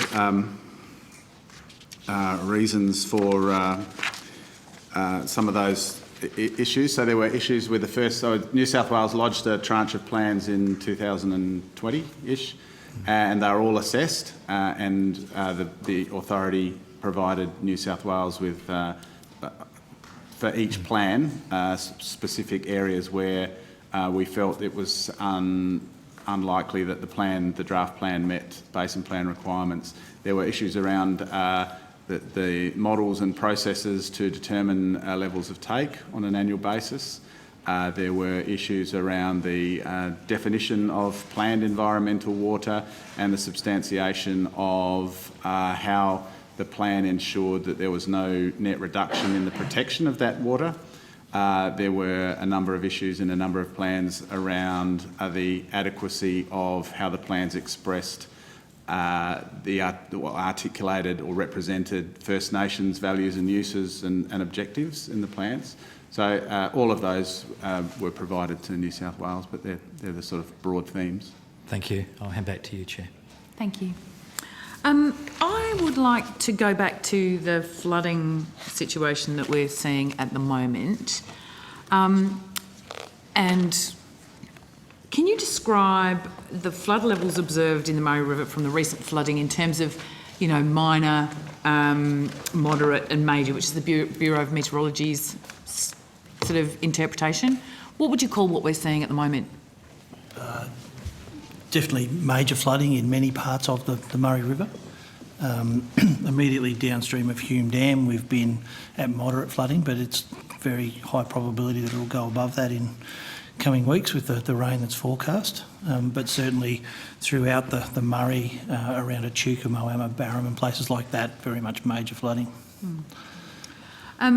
So there have been some reports, people have been positing that the kind of floods we're seeing now are akin to what's proposed in the Murray-Darling Basin Plan, and that these would be man-made floods. Now, can you just step us through what the level of water in the plan is and how it then relates to the kind of flooding we're seeing now? So the sorts of flows that are anticipated under the plan in terms of regulated conditions and use of environmental water are significantly less than the sorts of flooding that's being experienced right through the Murray system and in other parts of the basin at the moment. As I said earlier today, the flows that are anticipated under a relaxed constraints scenario, which we're not yet at the point of, are generally below minor flood level throughout the system. Okay, so that's the very other end of the Bureau's categorisation than what we're seeing at the moment. Yeah, so a river normally runs below minor flood level, and typically that's what we would be seeing under relaxed constraints flood levels. So the plans for the ideal water levels from the Murray-Darling Basin Plan would not see any houses inundated from environmental water. No. And we wouldn't anticipate seeing any sort of destruction or damage? Not destruction or damage. The constraints relaxation program is about dealing with some of the impacts that would come from running the river at slightly higher levels than we currently are able to. Typically on many properties that are in a low-lying country, they'll have small flood runners or dry streams that run through them that under these flows would start to flow, and that's the aim of the constraints, to reconnect those streams. The constraints relaxation program is about dealing with those issues. So, for instance, building bridges so people can get across those streams rather than drive through a dry riverbed. Or in some cases it might be small levees to prevent water getting to parts of the landscape that would otherwise impact their business. In some cases it could be flood easements to compensate them for those impacts. Great, thank you. Does anybody... Of course I do. Senator Davey. Absolutely, don't let them off that easily. Let me get my head back into gear. Right, so I have a question, Mr. Reynolds. While you're here, you might be able to give us an update, or Mr. McConville. The study looking into options about how to manage flows through and around the Barmah Choke, where is that up to? So the Barmah Millewa feasibility study, as it's known. We're progressing that towards being able to report to Ministerial Council at the end of the calendar year. I expect that report will probably go to the February meeting rather than out of session. That will outline the 6 options that have been identified that potentially could be part of a solution. We'll be seeking advice from ministers on which of those options they'd like to take forward for further investigation. Will it outline your preferred option? It will outline Which won't may be a mix of options. That's I- exactly I right. I accept. was about to say, there's sort of 6 elements that we've identified that could help to alleviate some of the pressures on the choke. Not all of them are effective in every year. It depends on the sort of circumstances, the climate that we're experiencing at the time. I think we'll go forward with a likely combination of options, suite of options, and see whether there is any of those that are preferable to ministers. And this is a feasibility study, so when it gets taken to Ministerial Council and whatever they sign off on, and I know you can't preempt what they're going to do, will there then be a section for public consultation going forward, or has that consultation occurred as part of the feasibility study? There's been extensive consultation as part of the feasibility study. We've been working particularly with local communities that would be more directly impacted by the works, but I would expect as we go into further investigation of those, there would be further consultation as we understand the options better and the issues that might emerge with implementing any of them. If my understanding is, that one of the options was also looking at Snowy Hydro and doing what they call above the top transfers instead of transfers at the bottom. When we had Snowy Hydro before estimates earlier in the week, I asked them if they had been involved or consulted, and they said no. That's correct. They haven't at this point. So as part of the feasibility study, we've been looking at whether or not being able to deliver additional water down the Murrumbidgee would actually help in alleviating pressure on the choke. That clearly would have to be worked through with Snowy Hydro as to how that would impact on their operations and a range of other things. So we've done some initial work to look at whether or not that helps with the issue at the choke. If, after we speak with Ministerial Council, that's an option they'd like to take forward, then we'll clearly have to engage with Snowy Hydro about the implications of that and how it would work. And do you envisage that may involve a commercial arrangement with Snowy Hydro, given that they are a government owned, but they are a corporate entity, and at the end of the day, they like to make money? So we'll have to work that through with them. It's not clear to me whether or not it may be beneficial to them to be able to release more water to the Murrumbidgee. That would be something we'd have to work through with them. So I couldn't preempt whether or not there would be the need for a commercial arrangement about such a scheme. In your investigation and consideration of that option, can I just clarify that you would have, I'm hoping you would have looked very closely that there wouldn't be a negative impact on required annual releases or any water that currently underpins allocations for the two river systems? So we've had an initial look at that. As we work up that option in more detail, we'd have to do some much more detailed modelling about how that would work. But the concept of that option is required annual release currently delivered to the Murray would be transferred and delivered via the Murrumbidgee, still providing that water to the Murrumbidgee. We have to work through the issues of transmission losses and the like and whether there'd be an implication. But one of the challenges around resolving the issues at the choke is balancing water security, water availability versus the shortfall risk, and that's part of what we're trying to do. I look forward to seeing whatever comes out, given that we've already done a lot of similar work in 2010 and nothing came of it. Yeah, the work in 2010 was for quite a different purpose compared to the study that we're doing now. And do you agree, I think I read somewhere, I think it was something from the MDBA, that doing nothing is not an option, because if we do nothing, in 10 years' time, the capacity of the choke will decrease even further. And I think the sand slug will be at Picnic Point. Are we going to see Picnic Point turn into effectively a lake if we don't do something about the choke? So we are seeing a continual decline in the capacity of the choke as more sand deposits in that reach. And is it just from the sand deposits within the system, or are we also, because of the limited capacity, seeing evidence of bank slumping, increased bank slumping as well? We're certainly seeing some erosion of banks, and that's what happens in river systems all through the system. But yeah, the risk of breakouts into the forest will increase, as does the reduction in capacity, which is the greater concern with further deposit of sand in that reach. So some form of intervention is likely to be needed, otherwise eventually we'll get to a point where we cannot deliver the volumes of water that are required for all purposes through that part of the river, not efficiently. So this isn't just about delivering environmental water. This is also about delivering water for towns, irrigators, Adelaide, downstream. So if we do nothing, what is the outcome of, say, a breakaway in the banks, or what could happen there? Oh, ultimately, if we run the system to the point where water breaks out into the forest, then we'll end up with both less water available for all of the consumptive uses that and other purposes.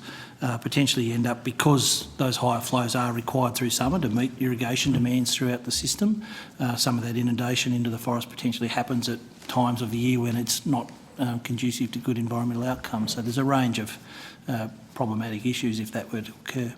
And I just want to clarify though, this study is not about increasing the volume of water that we are putting through the choke. It is about restoring the historic volumes, so to meet downstream demand. It's about restoring the capacity of the choke.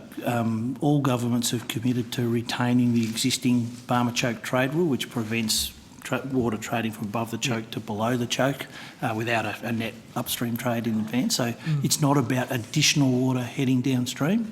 It's about being able to deliver those long-standing commitments effectively. Great. I just have a few questions about the transfer of the MDBA to or the whole water section. But looking at the budget papers, I see that the MDBA has got a few extra staff, only a few, 14 extra staff over the last 12 months as you've shifted. But I also was under the understanding that the Inspector General Water Compliance was getting the compliance staff from the MDBA into the Inspector General, and I will be asking them the same question when they come in. So how come the MDBA has more staff rather than less? So, Senator, yes, so you're right, and I'll ask Annette Blighton to come up and address this as well. So you're right, the staff, as part of the change to the IGWC, there was a transfer of staff across from there. At the present point in time, Senator, the MDBA has a total of, just check here, Annette, 300 and... Do you want me to? Yes, please, if you would. Thank you. Thank you. Annette Blighton, Chief Operating Officer. At the time of the transfer of the Inspector General staff, we transferred 18 FTE, so we went from 271 FTE down to 253 FTE. As part of the budget this year, we've received additional funding, and as part of that we will go up to 267, I think, this year, and then 267 this year, 278 next year, and 262 the following year to deliver those pieces of work. Sorry, can you just say the last number again? In which year? In the third year? 260. Sorry, we're at 267 this year, 278, then 262. Yep. But you're going up from 253, or you've gone from we were 271. You lost 18 to the Inspector General, so you went down to 253. Then you've increased again by 14 to 267. Yep. You'll go up again by 11. Yep. And then you'll fall down to 262. Why, once these staff were transferred to the Inspector General, why did you need to recruit more staff? What are they doing? Yeah, so we've got some additional funding this year for some work to modernise River Murray system, so we received 1.8 million. I just don't have the FTE against each of the programs. We received some funding for water resource plans of 3.7 million, sustainable river audit 8 million, and sustainable yield study 9.8. Now, some of that funds will go out to, sorry, this is over the forward estimates, the 3 years. Yep. But some of those funds will go out to agencies like CSIRO. I'm glad you, because I asked CSIRO how much they were getting under the, I think there was an announcement of $9 million for science, and I asked CSIRO how much they were getting, and they said they were still in negotiation. So you're getting extra staff to do the sustainable yields audit and the sustainable rivers audit, and CSIRO will also be doing some of that work. So are your staff just going to be managing the CSIRO staff? I need to get one of my, Greg Manning, to answer the question on the actual work that's been done. So.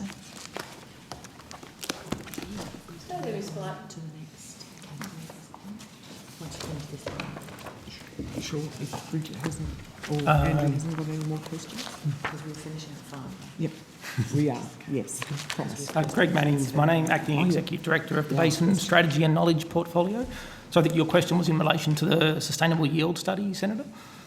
Well, yeah, so I understand there's money for the Sustainable Yields Audit, the Sustainable Rivers Audit, and for updating the science, and I asked CSIRO because I've been told, and we keep hearing CSIRO mentioned in conjunction with that, and they said that they're still in discussions with you, so they don't know how much of that money they'll get, but you've got staff appointed to those.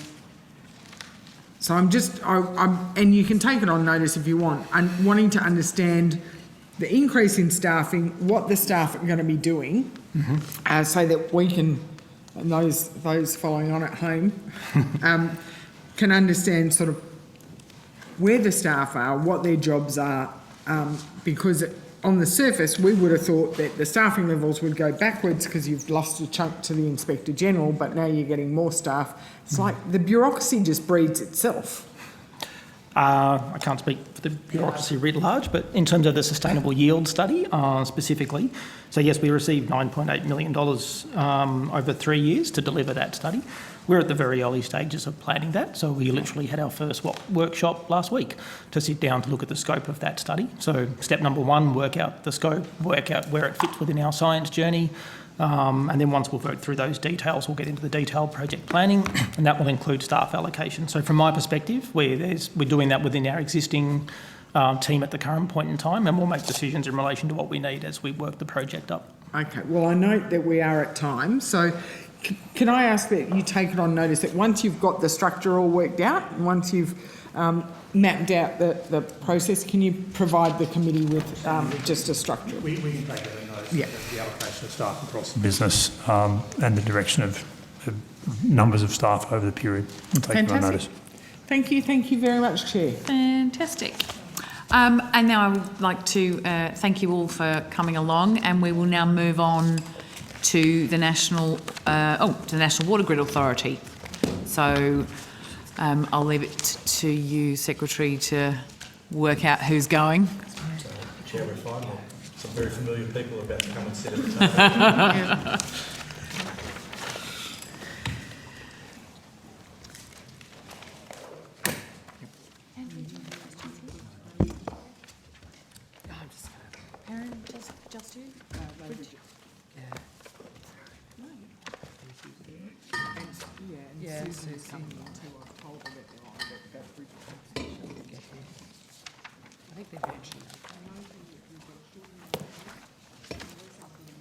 G'day.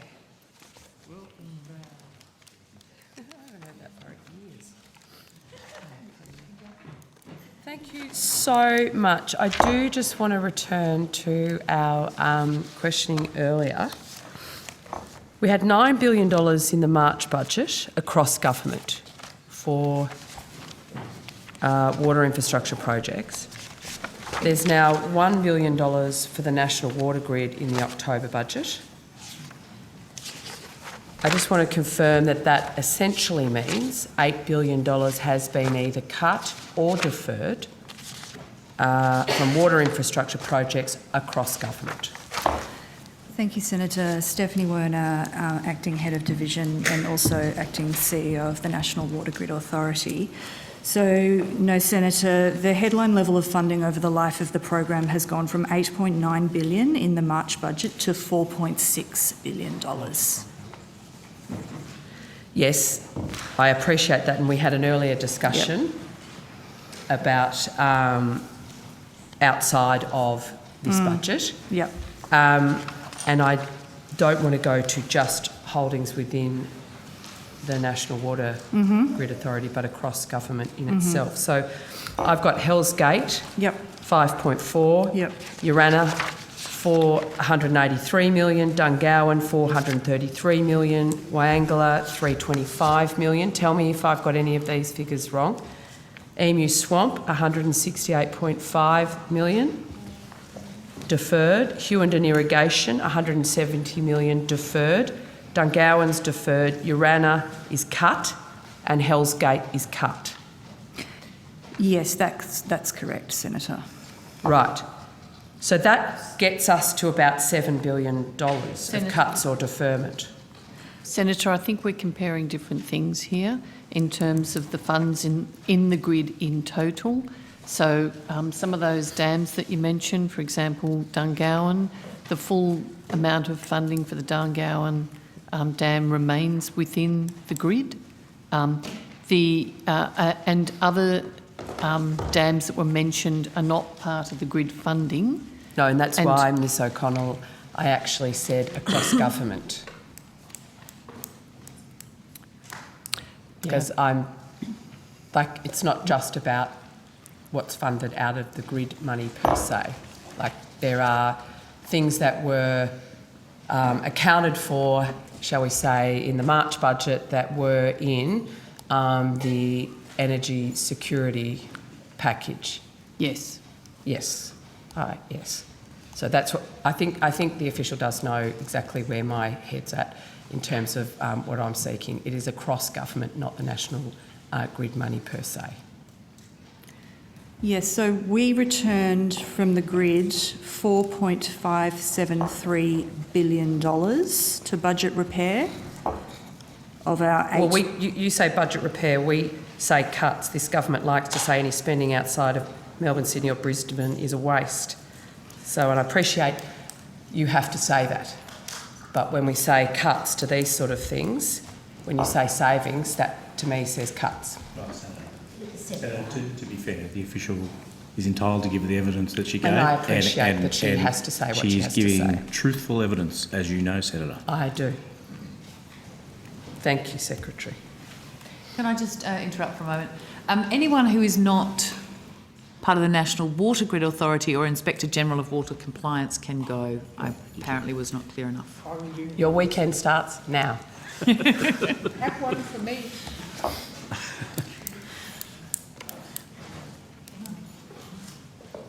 So the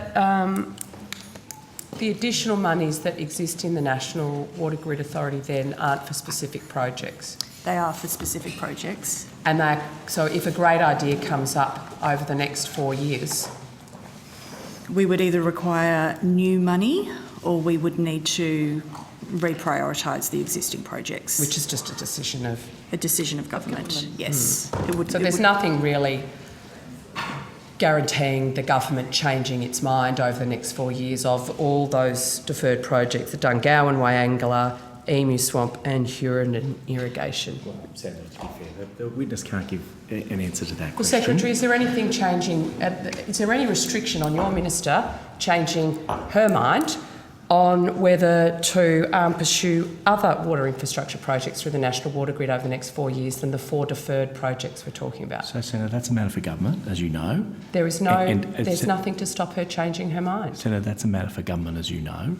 And in addition to that, the official has previously given you detailed evidence about the potentialities of the 4 projects for which the funding is still in the water grid.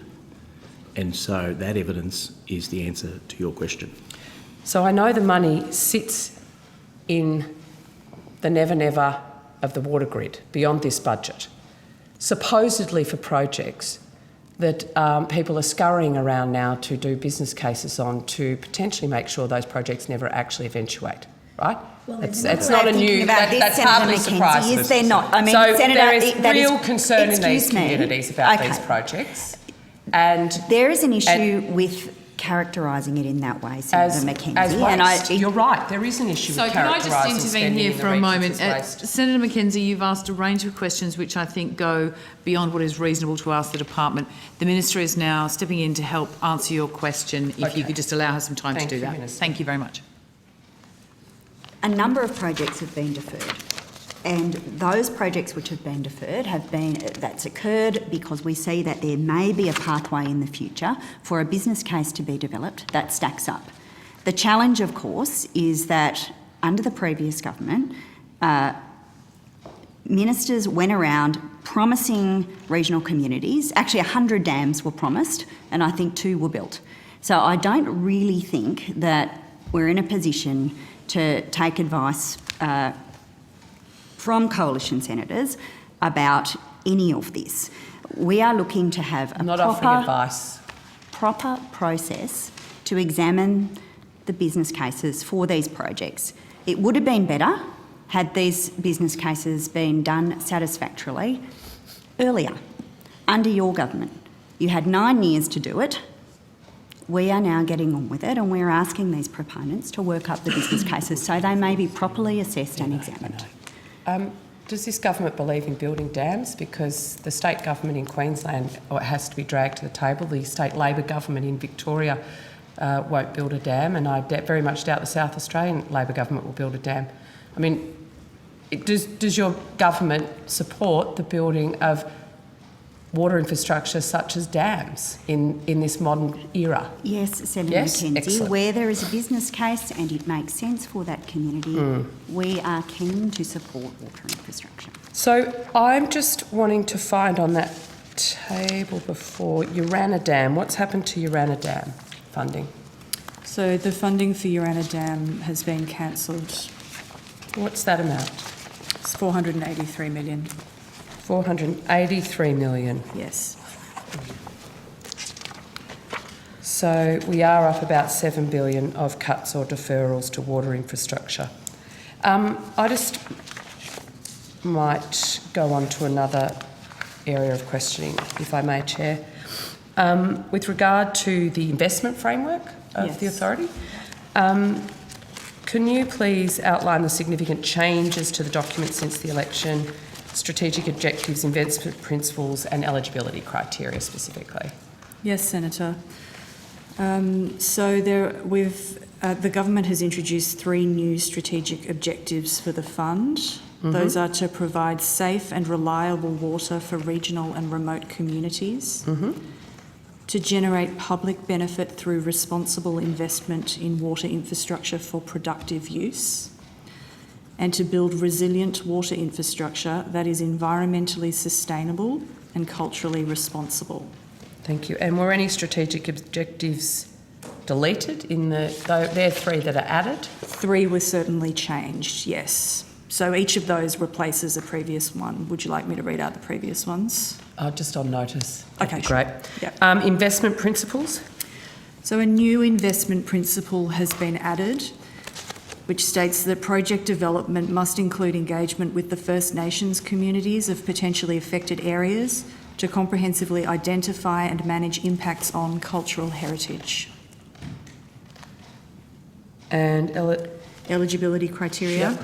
So again, 3 of the old eligibility criteria have been changed, and the new eligibility criteria are new capital investment in infrastructure that increases the security, quality and/or availability of water for regional and remote communities and/or productive use. Demonstrable public benefit with a national interest element and with demonstrated engagement with affected stakeholders, including First Nations people. Brought forward with strong support by a state or territory government, including securing funding contributions, and is dependent on a Commonwealth contribution. Thank you. Can you explain why references to the National Water Grid Investment Schedule in the September 21 version no longer exist in the October 22 version? So there were language around transparency, long-term, a sort of a public publishing kind of focus. Does that mean that we're not going to be publishing these as regularly as we were? Senator, I'm not aware of any changes to the investment framework with regard to transparency. I might just check with my staff member who's in the room and see if we'd made any changes.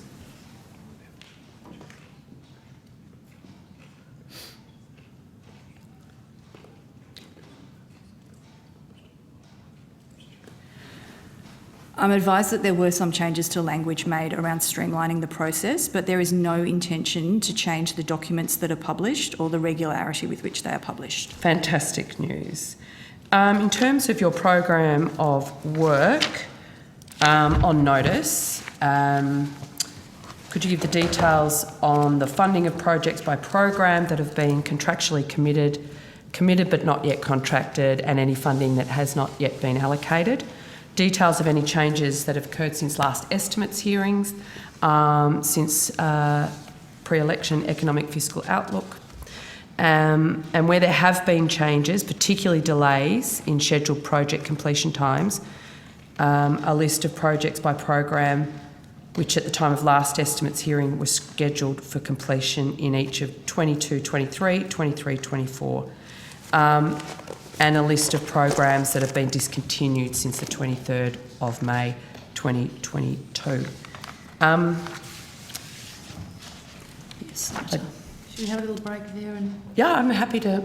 We can come back to you. Does somebody? Yeah, go for it. Senator Grogan, do that. Yes, thank you. Yep. What information do you rely on at the National Water Grid Authority to make an investment decision on a large water infrastructure project? So, Senator, the information that we rely on is set out in our program administration manual. We require a formal proposal for funding through the National Water Grid Fund. Funding is available for 3 project phases.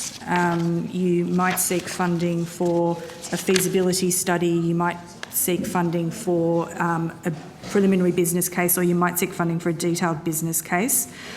We require a whole range of information, including, unless if it's for a construction investment decision, then we would require a business case.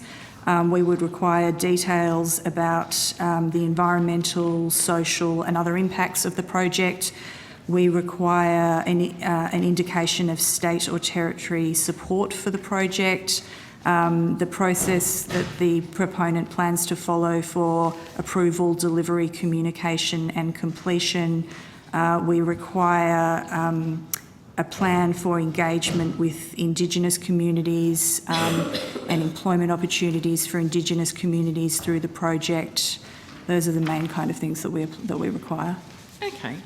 And how long does that process, how long would that typically take to go through that whole process?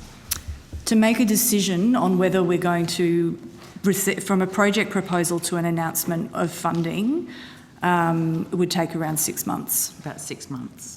But Senator, I think it's worth explaining some of those steps, like development of a business case or whatever, precedes all of that. Yes. So that could be, whatever the time the proponent requires to. And I suppose depending on the scale of the project and various complexity or but a kind of broad 6 months to do the application assessment. To do our assessment once all of those elements have been provided. So we look at strategic fit, impact and deliverability. So does the project fit with the government's priorities and the objectives? What will the impact of the project be in terms of employment? How much productive water will it create? Will it generate opportunities for industry? What will the impact be on the environment and communities? And then deliverability. Do we have a proponent who is actually capable of delivering the project? Those are the kind of things that we look at during that period. But there's, generally speaking, we work through the budget and MyEFO cycle, so there's generally 2 opportunities for projects to be taken forward for government consideration. Okay. And with the Hells Gate Dam proposal, that was 5.4 billion? Yes. When did that funding first get announced? The $5.4 billion for Hells Gates was announced in the March 2022 to 23 budget. So announced in March 2022? Yes. And what information did the National Water Grid Authority have available at the time of that funding announcement? We had a feasibility study and we had a draft detailed business case. Okay. And when did you receive the business case for that, the detailed business case? The draft detailed business case was provided on the 14th of February 2022. And the The final business case was provided on the 5th of September 2022.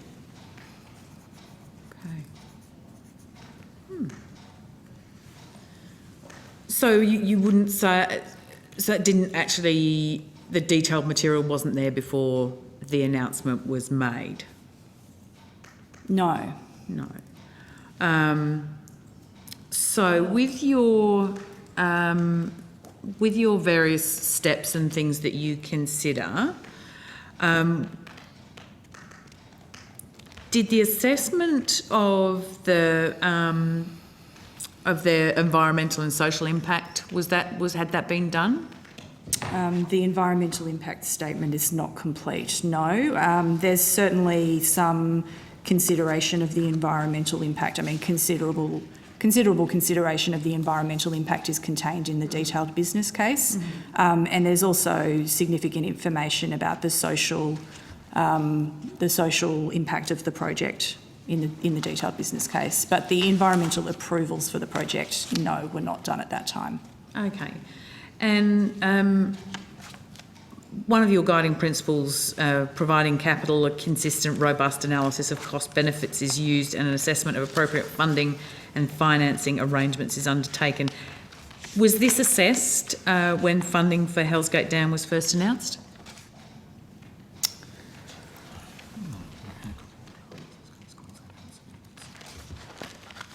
Okay, I'm advised that the answer is no. We didn't have the final business case which would contain that information when the project funding was announced.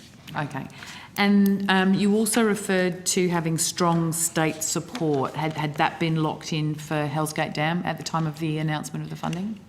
No, Senator. Okay, the other thing you mentioned was support or understanding of the Indigenous impact, on the Indigenous community impact. Was that undertaken? There had certainly been extensive work with the First Nations owners of the area that would have been inundated by the dam, yes. And were the First Nations owners, were they in support of the dam? Well, I wouldn't want to speak on their behalf, but initial surveys of the site had found we had surveyed 1% of the site that would have been inundated by the dam, and 107 traditional sites of cultural significance had been found. So the traditional owners were keen to understand exactly what cultural heritage might lie in the inundation area, but I wouldn't want to characterise how they felt about the dam. Okay, but the assessment of those 107 sites of importance that work hadn't been done? We'd surveyed, that was 1% of the inundation area, and we'd found 107 sites. So clearly the other 99% of the inundation area hadn't been surveyed, and the traditional owners were interested to understand what was in the remaining area. But not at a point to make a decision or a commitment or... No. Yeah, okay. Another one of your guiding principles is that projects should align with the National Water Initiative principles. Yes, that's correct. Including appropriate cost recovery. Yes. How was that assessed when the funding for the Hells Gate Dam was first announced? So, although our projects need to be consistent with the National Water Initiative does allow for subsidies and not cost recovery, provided that the subsidy is transparent. We do go through a process, and I'm sure the North Queensland Water Infrastructure Authority, which is responsible for the business case, could speak to the extent to which costs could be recovered from the project. But there would likely have been a consideration of the extent to which irrigators were going to be able to or willing to pay for the funding from the dam. But I couldn't explain in any detail where they were with that. Okay. It sounds like there was quite limited information relied upon before the previous government made an announcement about Hell's Gate Dam and allocated 5.4. I'm asking the officials who do the assessment whether they had the materials for the assessment at the point in time when the announcement was made. I'm not asking for an opinion, just a fact. There was considerable information available to the government. We'd been working on the project since May 2016. So there was, in fact, almost 6 years of work leading to the point at which funding was announced. And I'd note that the previous government had also established the North Queensland Water Infrastructure Agency, and one of their primary responsibilities was to work on preparing Hell's Gates Dam and the business case and consulting with communities and working with the Queensland government as well. So there was an entire Australian government agency that primarily worked on Hell's Gates Dam. Okay, so based on your investment principles and the various elements of your process that you've laid out, were you able to support the $5.4 billion for Hell's Gate Dam? Like, were you able to sign off on that as appropriate? For the March 2022 budget? Yeah. Well, I wasn't in the role at that time, so I'll just confer with my colleague. Well, the department, I'm absolutely not talking about you personally. It's a decision for Cabinet, but we certainly would have been involved in preparing the advice to Cabinet. Okay. Minister, I wonder if you have a comment on that investment of the Hell's Gate Dam by the previous government of $5.4 billion. Well, perhaps just to reiterate some of the things I've said earlier, when substantial amounts of public money are to be invested into a project, it is very important that there is a business case and that the project is able to be properly delivered. As it turned out, that was not the case when it came to Hell's Gate Dam, and it's on, as you've heard from the official, some information was available, but not a final business case. And unfortunately, it's really consistent with the way that the previous government approached water infrastructure. There was a lot of talk, but the detailed work to stand up projects and validate them really wasn't done. And how many dams did the previous government I believe that they promised something in the order of 100 and delivered 2. 2 out of 100? 2 out of 100. Bear in mind, federal governments can't build anything. We don't own a bulldozer to save ourselves. Which does raise the question, doesn't it? Why promise to build 100? I look forward to you arm wrestling those states and seeing how successful you are on a well, whole I think range the thing of is things, that Minister. we won't go around telling communities that we're going to build projects. We stumped up the money. 100 projects, how many got built? I mean,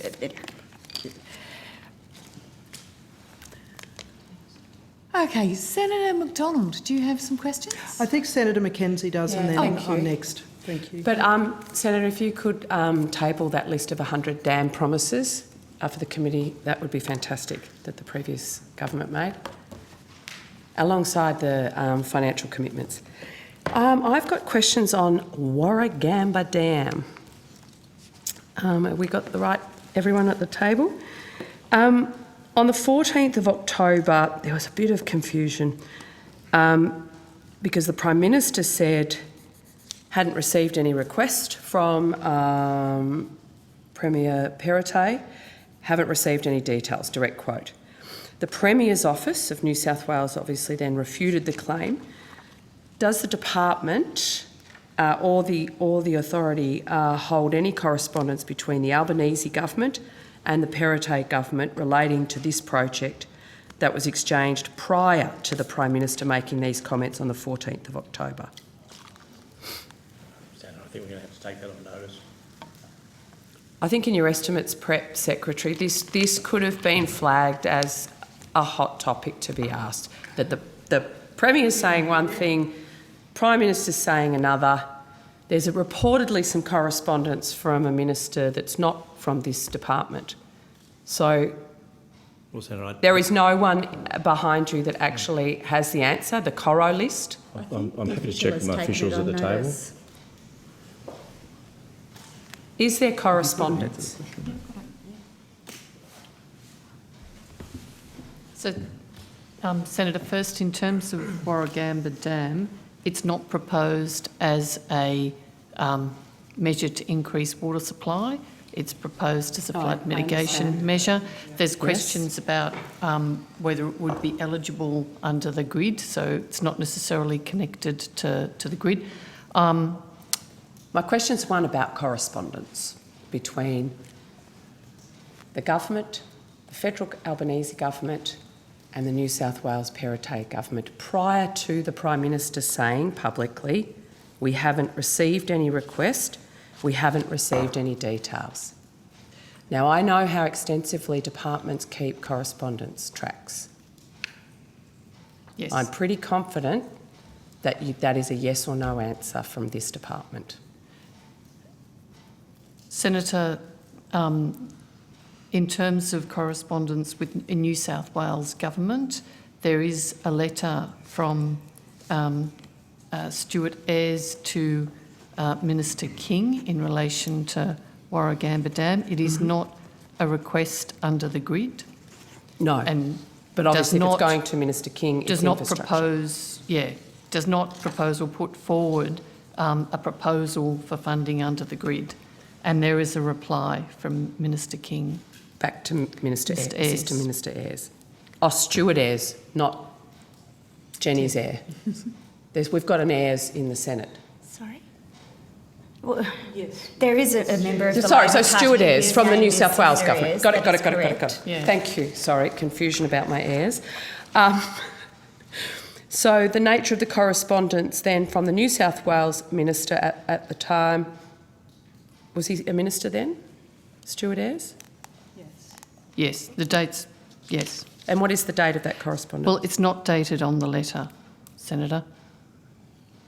Is there a table in the folder that might have Ayres' date received? It's not dated in terms of the letter. I The understand what reply- you're saying, that the letter itself isn't dated. No. We'll take But that you on- will have logged we'll note. take I'm it on sorry, notice, Minister. Senator Mackenzie. The Senator Mackenzie will department take is it on very, notice. very diligent about these matters. There'll be They someone are. who is absolutely They are. tasked with letter in, received. When was it received by the department? I'd have to take that on notice because it wasn't a letter written to our minister. At your department? It was Yeah, to or- Minister King? Yep. Did Minister King contact your minister, or was there once on receipt of Minister Ayres' correspondence to Minister King, did Minister King then contact Minister Plibersek, or? We'd have to take it on notice. Yeah, I'd like to understand that. Could you please table that correspondence? We'll take that on notice. Tabling of correspondence will, that that's she's correct. reading from. As you know, Senator, that's a legitimate position because we need to give consideration to implications for Commonwealth state relations, as you know. Okay. So the nature of the correspondence was specifically about Warragamba Dam, but as you state, Ms O'Connell, not specifically as water supply for other means. And also not a submission in terms of grid funding. It wasn't eligible, it wasn't putting forward a submission under grid funding. So why, given that water infrastructure moved in the mogging from infrastructure, sorry, what are we calling? DECU. Okay, I'm taking that to Europe. Why did Minister King respond to that letter rather than your minister? Look, we'll have to take that on notice. We're not in a position to answer questions about Minister King. No, I know. But it is seemingly odd that the New South Wales government writes to Anthony Albanese's government and the wrong minister is responding, who has no authority over, it would seem, through the MOG policy decisions around water infrastructure. So I'm keen to know why Minister King responded to Minister Ayres' letter. Is there any further correspondence post that 14th of October commentary by... We'll also take that on notice and see what can be made available. Taking it all on notice. Has the Minister met any community representatives about the Warragamba Dam project? We'll have to take that on notice. Your own Minister, not Minister King. As I say, we'll take that on notice. I am obviously I understand. representing the portfolio I understand minister. you're representing. I am not aware of all of her. But I also the understand comments desiring it. We'll take it on notice. that the department would know where their minister is. And if they're We sitting would down talking about Warragamba Dam project, that you'd probably have had to prepare a brief for her to have that conversation. Senator Mackenzie, we will take it on notice so that accurate information can be provided. This is to the incredible. Senate. Right. Has the Minister Plibersek received any representations from local members of Parliament against raising the wall? Take that on Don't notice, know. Senator It's another Mackenzie. Coro question, okay. On Insiders, on the 16th of October, Minister King was asked about New South Wales seeking Warragamba Dam, and she said, we'll have conversations, and we're in conversations with them at the moment. I understand the New South Wales Department is again talking to Infrastructure Australia. There's a bit more information we're going to need. What are those conversations, given that this is Senator now Mackenzie, your responsibility? that question needs to be asked of Minister King.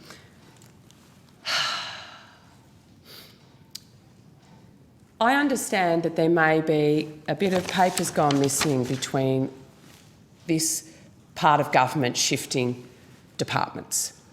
But you have sat here, senior and very experienced officials of the public service.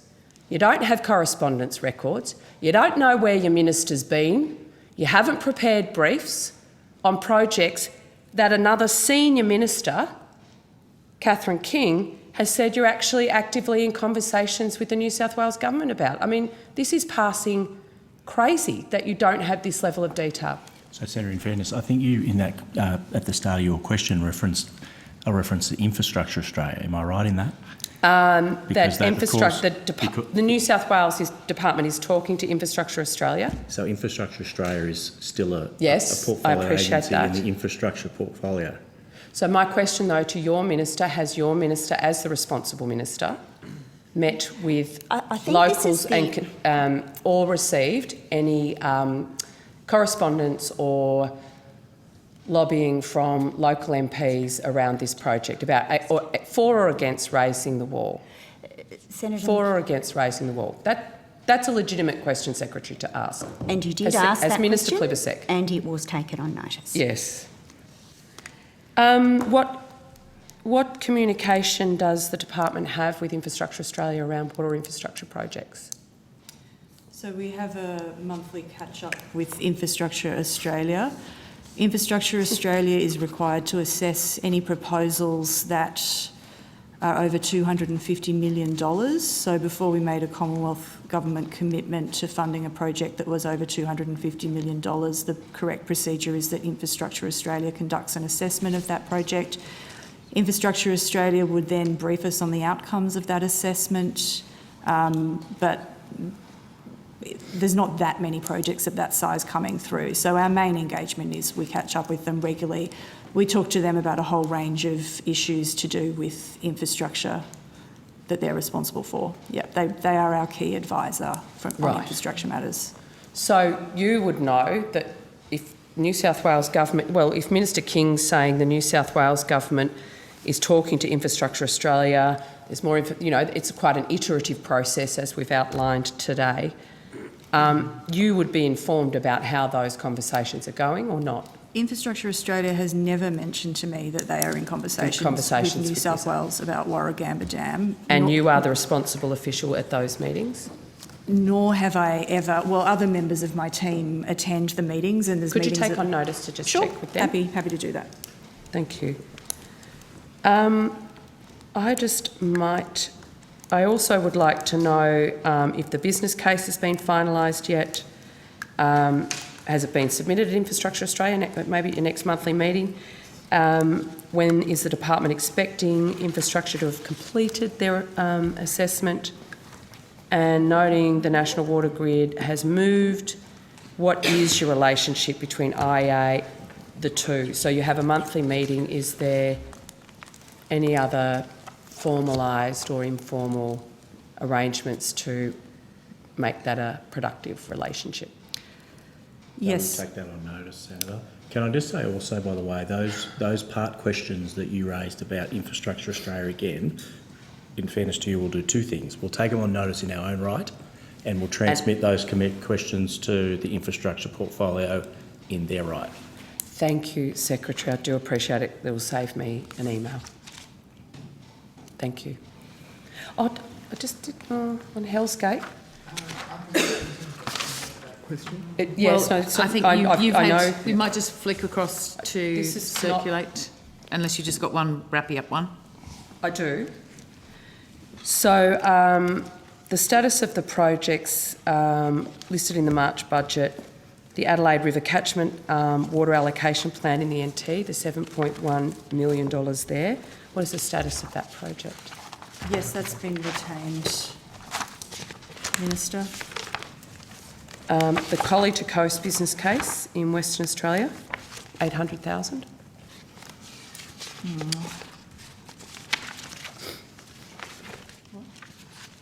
Yeah, that's been retained, Senator. Has it been in its... So it's been retained in a monetary sense and in a profiling sense? Yes, Senator. Okay. And the... It's nice to see you in the room, Senator McLaughlin. 500... I'm sure. 500,000 for the McLaren Vale Irrigation Water Security Business Case in South Australia. That's still there, Minister, yes. Fantastic. Thank you. That will leave me done. Excellent. Senator McDonald. Thank you. Good afternoon again.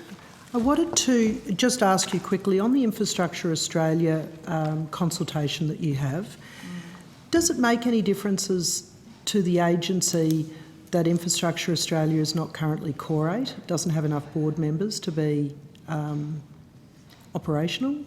Senator, I couldn't comment on the Core 8 status of Infrastructure Australia. It's not a portfolio agency and I'm not aware that they're not Core 8. Oh, sure. Okay, no, we asked questions the other day and ascertained that it wasn't Core 8. Right. But I just wondered as an agency if you can continue to engage with them. You know, they just keep continuing and the absence or otherwise of a board doesn't make any difference. Well, Senator, I think that's a question for a different department. It's not part of our organisation. I'm not asking for... It's just engagement with any other agency if it's not fully governanced. So, Senator, as officials, we take that organisation, we deal with the officials as they present themselves to us. Okay, sure. Terrific. Thank you. I just want to go back to Hell's Gate Dam. I think there's, it's a project that's a very long way away, and there's been a lot of projects previously developed in the south. There's a lot of development of agricultural water, town water, but in the north there's very little. And the north, particularly the Townsville region, was incredibly excited about the Hell's Gate project. Could you tell me how much money had been committed by the federal government to the business case studies and environmental assessments and other works to assess that project? Thank you, Senator. The government had provided $24 million for the business case and it had provided $2.2 million for the Hell's Gate Dam feasibility study. So that money, do you have on file there what consultancy that went to? It wouldn't have been paid to a consultancy, it would have been paid to the Queensland Government as our delivery partner. Right, okay. So given that I'm local, I know that Townsville Enterprise Limited, of which the Townsville Mayor is a member, Townsville business people, it's the Economic Development and Tourism organisation for that region. It was my understanding that SMEC, the Snowy Mountain Engineering Company, did all the works and analysis for that. For 24 plus 2.4 million, $26.4 million for feasibility in a business case, doesn't sound like the back of an envelope sort of work. It's my understanding that the Townsville Enterprise Limited had presented the business case to the to the minister soon after the election. Do you have, or could you take on notice for me the times that Townsville Enterprises met with the new government to present the business case and the detailed work that had happened for the Hells Gate Dam project, please? I will have to take that on notice, yes, Senator. Given that there had been so much work done on engineering, agricultural studies, traditional owner engagement, business community, I'm interested to understand the process for deciding that that a project was not worthy of financing. Senator, I think, as you say, there was a lot of work done in terms of the business case, engineering, etc., etc. And you know, the business case makes it clear that there are significant, very significant issues with the Hells Gate Dam proposal. So we're happy to take you through those, and probably the most significant one of those is the water allocation issue.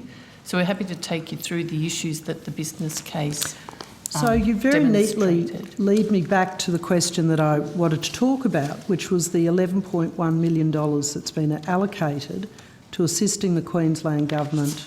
I'm sorry, was that just Queensland or was that all of Australia, the 11.1 million? It's just for Queensland. Just It's Queensland. 11.5. 11.5. Oh, I'm sorry? It's 11.5. 11.5, yes. thank you. I knew I'd written it down somewhere. The $11.5 million to identify the available water in the water plans underneath the Queensland Water Act. Unfortunately, I spent a couple of years in that department, so I do know a little bit about those, the way the water allocations work in Queensland. And so that surely, that rather than say that there is no water allocation when there is water in the water plan, that would have been, a first step would have been using the $11.5 million to assess that part of the project. Is that something that was contemplated, that, you know, you've got a plan to assess water in catchments, that you would then do that prior to abandoning the project? Senator, yes, we did consider those issues. So the 11.5 million had been announced in the March budget, and as you know, the government undertook an audit of all of the programs and a review of the March budget measures, and we were not sure whether that measure would be retained or not, so we didn't know whether we would retain the 11.5 for strategic planning. We were certainly very keen to do so, but we didn't know the outcome of that until the October budget. And given that we couldn't know the outcome of that until the October budget, ultimately it wasn't determinative in this decision about Hells Gate Dam. So just to be clear, because when I go back to Townsville, because they're asking a lot of questions about this, it would be fair to say that the project was abandoned because of concerns about water allocations, but the money that's been allocated for water allocations, the sequence of events meant that you weren't able to consider doing that work prior to removing the allocation of money and the potentially very significant project for North Queensland. Senator, there's a range of concerns in the business case. Water allocation is one of those, and it's clear that the project as proposed in that business case could not be accommodated or advanced within the allowable water development limits, and that's consistent advice. There are a number of other issues in relation to what the business case raised to take the project forward. We could work through each one, which probably wouldn't be useful use of the Chair's time. I'd probably be cut off before I got to that.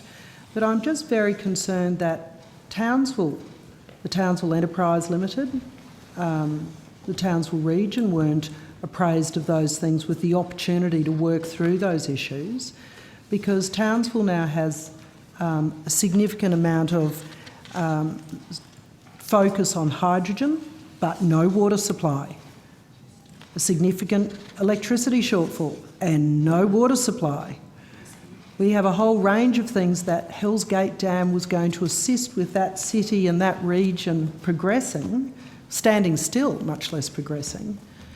And there was not an opportunity when there is, I could proffer you solutions to the first two issues that you've identified. So is there an opportunity for the Townsville region to come back to discuss those things, or is Hells Gate no longer a project that can be considered?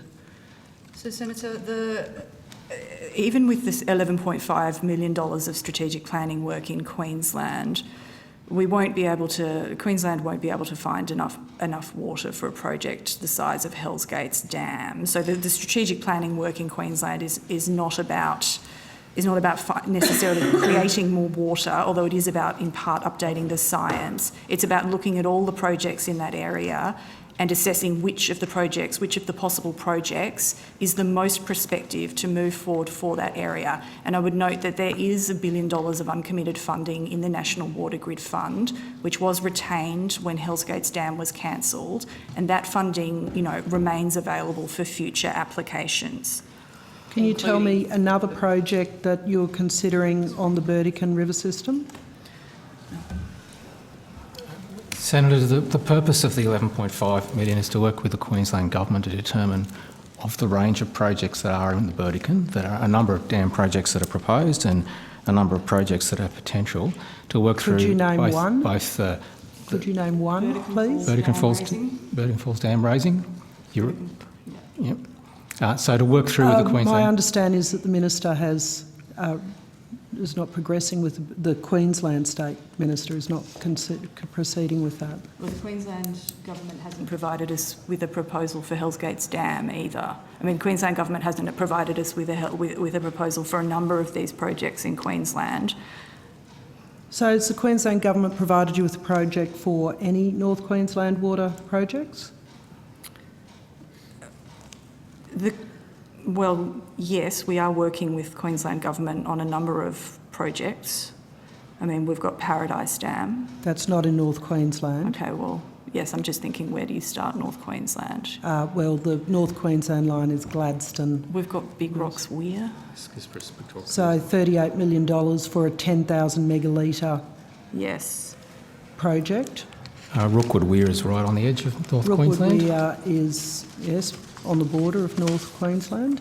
But Senator, the purpose of the 11.5 is to work with Queensland to determine what the right solution is for water infrastructure for that region to deliver water security. What about the Hughenden irrigation project? Does the Queensland Government come to you on that? So the Queensland Government, to my knowledge, has not submitted a... Right. They have, haven't they? They've now submitted a pre-construction proposal for that, yes. When did they do that? Can I have a date for when they submitted that? A couple of days ago. When was the proposal?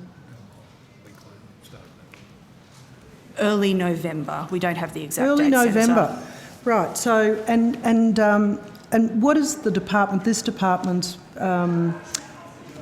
position on the funding for the Hughenden irrigation system that had previously been committed by the previous government? Well, we don't have a position as a department in terms of the application that we've received. We'll assess it through the usual processes. Right, so there had been a commitment previously. The Prime Minister had announced it in 2019. There was a $180 million commitment to the Hughenden irrigation scheme. We provided $10 million for the business case. There was $170 million remaining, and that funding was deferred in the October budget to beyond the forward estimates. Right, beyond the forward estimates? Yes. Right. So Queensland Government's provided a water allocation to that project but has no money for it. I'm not aware that the Queensland Government's provided a water allocation to the Hughenden Flinders irrigation River scheme. allocation Unless that's been resolved in the last couple of days, I'm not aware that they've been successful. I was of the understanding that water allocation process would be resolved in 2023. It was to be announced in October of this year, and the local member, Bob Catter, Pauline Hanson. They had a big announcement there in Hughenden just a couple of weeks ago. Yeah, I'm not aware that they've received a water allocation. I was aware that they were in a competing bidding process for a water allocation, but I haven't been informed that they've received one. And I don't think the Queensland Government proposal indicates that they've received a water allocation. The Queensland Government proposal is for pre-construction work. And, well, there are two projects in Hughenden, and so we better just clarify whether it's the Hughenden Irrigation Project, HIPCO, or if it's the council project. So I'm talking about HIPCO. So, Senator, you asked earlier about projects in Queensland in this budget, so happy to run through those very briefly. The Paradise Dam Improvement Project. The rebuild. $600 million. Cairns Regional Water Security, Stage 1. I think we discussed that earlier today. $107.5 million. The Mount Morgan Water Supply, 3.5. Groundwater improvement in the Lower Burdekin, 12.5. The strategic planning in Queensland, which is the $11.5 million that we're talking about as a planning activity, and then also set aside in the Water Grid Fund $1 billion for future water security investments, including in the Burdekin region. Sorry, I'm a passionate North Queenslander, and we have fought for these projects for so long. And to lose all the funding and to lose all the momentum, which will take a generation to rebuild again, is it's really distressing. I think I'll leave it there, Chair. I don't have any other questions that I will ask at this time. Thank you. Senator Mackenzie. Thank you, and thanks, Senator McDonald.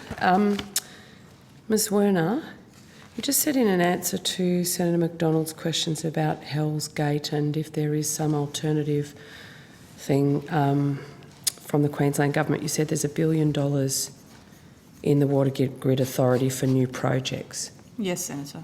So that's not, that $1 billion that you mentioned there is in addition to the money that's being held for the deferred projects? Yes, Senator. Okay. And at the moment it's just... It's unallocated, Senator. Unallocated. Excellent. Thank you. Thanks. I don't have questions for the Water Grid Authority. Oh, well, if there's more time, I will ask something else. You have 4 minutes. 4 minutes, terrific. Thank Knock you. yourself out. Senator, also we have an answer to a question you'd asked earlier, if you'd like us to table Would that. you mind tabling it? That's right, because otherwise 4 minutes will disappear, won't it? All right. I'm happy to table it. It relates to the North Queensland Infrastructure Authority departmental funding that you asked earlier. Oh, well, that's terrific, because I was going to ask, the North Queensland Water Infrastructure Authority was mogged only quite recently. Do you have a date for when that was mogged? I was effective with the change of government, Senator, so... Is that correct? I think the formal instrument was done quite recently. I don't have the date, but the formal instrument, I think, was done quite recently. Was on the 13th of October. Yeah. Right. I worry that is because nobody remembered about it and they're a long way away in Bowen and somebody went, oh my God, we better mog that thing. I can't comment on that. That's not fair. Okay, so the North Queensland Water Infrastructure Authority, there are 2 staff who are based in Canberra. Sorry, There are Senator. 3 staff in Canberra. 3 staff in Canberra. Okay. Yeah, there are 3 staff in Canberra, Senator. All right. And what is their purpose going to be now? Well, that's a question for government, Senator.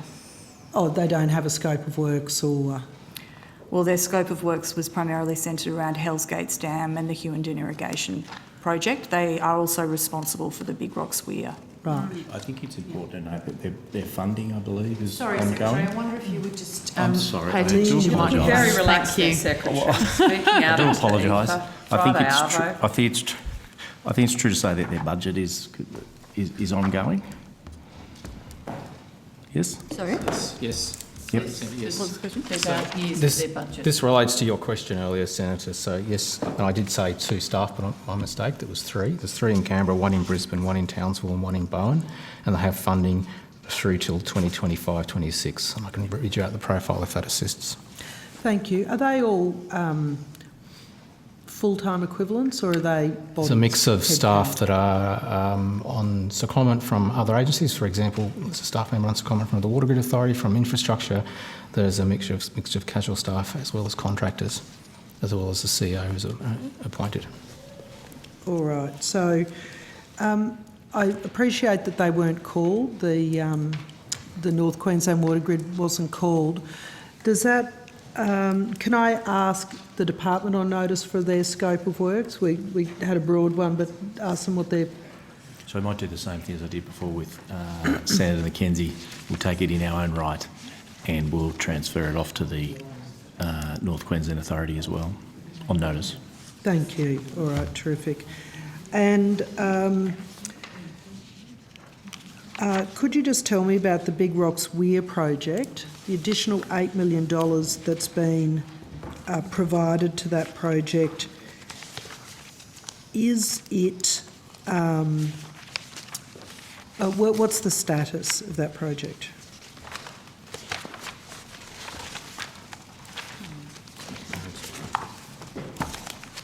So Big Rocks is underway, Senator.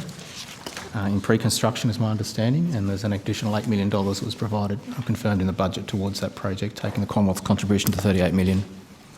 That matches the state contribution, doesn't it, of $38 million as well? I think the state has committed to $30 million. Right, okay. And so pre-construction works have commenced on that site? So the update that I have is the project is in planning. The final business case was delivered in 2020. The project is economically positive. Queensland Government had agreed to provide matched co-funding subject to pre-construction activities such as environmental and regulatory approvals. Upcoming activities, the Weir Fish Passage and ancillary infrastructure design are now underway. Stakeholder engagement and social impact assessment coordination is well advanced, and further progression of projects is subject to the provision by Queensland of a suitable hydrology model. Right, okay. So I'd say it's actively in pre-construction phase. Started, okay.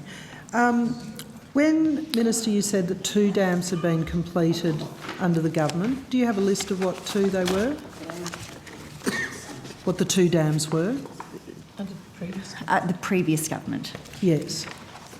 You said 2 dams had been completed under the My previous advice government. is that 100 were promised and 2 were built. Do you know what the 2 are? Could the department tell you what the 2 are? With, Charleston Dam. Okay. I'm being advised that it's Charleston Dam and the Scotland Irrigation Scheme in Tasmania. Sorry, Scottsdale. Terrific. I was hoping you'd go to say Charleston Dam. That was a tiny little project. $3 million, was that the final build of the dam plus the pipeline? I have to be honest with you, Senator. It wasn't in the Water Grid Fund, Senator. We don't have those numbers. We only have the Water Grid Fund It was projects. funded under another program within infrastructure, but we can take that on notice. Oh, look, that's fine. It was just extraordinary. It was a town that used to drink green sludge, Georgetown and Forsyth, and now they have running water. And I just can't. Was kept hoping that the Water Authority would talk about the projects that it was excited about, that the list of water projects that would make such a difference to towns and agriculture and mining, and we haven't unfortunately got any of those kind of positive stories yet. I'll look forward to those at the next estimates. Thank you, Chair. Thank you, Senator McDonald. Excuse me, Chair, I just wanted to come back. I just took to come back to answer some of your questions that you asked before lunch. Can I just take a short moment to... Certainly, that would be lovely. Let you know that the Commonwealth started publishing trade data information in 2010, and in terms of 2 examples of price increases since 2007, New South Wales Murrumbidgee high security licences have increased from $2,800 to $8,725 in this financial year, and Victoria and Murray entitlements below the choke for $2,000 a megalitre to in 2008 to $7,470 a megalitre this financial year. So that's quite a significant increase. That's right, Senator.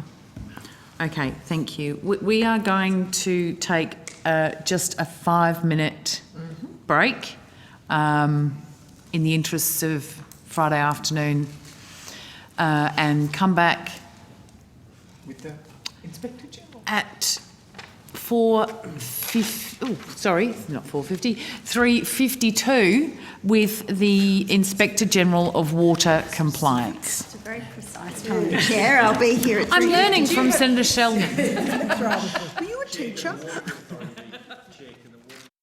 I would now like to call the officers of the Inspector General of Water Compliance. And we have Mr. Daniel Blacker as the Acting Inspector General of Water Compliance. Welcome. And Miss Bridget Leopold, the Deputy Inspector General of Water Compliance. Welcome. Thank you. Would you like to make an opening statement? I would. Thank you, Chair. Thank you for the opportunity to address the committee today about our work in water compliance. I would like to start by tabling a letter and supporting documents from the Inspector General of Water Compliance, the Honourable Troy Grant. I believe a copy was sent to the committee secretariat this morning, who unfortunately could not attend the committee today as he is on an approved leave of absence. I would also like to acknowledge the corporate and other support provided to the Independent Inspector General by the Department of Climate Change, Energy, Environment and Water through its Secretary David Fredericks and Deputy Secretary Louise McCulloch. As this is the first time the Inspector General has appeared before this particular committee, I would like to draw your attention to what the Inspector General of Water Compliance is all about, and that is building confidence, trust and transparency in compliance with the Murray-Darling Basin Plan. We are about enforcing the Basin Plan rules based on evidence. We have legislative powers which provide us with the ability to audit, investigate and inquire into certain matters. The Inspector General of Water Compliance was established just over 12 months ago now, and like any new agency or regulator, we have spent this time gathering evidence and producing some foundational pieces of work. We have been assessing state systems which manage individual water use compliance. We have been assessing compliance with sustainable diversion limits under the Basin Plan.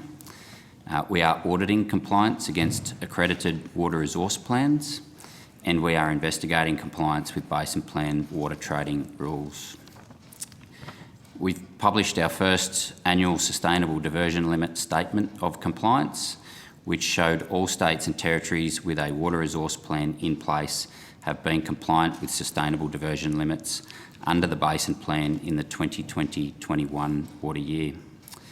I thank Queensland, Victoria, South Australia and the ACT for their work in ensuring they have accredited water resource plans, because without those, the Inspector General has no legislative mechanism with which to ensure compliance with sustainable limits under the plan.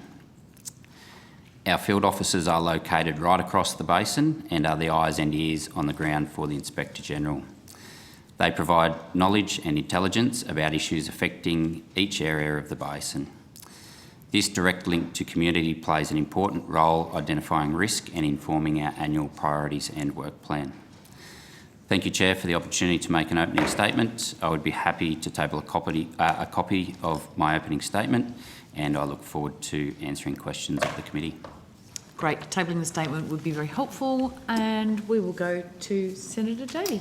We can start with Senator McLaughlin and... All right, thank you for the courtesy. Swooping behind you. Were you listening this morning? I raised a few questions regarding the relationship between the new South Australian Commissioner for the Murray and the authority. Yes. Yeah. So this is not about the particular person in the position. It's more about going forward and the status of that position vis-a-vis your investigative give of powers and powers to request documents. Yes. So whilst I don't want to put a hypothetical to you, but there will be situations where there is an exchange of documents. In some instances, just so you know where my mind's going, in some instances public interest immunity may be raised because it's government to government. I'd just be interested in your perspective on the status of that position and the exchange of information between that position and authorities if you were needing information to assist you in your investigations?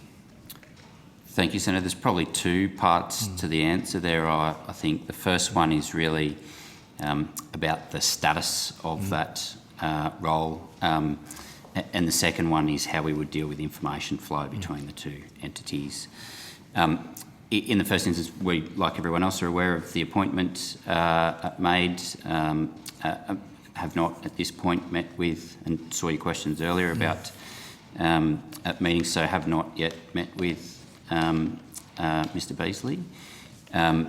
In terms of provision of information to us, we have authorised officers under the Act who are accredited to discharge the powers of the Inspector-General.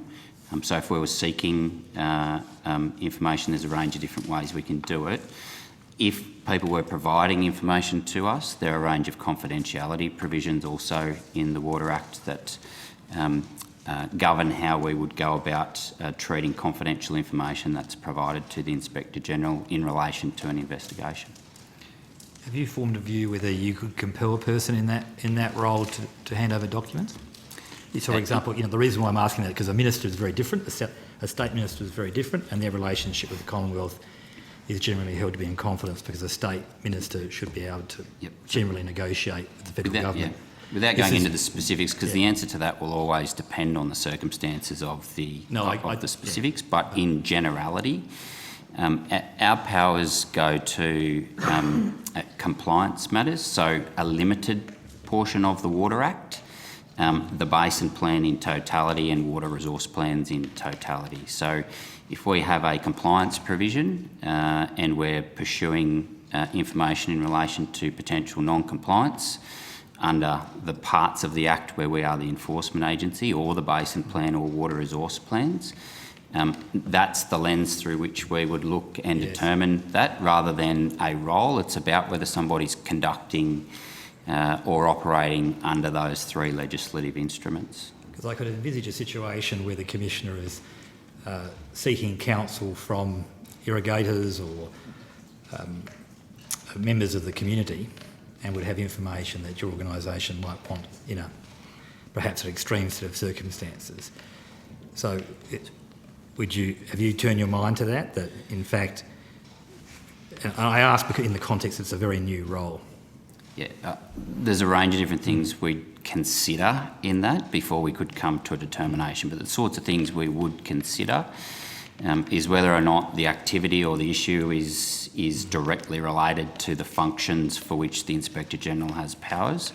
We'd also consider the nature of whether somebody is an agency. So our functions under 215C of the Water Act, which outlines what we do as an Inspector-General, they very specifically talk to Commonwealth and state agencies and in very particular circumstances. So our first assessment would be whether or not that was something that was being conducted within those functional scopes. Secondly, was it an agent of a basin state, potentially, in those circumstances? And third, it comes to the specifics of the matter as to whether we would think that's a judicious use of our powers. No, I appreciate that response.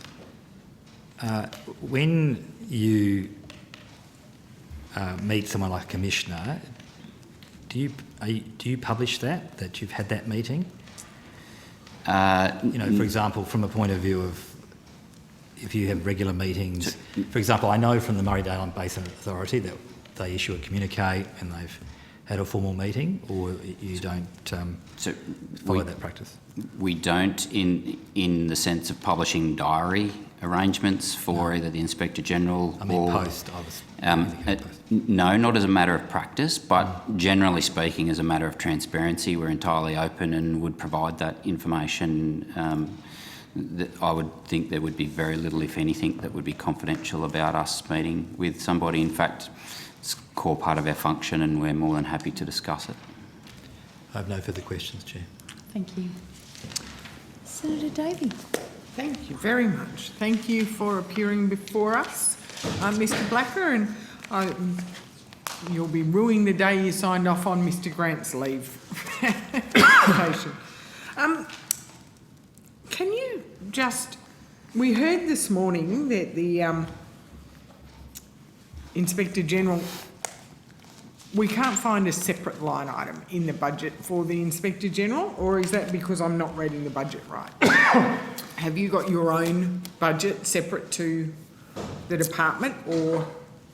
So my understanding of the budget, and I haven't looked for a specific line item for the Inspector General in there in this budget.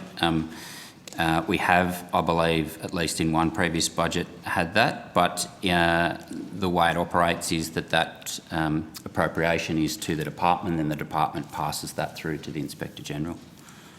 But you are an independent agency?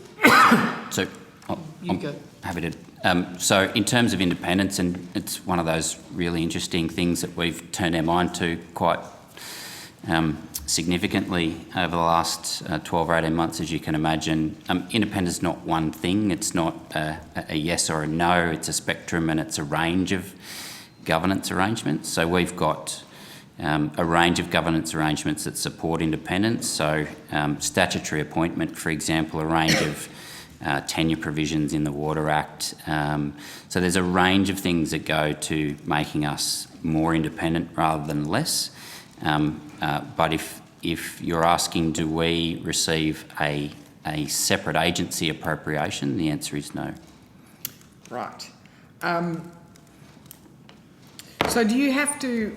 I mean, I'm just wondering how that impacts your operations. So do you have to report back to the department? Do the department get to veto your operations, or is it just the way that the funding's administered?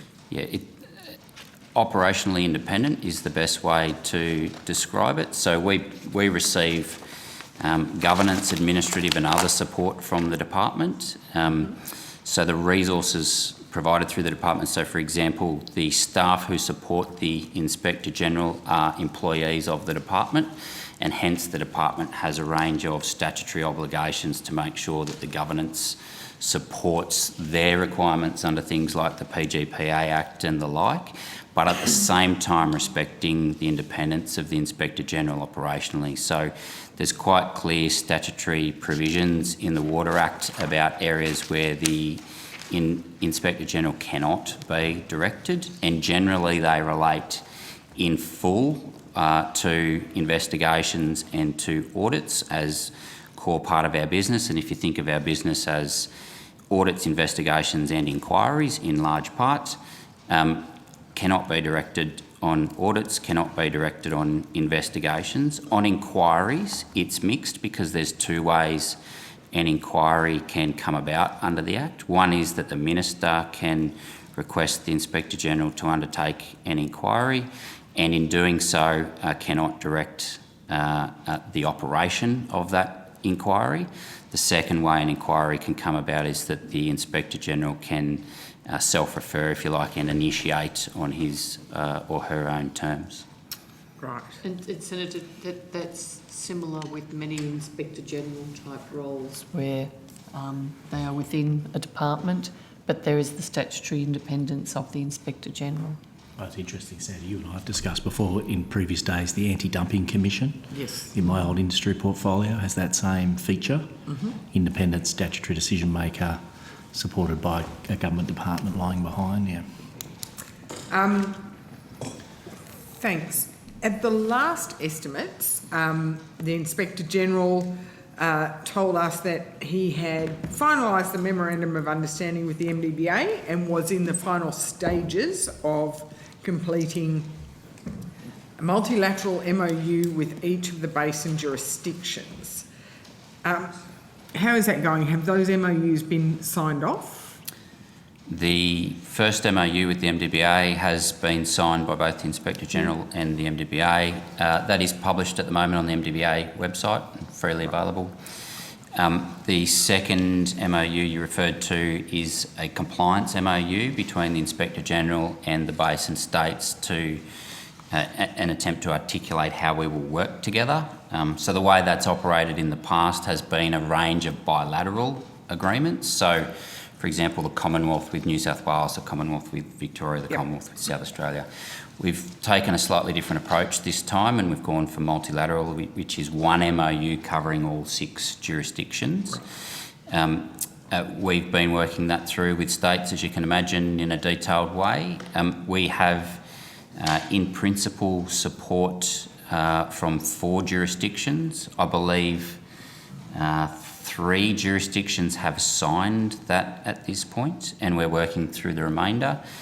We have 1 jurisdiction who would like us to expand the scope of that MOU beyond the compliance role to also cover matters of oversight, and we're working through those issues with that jurisdiction. What is the timeline you expect to finalise it? And when it's finalised, like the MDBA one, will it be published? So the mechanism we're using to work through that with the states is a regulatory leaders forum. So that is the chief water compliance regulator from each jurisdiction, and we've convened that group since being established just over a year ago. And that group is meeting, I think, on the 28th of this month. But in essence, a lot of that was agreed at the last forum. We're working through the mechanics of signatures. Some jurisdictions, for example, have to go and get cabinet approval so they can agree in principle, but then have to run the mechanics of each jurisdiction before somebody can put their signature on the document. So there's a range of different processes we've got to go through to get that finalised. As soon as that's finalised, we'll be publishing that on our website. Timeline dependent on states' processes. Yeah, but I think the critical thing there is we've got 5 jurisdictions, but 4 in principle at agreement. We're working through issues with the 5th. In Labor's 5-point plan that they took to the election campaign, the second point was increasing compliance metering and monitoring, which is a good thing. And the last point of that was ensuring the Inspector General leads a crackdown on any illegal structures that have been built in the basin to divert water.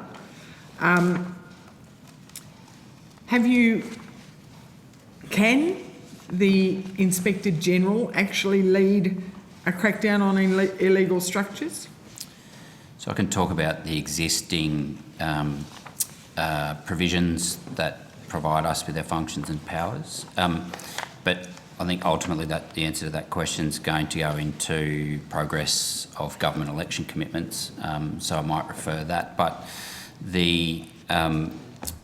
as it stands at the moment, we generally speaking have what I would call aggregate compliance powers within the legislation. So we look at things like the sustainable diversion limit, so it's in aggregate.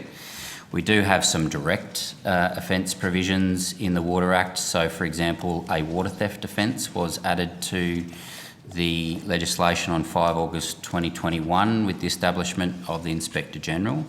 At this point in time, the responsibility and powers to act on works, so pumps, pipes, regulators, levies, those sorts of things, they are state-based provisions, powers and offences.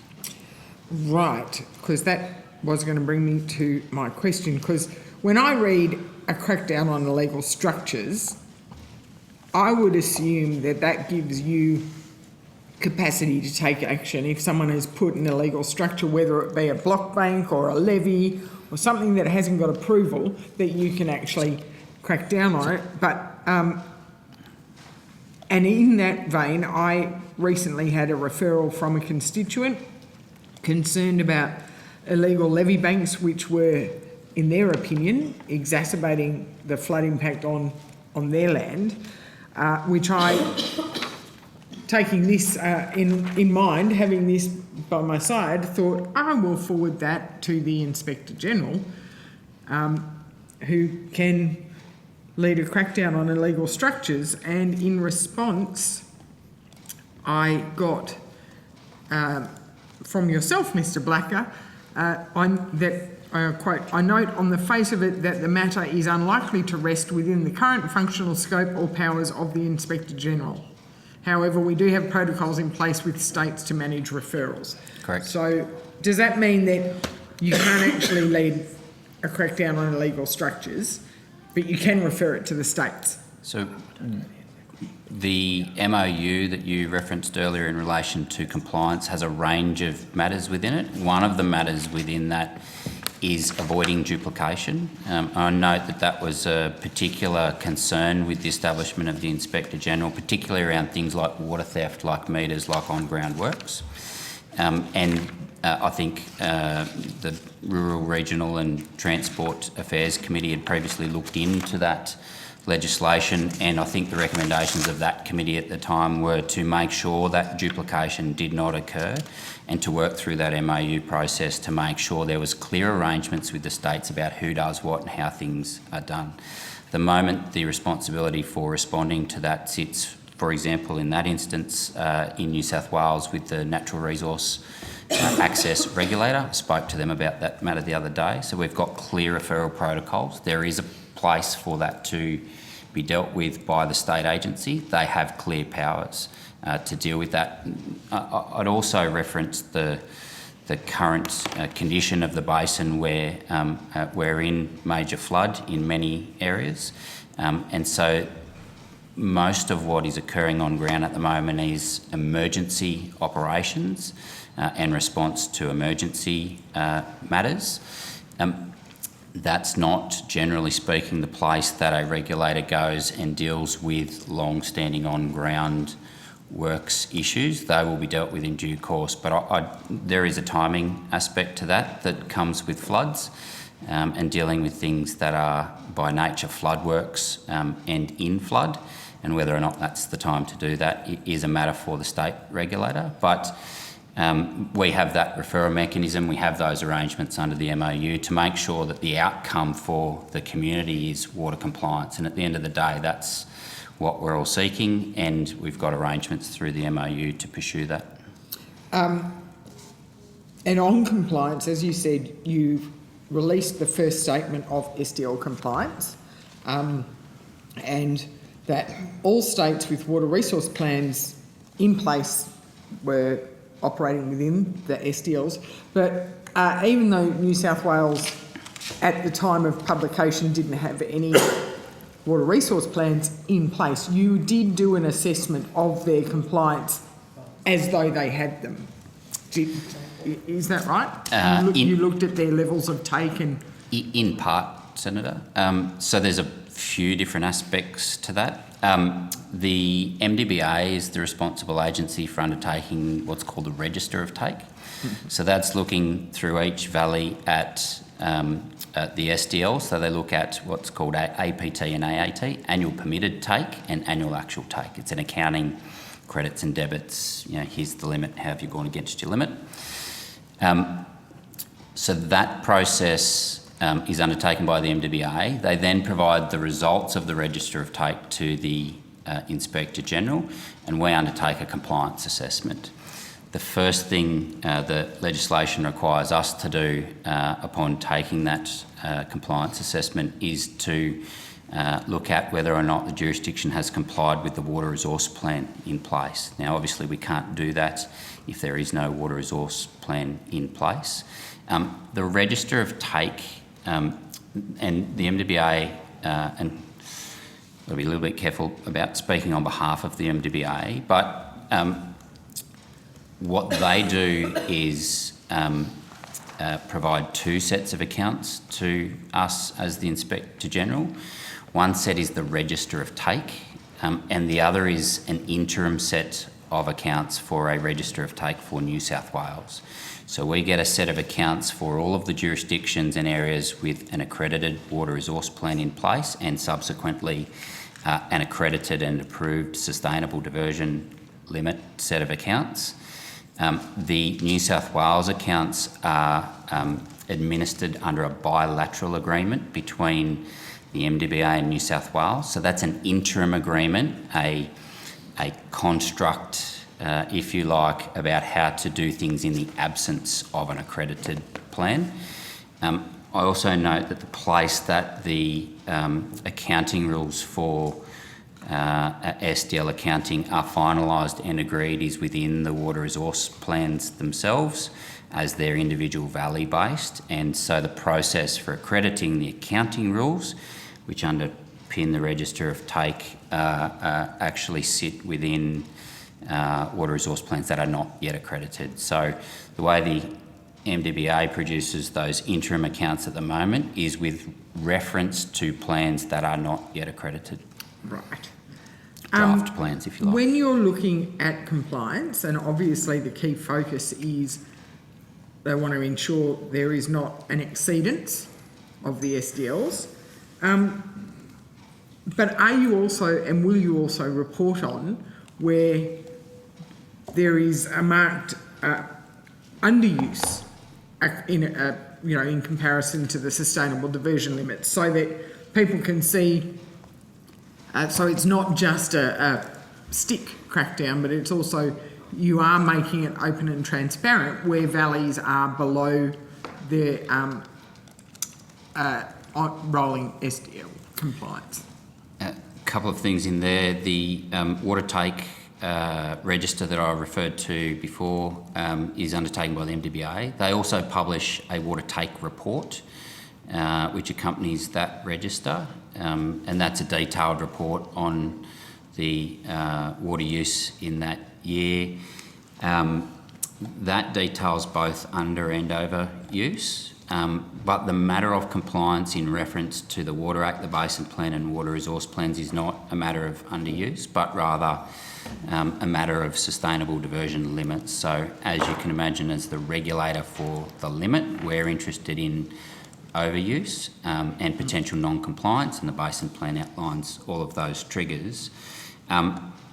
But we'd observe on underuse that just because there's underuse does not mean there is more water available for allocation or that there is surplus water available for redistribution. And most of the available water is currently allocated in accordance with basin states' relevant policies and rules. So whilst we're not the regulator, we do observe that it comes up on a relatively frequent basis in terms of commentary on underuse, and a belief that that means there's lots of water that isn't allocated that could be allocated. And again, without speaking on behalf of other agencies, I believe the MDBA did a large body of work and published a detailed report on this matter 2019, 2020. And I will acknowledge, and I'm not, the reasons for my questions are not about reallocating any underuse. Yep. The reasons for my question, however, are if valleys are consistently underusing, then because the Basin Plan is all about the sustainable level of take, and if they're consistently below that, then it's been put to me, why do we need further water recovery? Because the whole purpose of water recovery was to bring the level of take to below the sustainable level of take. If we're already below that, because we've had water recovery, because we've had behavioural change, I'm not saying reallocate it, but I'm saying haven't we achieved that valley's sustainable diversion limit? Yeah, it's an interesting area, and there's lots in that. I'm not sure we'll get through all of that on Friday afternoon. And it might not be your place to answer either. But I'd also say that the sustainable diversion limit is not necessarily a static annual limit. It's a long-term average, and in doing so, we are going to get variability year to year. Some years you might be under, some years you might be over. Now, there's a way that we need to manage that in response to that, because when you are managing to a long-term average, you've got to be quite careful about how you respond to a particular point in time or a particular year or a particular point on a long-term trend. So there will be periods of underuse, there will be periods of overuse, and SDLs account for that. For example, in a cycle at the moment, like a wet year, you'll find that they are adjusted for climatic conditions as they are in dry years. So they are quite variable, and so I just give pause for referencing to one SDL and saying we're under this year and therefore there is no need for... I note the SDL compliance formula has a rolling average, so it's not 1 year. Yes. You're under or over, and so, but that's okay. I believe. It was just on that.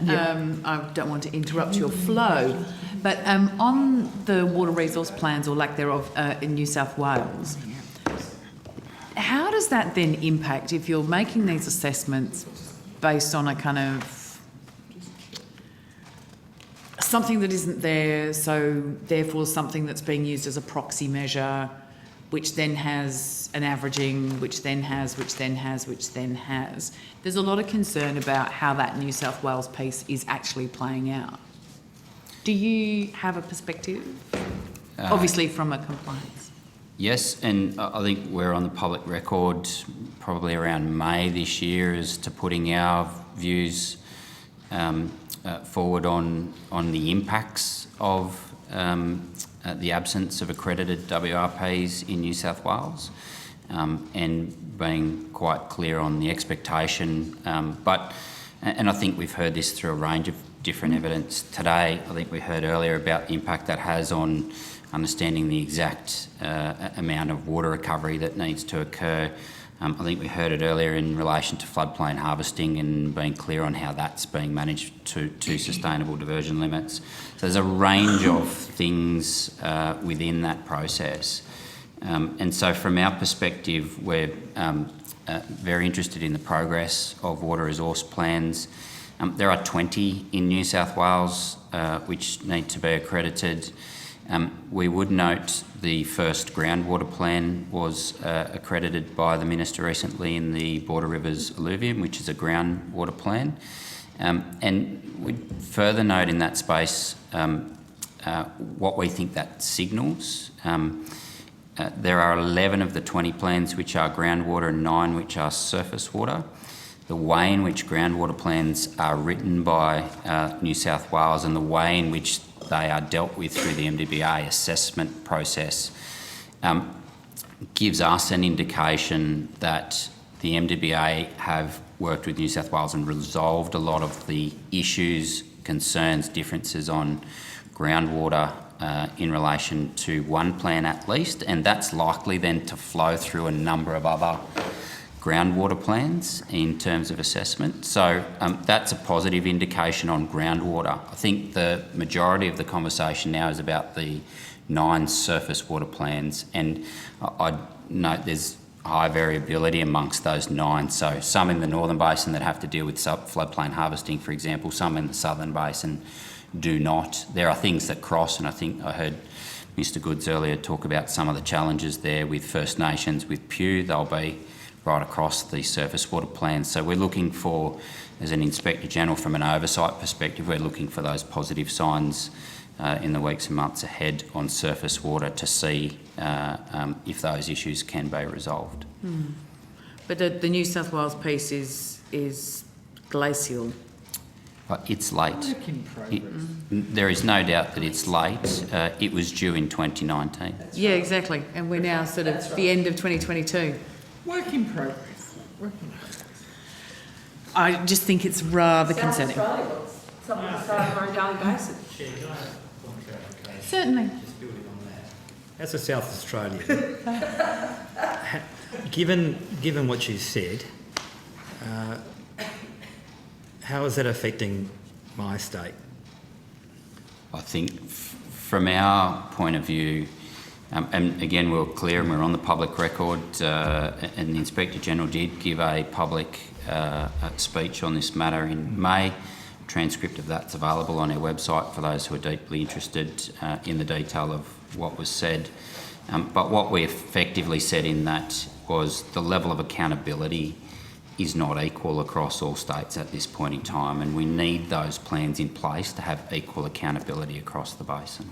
Yeah, it caused great sadness and consternation in my state. Back to you, Chair. Yes, great consternation and sadness in our great state of South Australia at the bottom of the river system.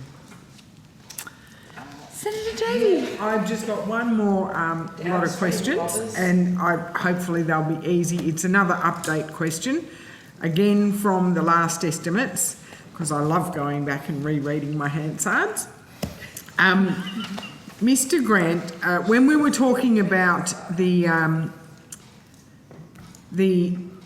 metering compliance reviews and work that you are doing, and looking at the compliance regime and AS 4747 and your reporting on which states are compliant and which aren't, Mr. Grant said, well, you yourself, Mr. Blacker, said that it varies. You were working on a scorecard and it varies between states and the way they publish and they report. And you were monitoring a clear pathway, but then Mr. Grant said it was his view that he wanted to be measuring outcomes as apples with apples rather than using a very difficult way to understand progress is not equal across jurisdictions. How is the work going to compare apples with apples, given that we still have varying levels of AS 4747 compliance, varying rules? I understand South Australia have grandfathered their meters, so they don't have to be at 4747 compliant until they're yes, they've got a grandfather, and Queensland have very interesting rules themselves. So how is that work going? Is there now a scorecard to say 4747 compliance, these states comply with that? These states, however, have meters, but they're not that level of compliance, because we also have telemetry in some areas and not in others, and I think some areas of South Australia still manually read their meters. Thank you, Senator. Two parts to the answer there. The first one will be about the reporting and scorecard piece. The second one will be about the substance of metering and the issues and concerns. In terms of the scorecard, we've been working with jurisdictions, as you can imagine, on that since our establishment. One day we'll write that up as a case study in interjurisdictional relations and pursuing consistency and harmonisation across 6 jurisdictions as to reporting regimes.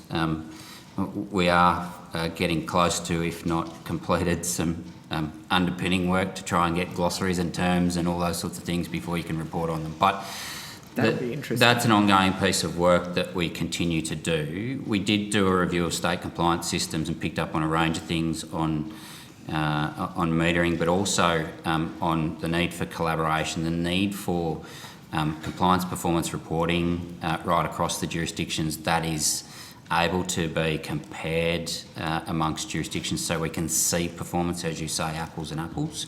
So is that your Steady As It Flows report? No, this is a separate report. What's the title of that one? Compliance performance... reporting framework? No, compliance and enforcement frameworks. Compliance, it's on our website, but it's compliance and enforcement review of jurisdictions. So Mr. Des Pearson led that work for us. So those unfamiliar with Des, he was the the Auditor General of Western Australia and Victoria for the better part of 15 years. Well respected for his work in audit. And so Des looked at the 5 jurisdictions' compliance systems for us. One of the key findings out of his work was the need for increased collaboration, the need for that outcomes-based performance reporting right across the basin so we can tell the story, because what he did find is that, generally speaking, the state compliance systems are adequate, but when they're not telling the story of their success at a basin scale, and that's where we have a role to try and bring that together and be able to provide that in a clear and transparent way that people can understand. We've been working through that on a metering front. And we do have numbers from the states, so we have requested that data, they have provided it. We have been working with them on that. We are at the back end of assurance checks on data integrity and other things, where we want to make sure when we put something out that it's very clear and accurate, so we're hoping to do that shortly. We're due to speak to the regulatory leaders at the next forum on the 28th of November on that matter. But in terms of the substance of what underpins that, which was part of your question, our expectation and generally the commitment through the Compliance Compact is three things. It's on coverage, it's on accuracy, it's on timeliness.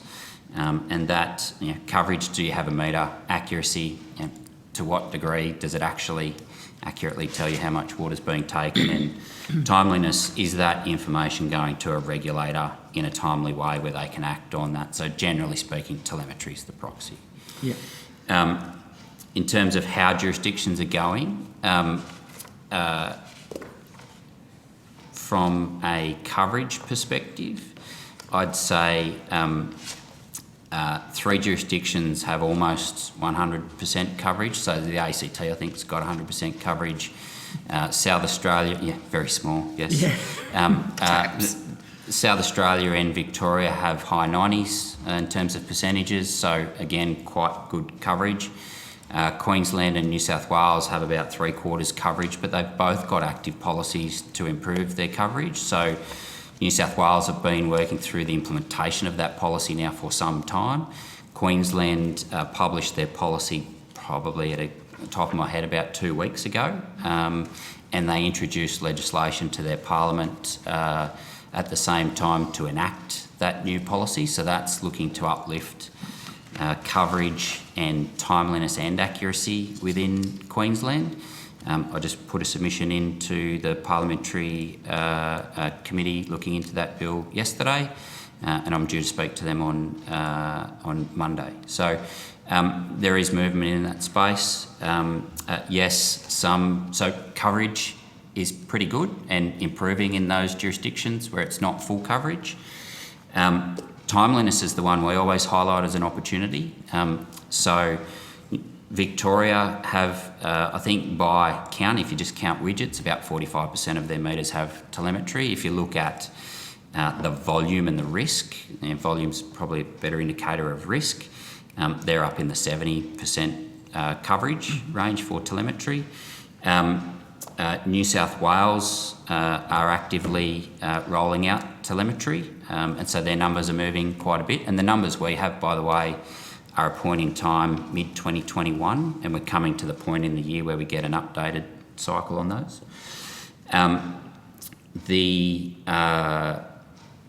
In terms of telemetry, there are 2 jurisdictions who don't have a telemetry policy. So South Australia and the ACT don't yet have a policy requiring telemetry, and that's the basis on which this occurs through the compact.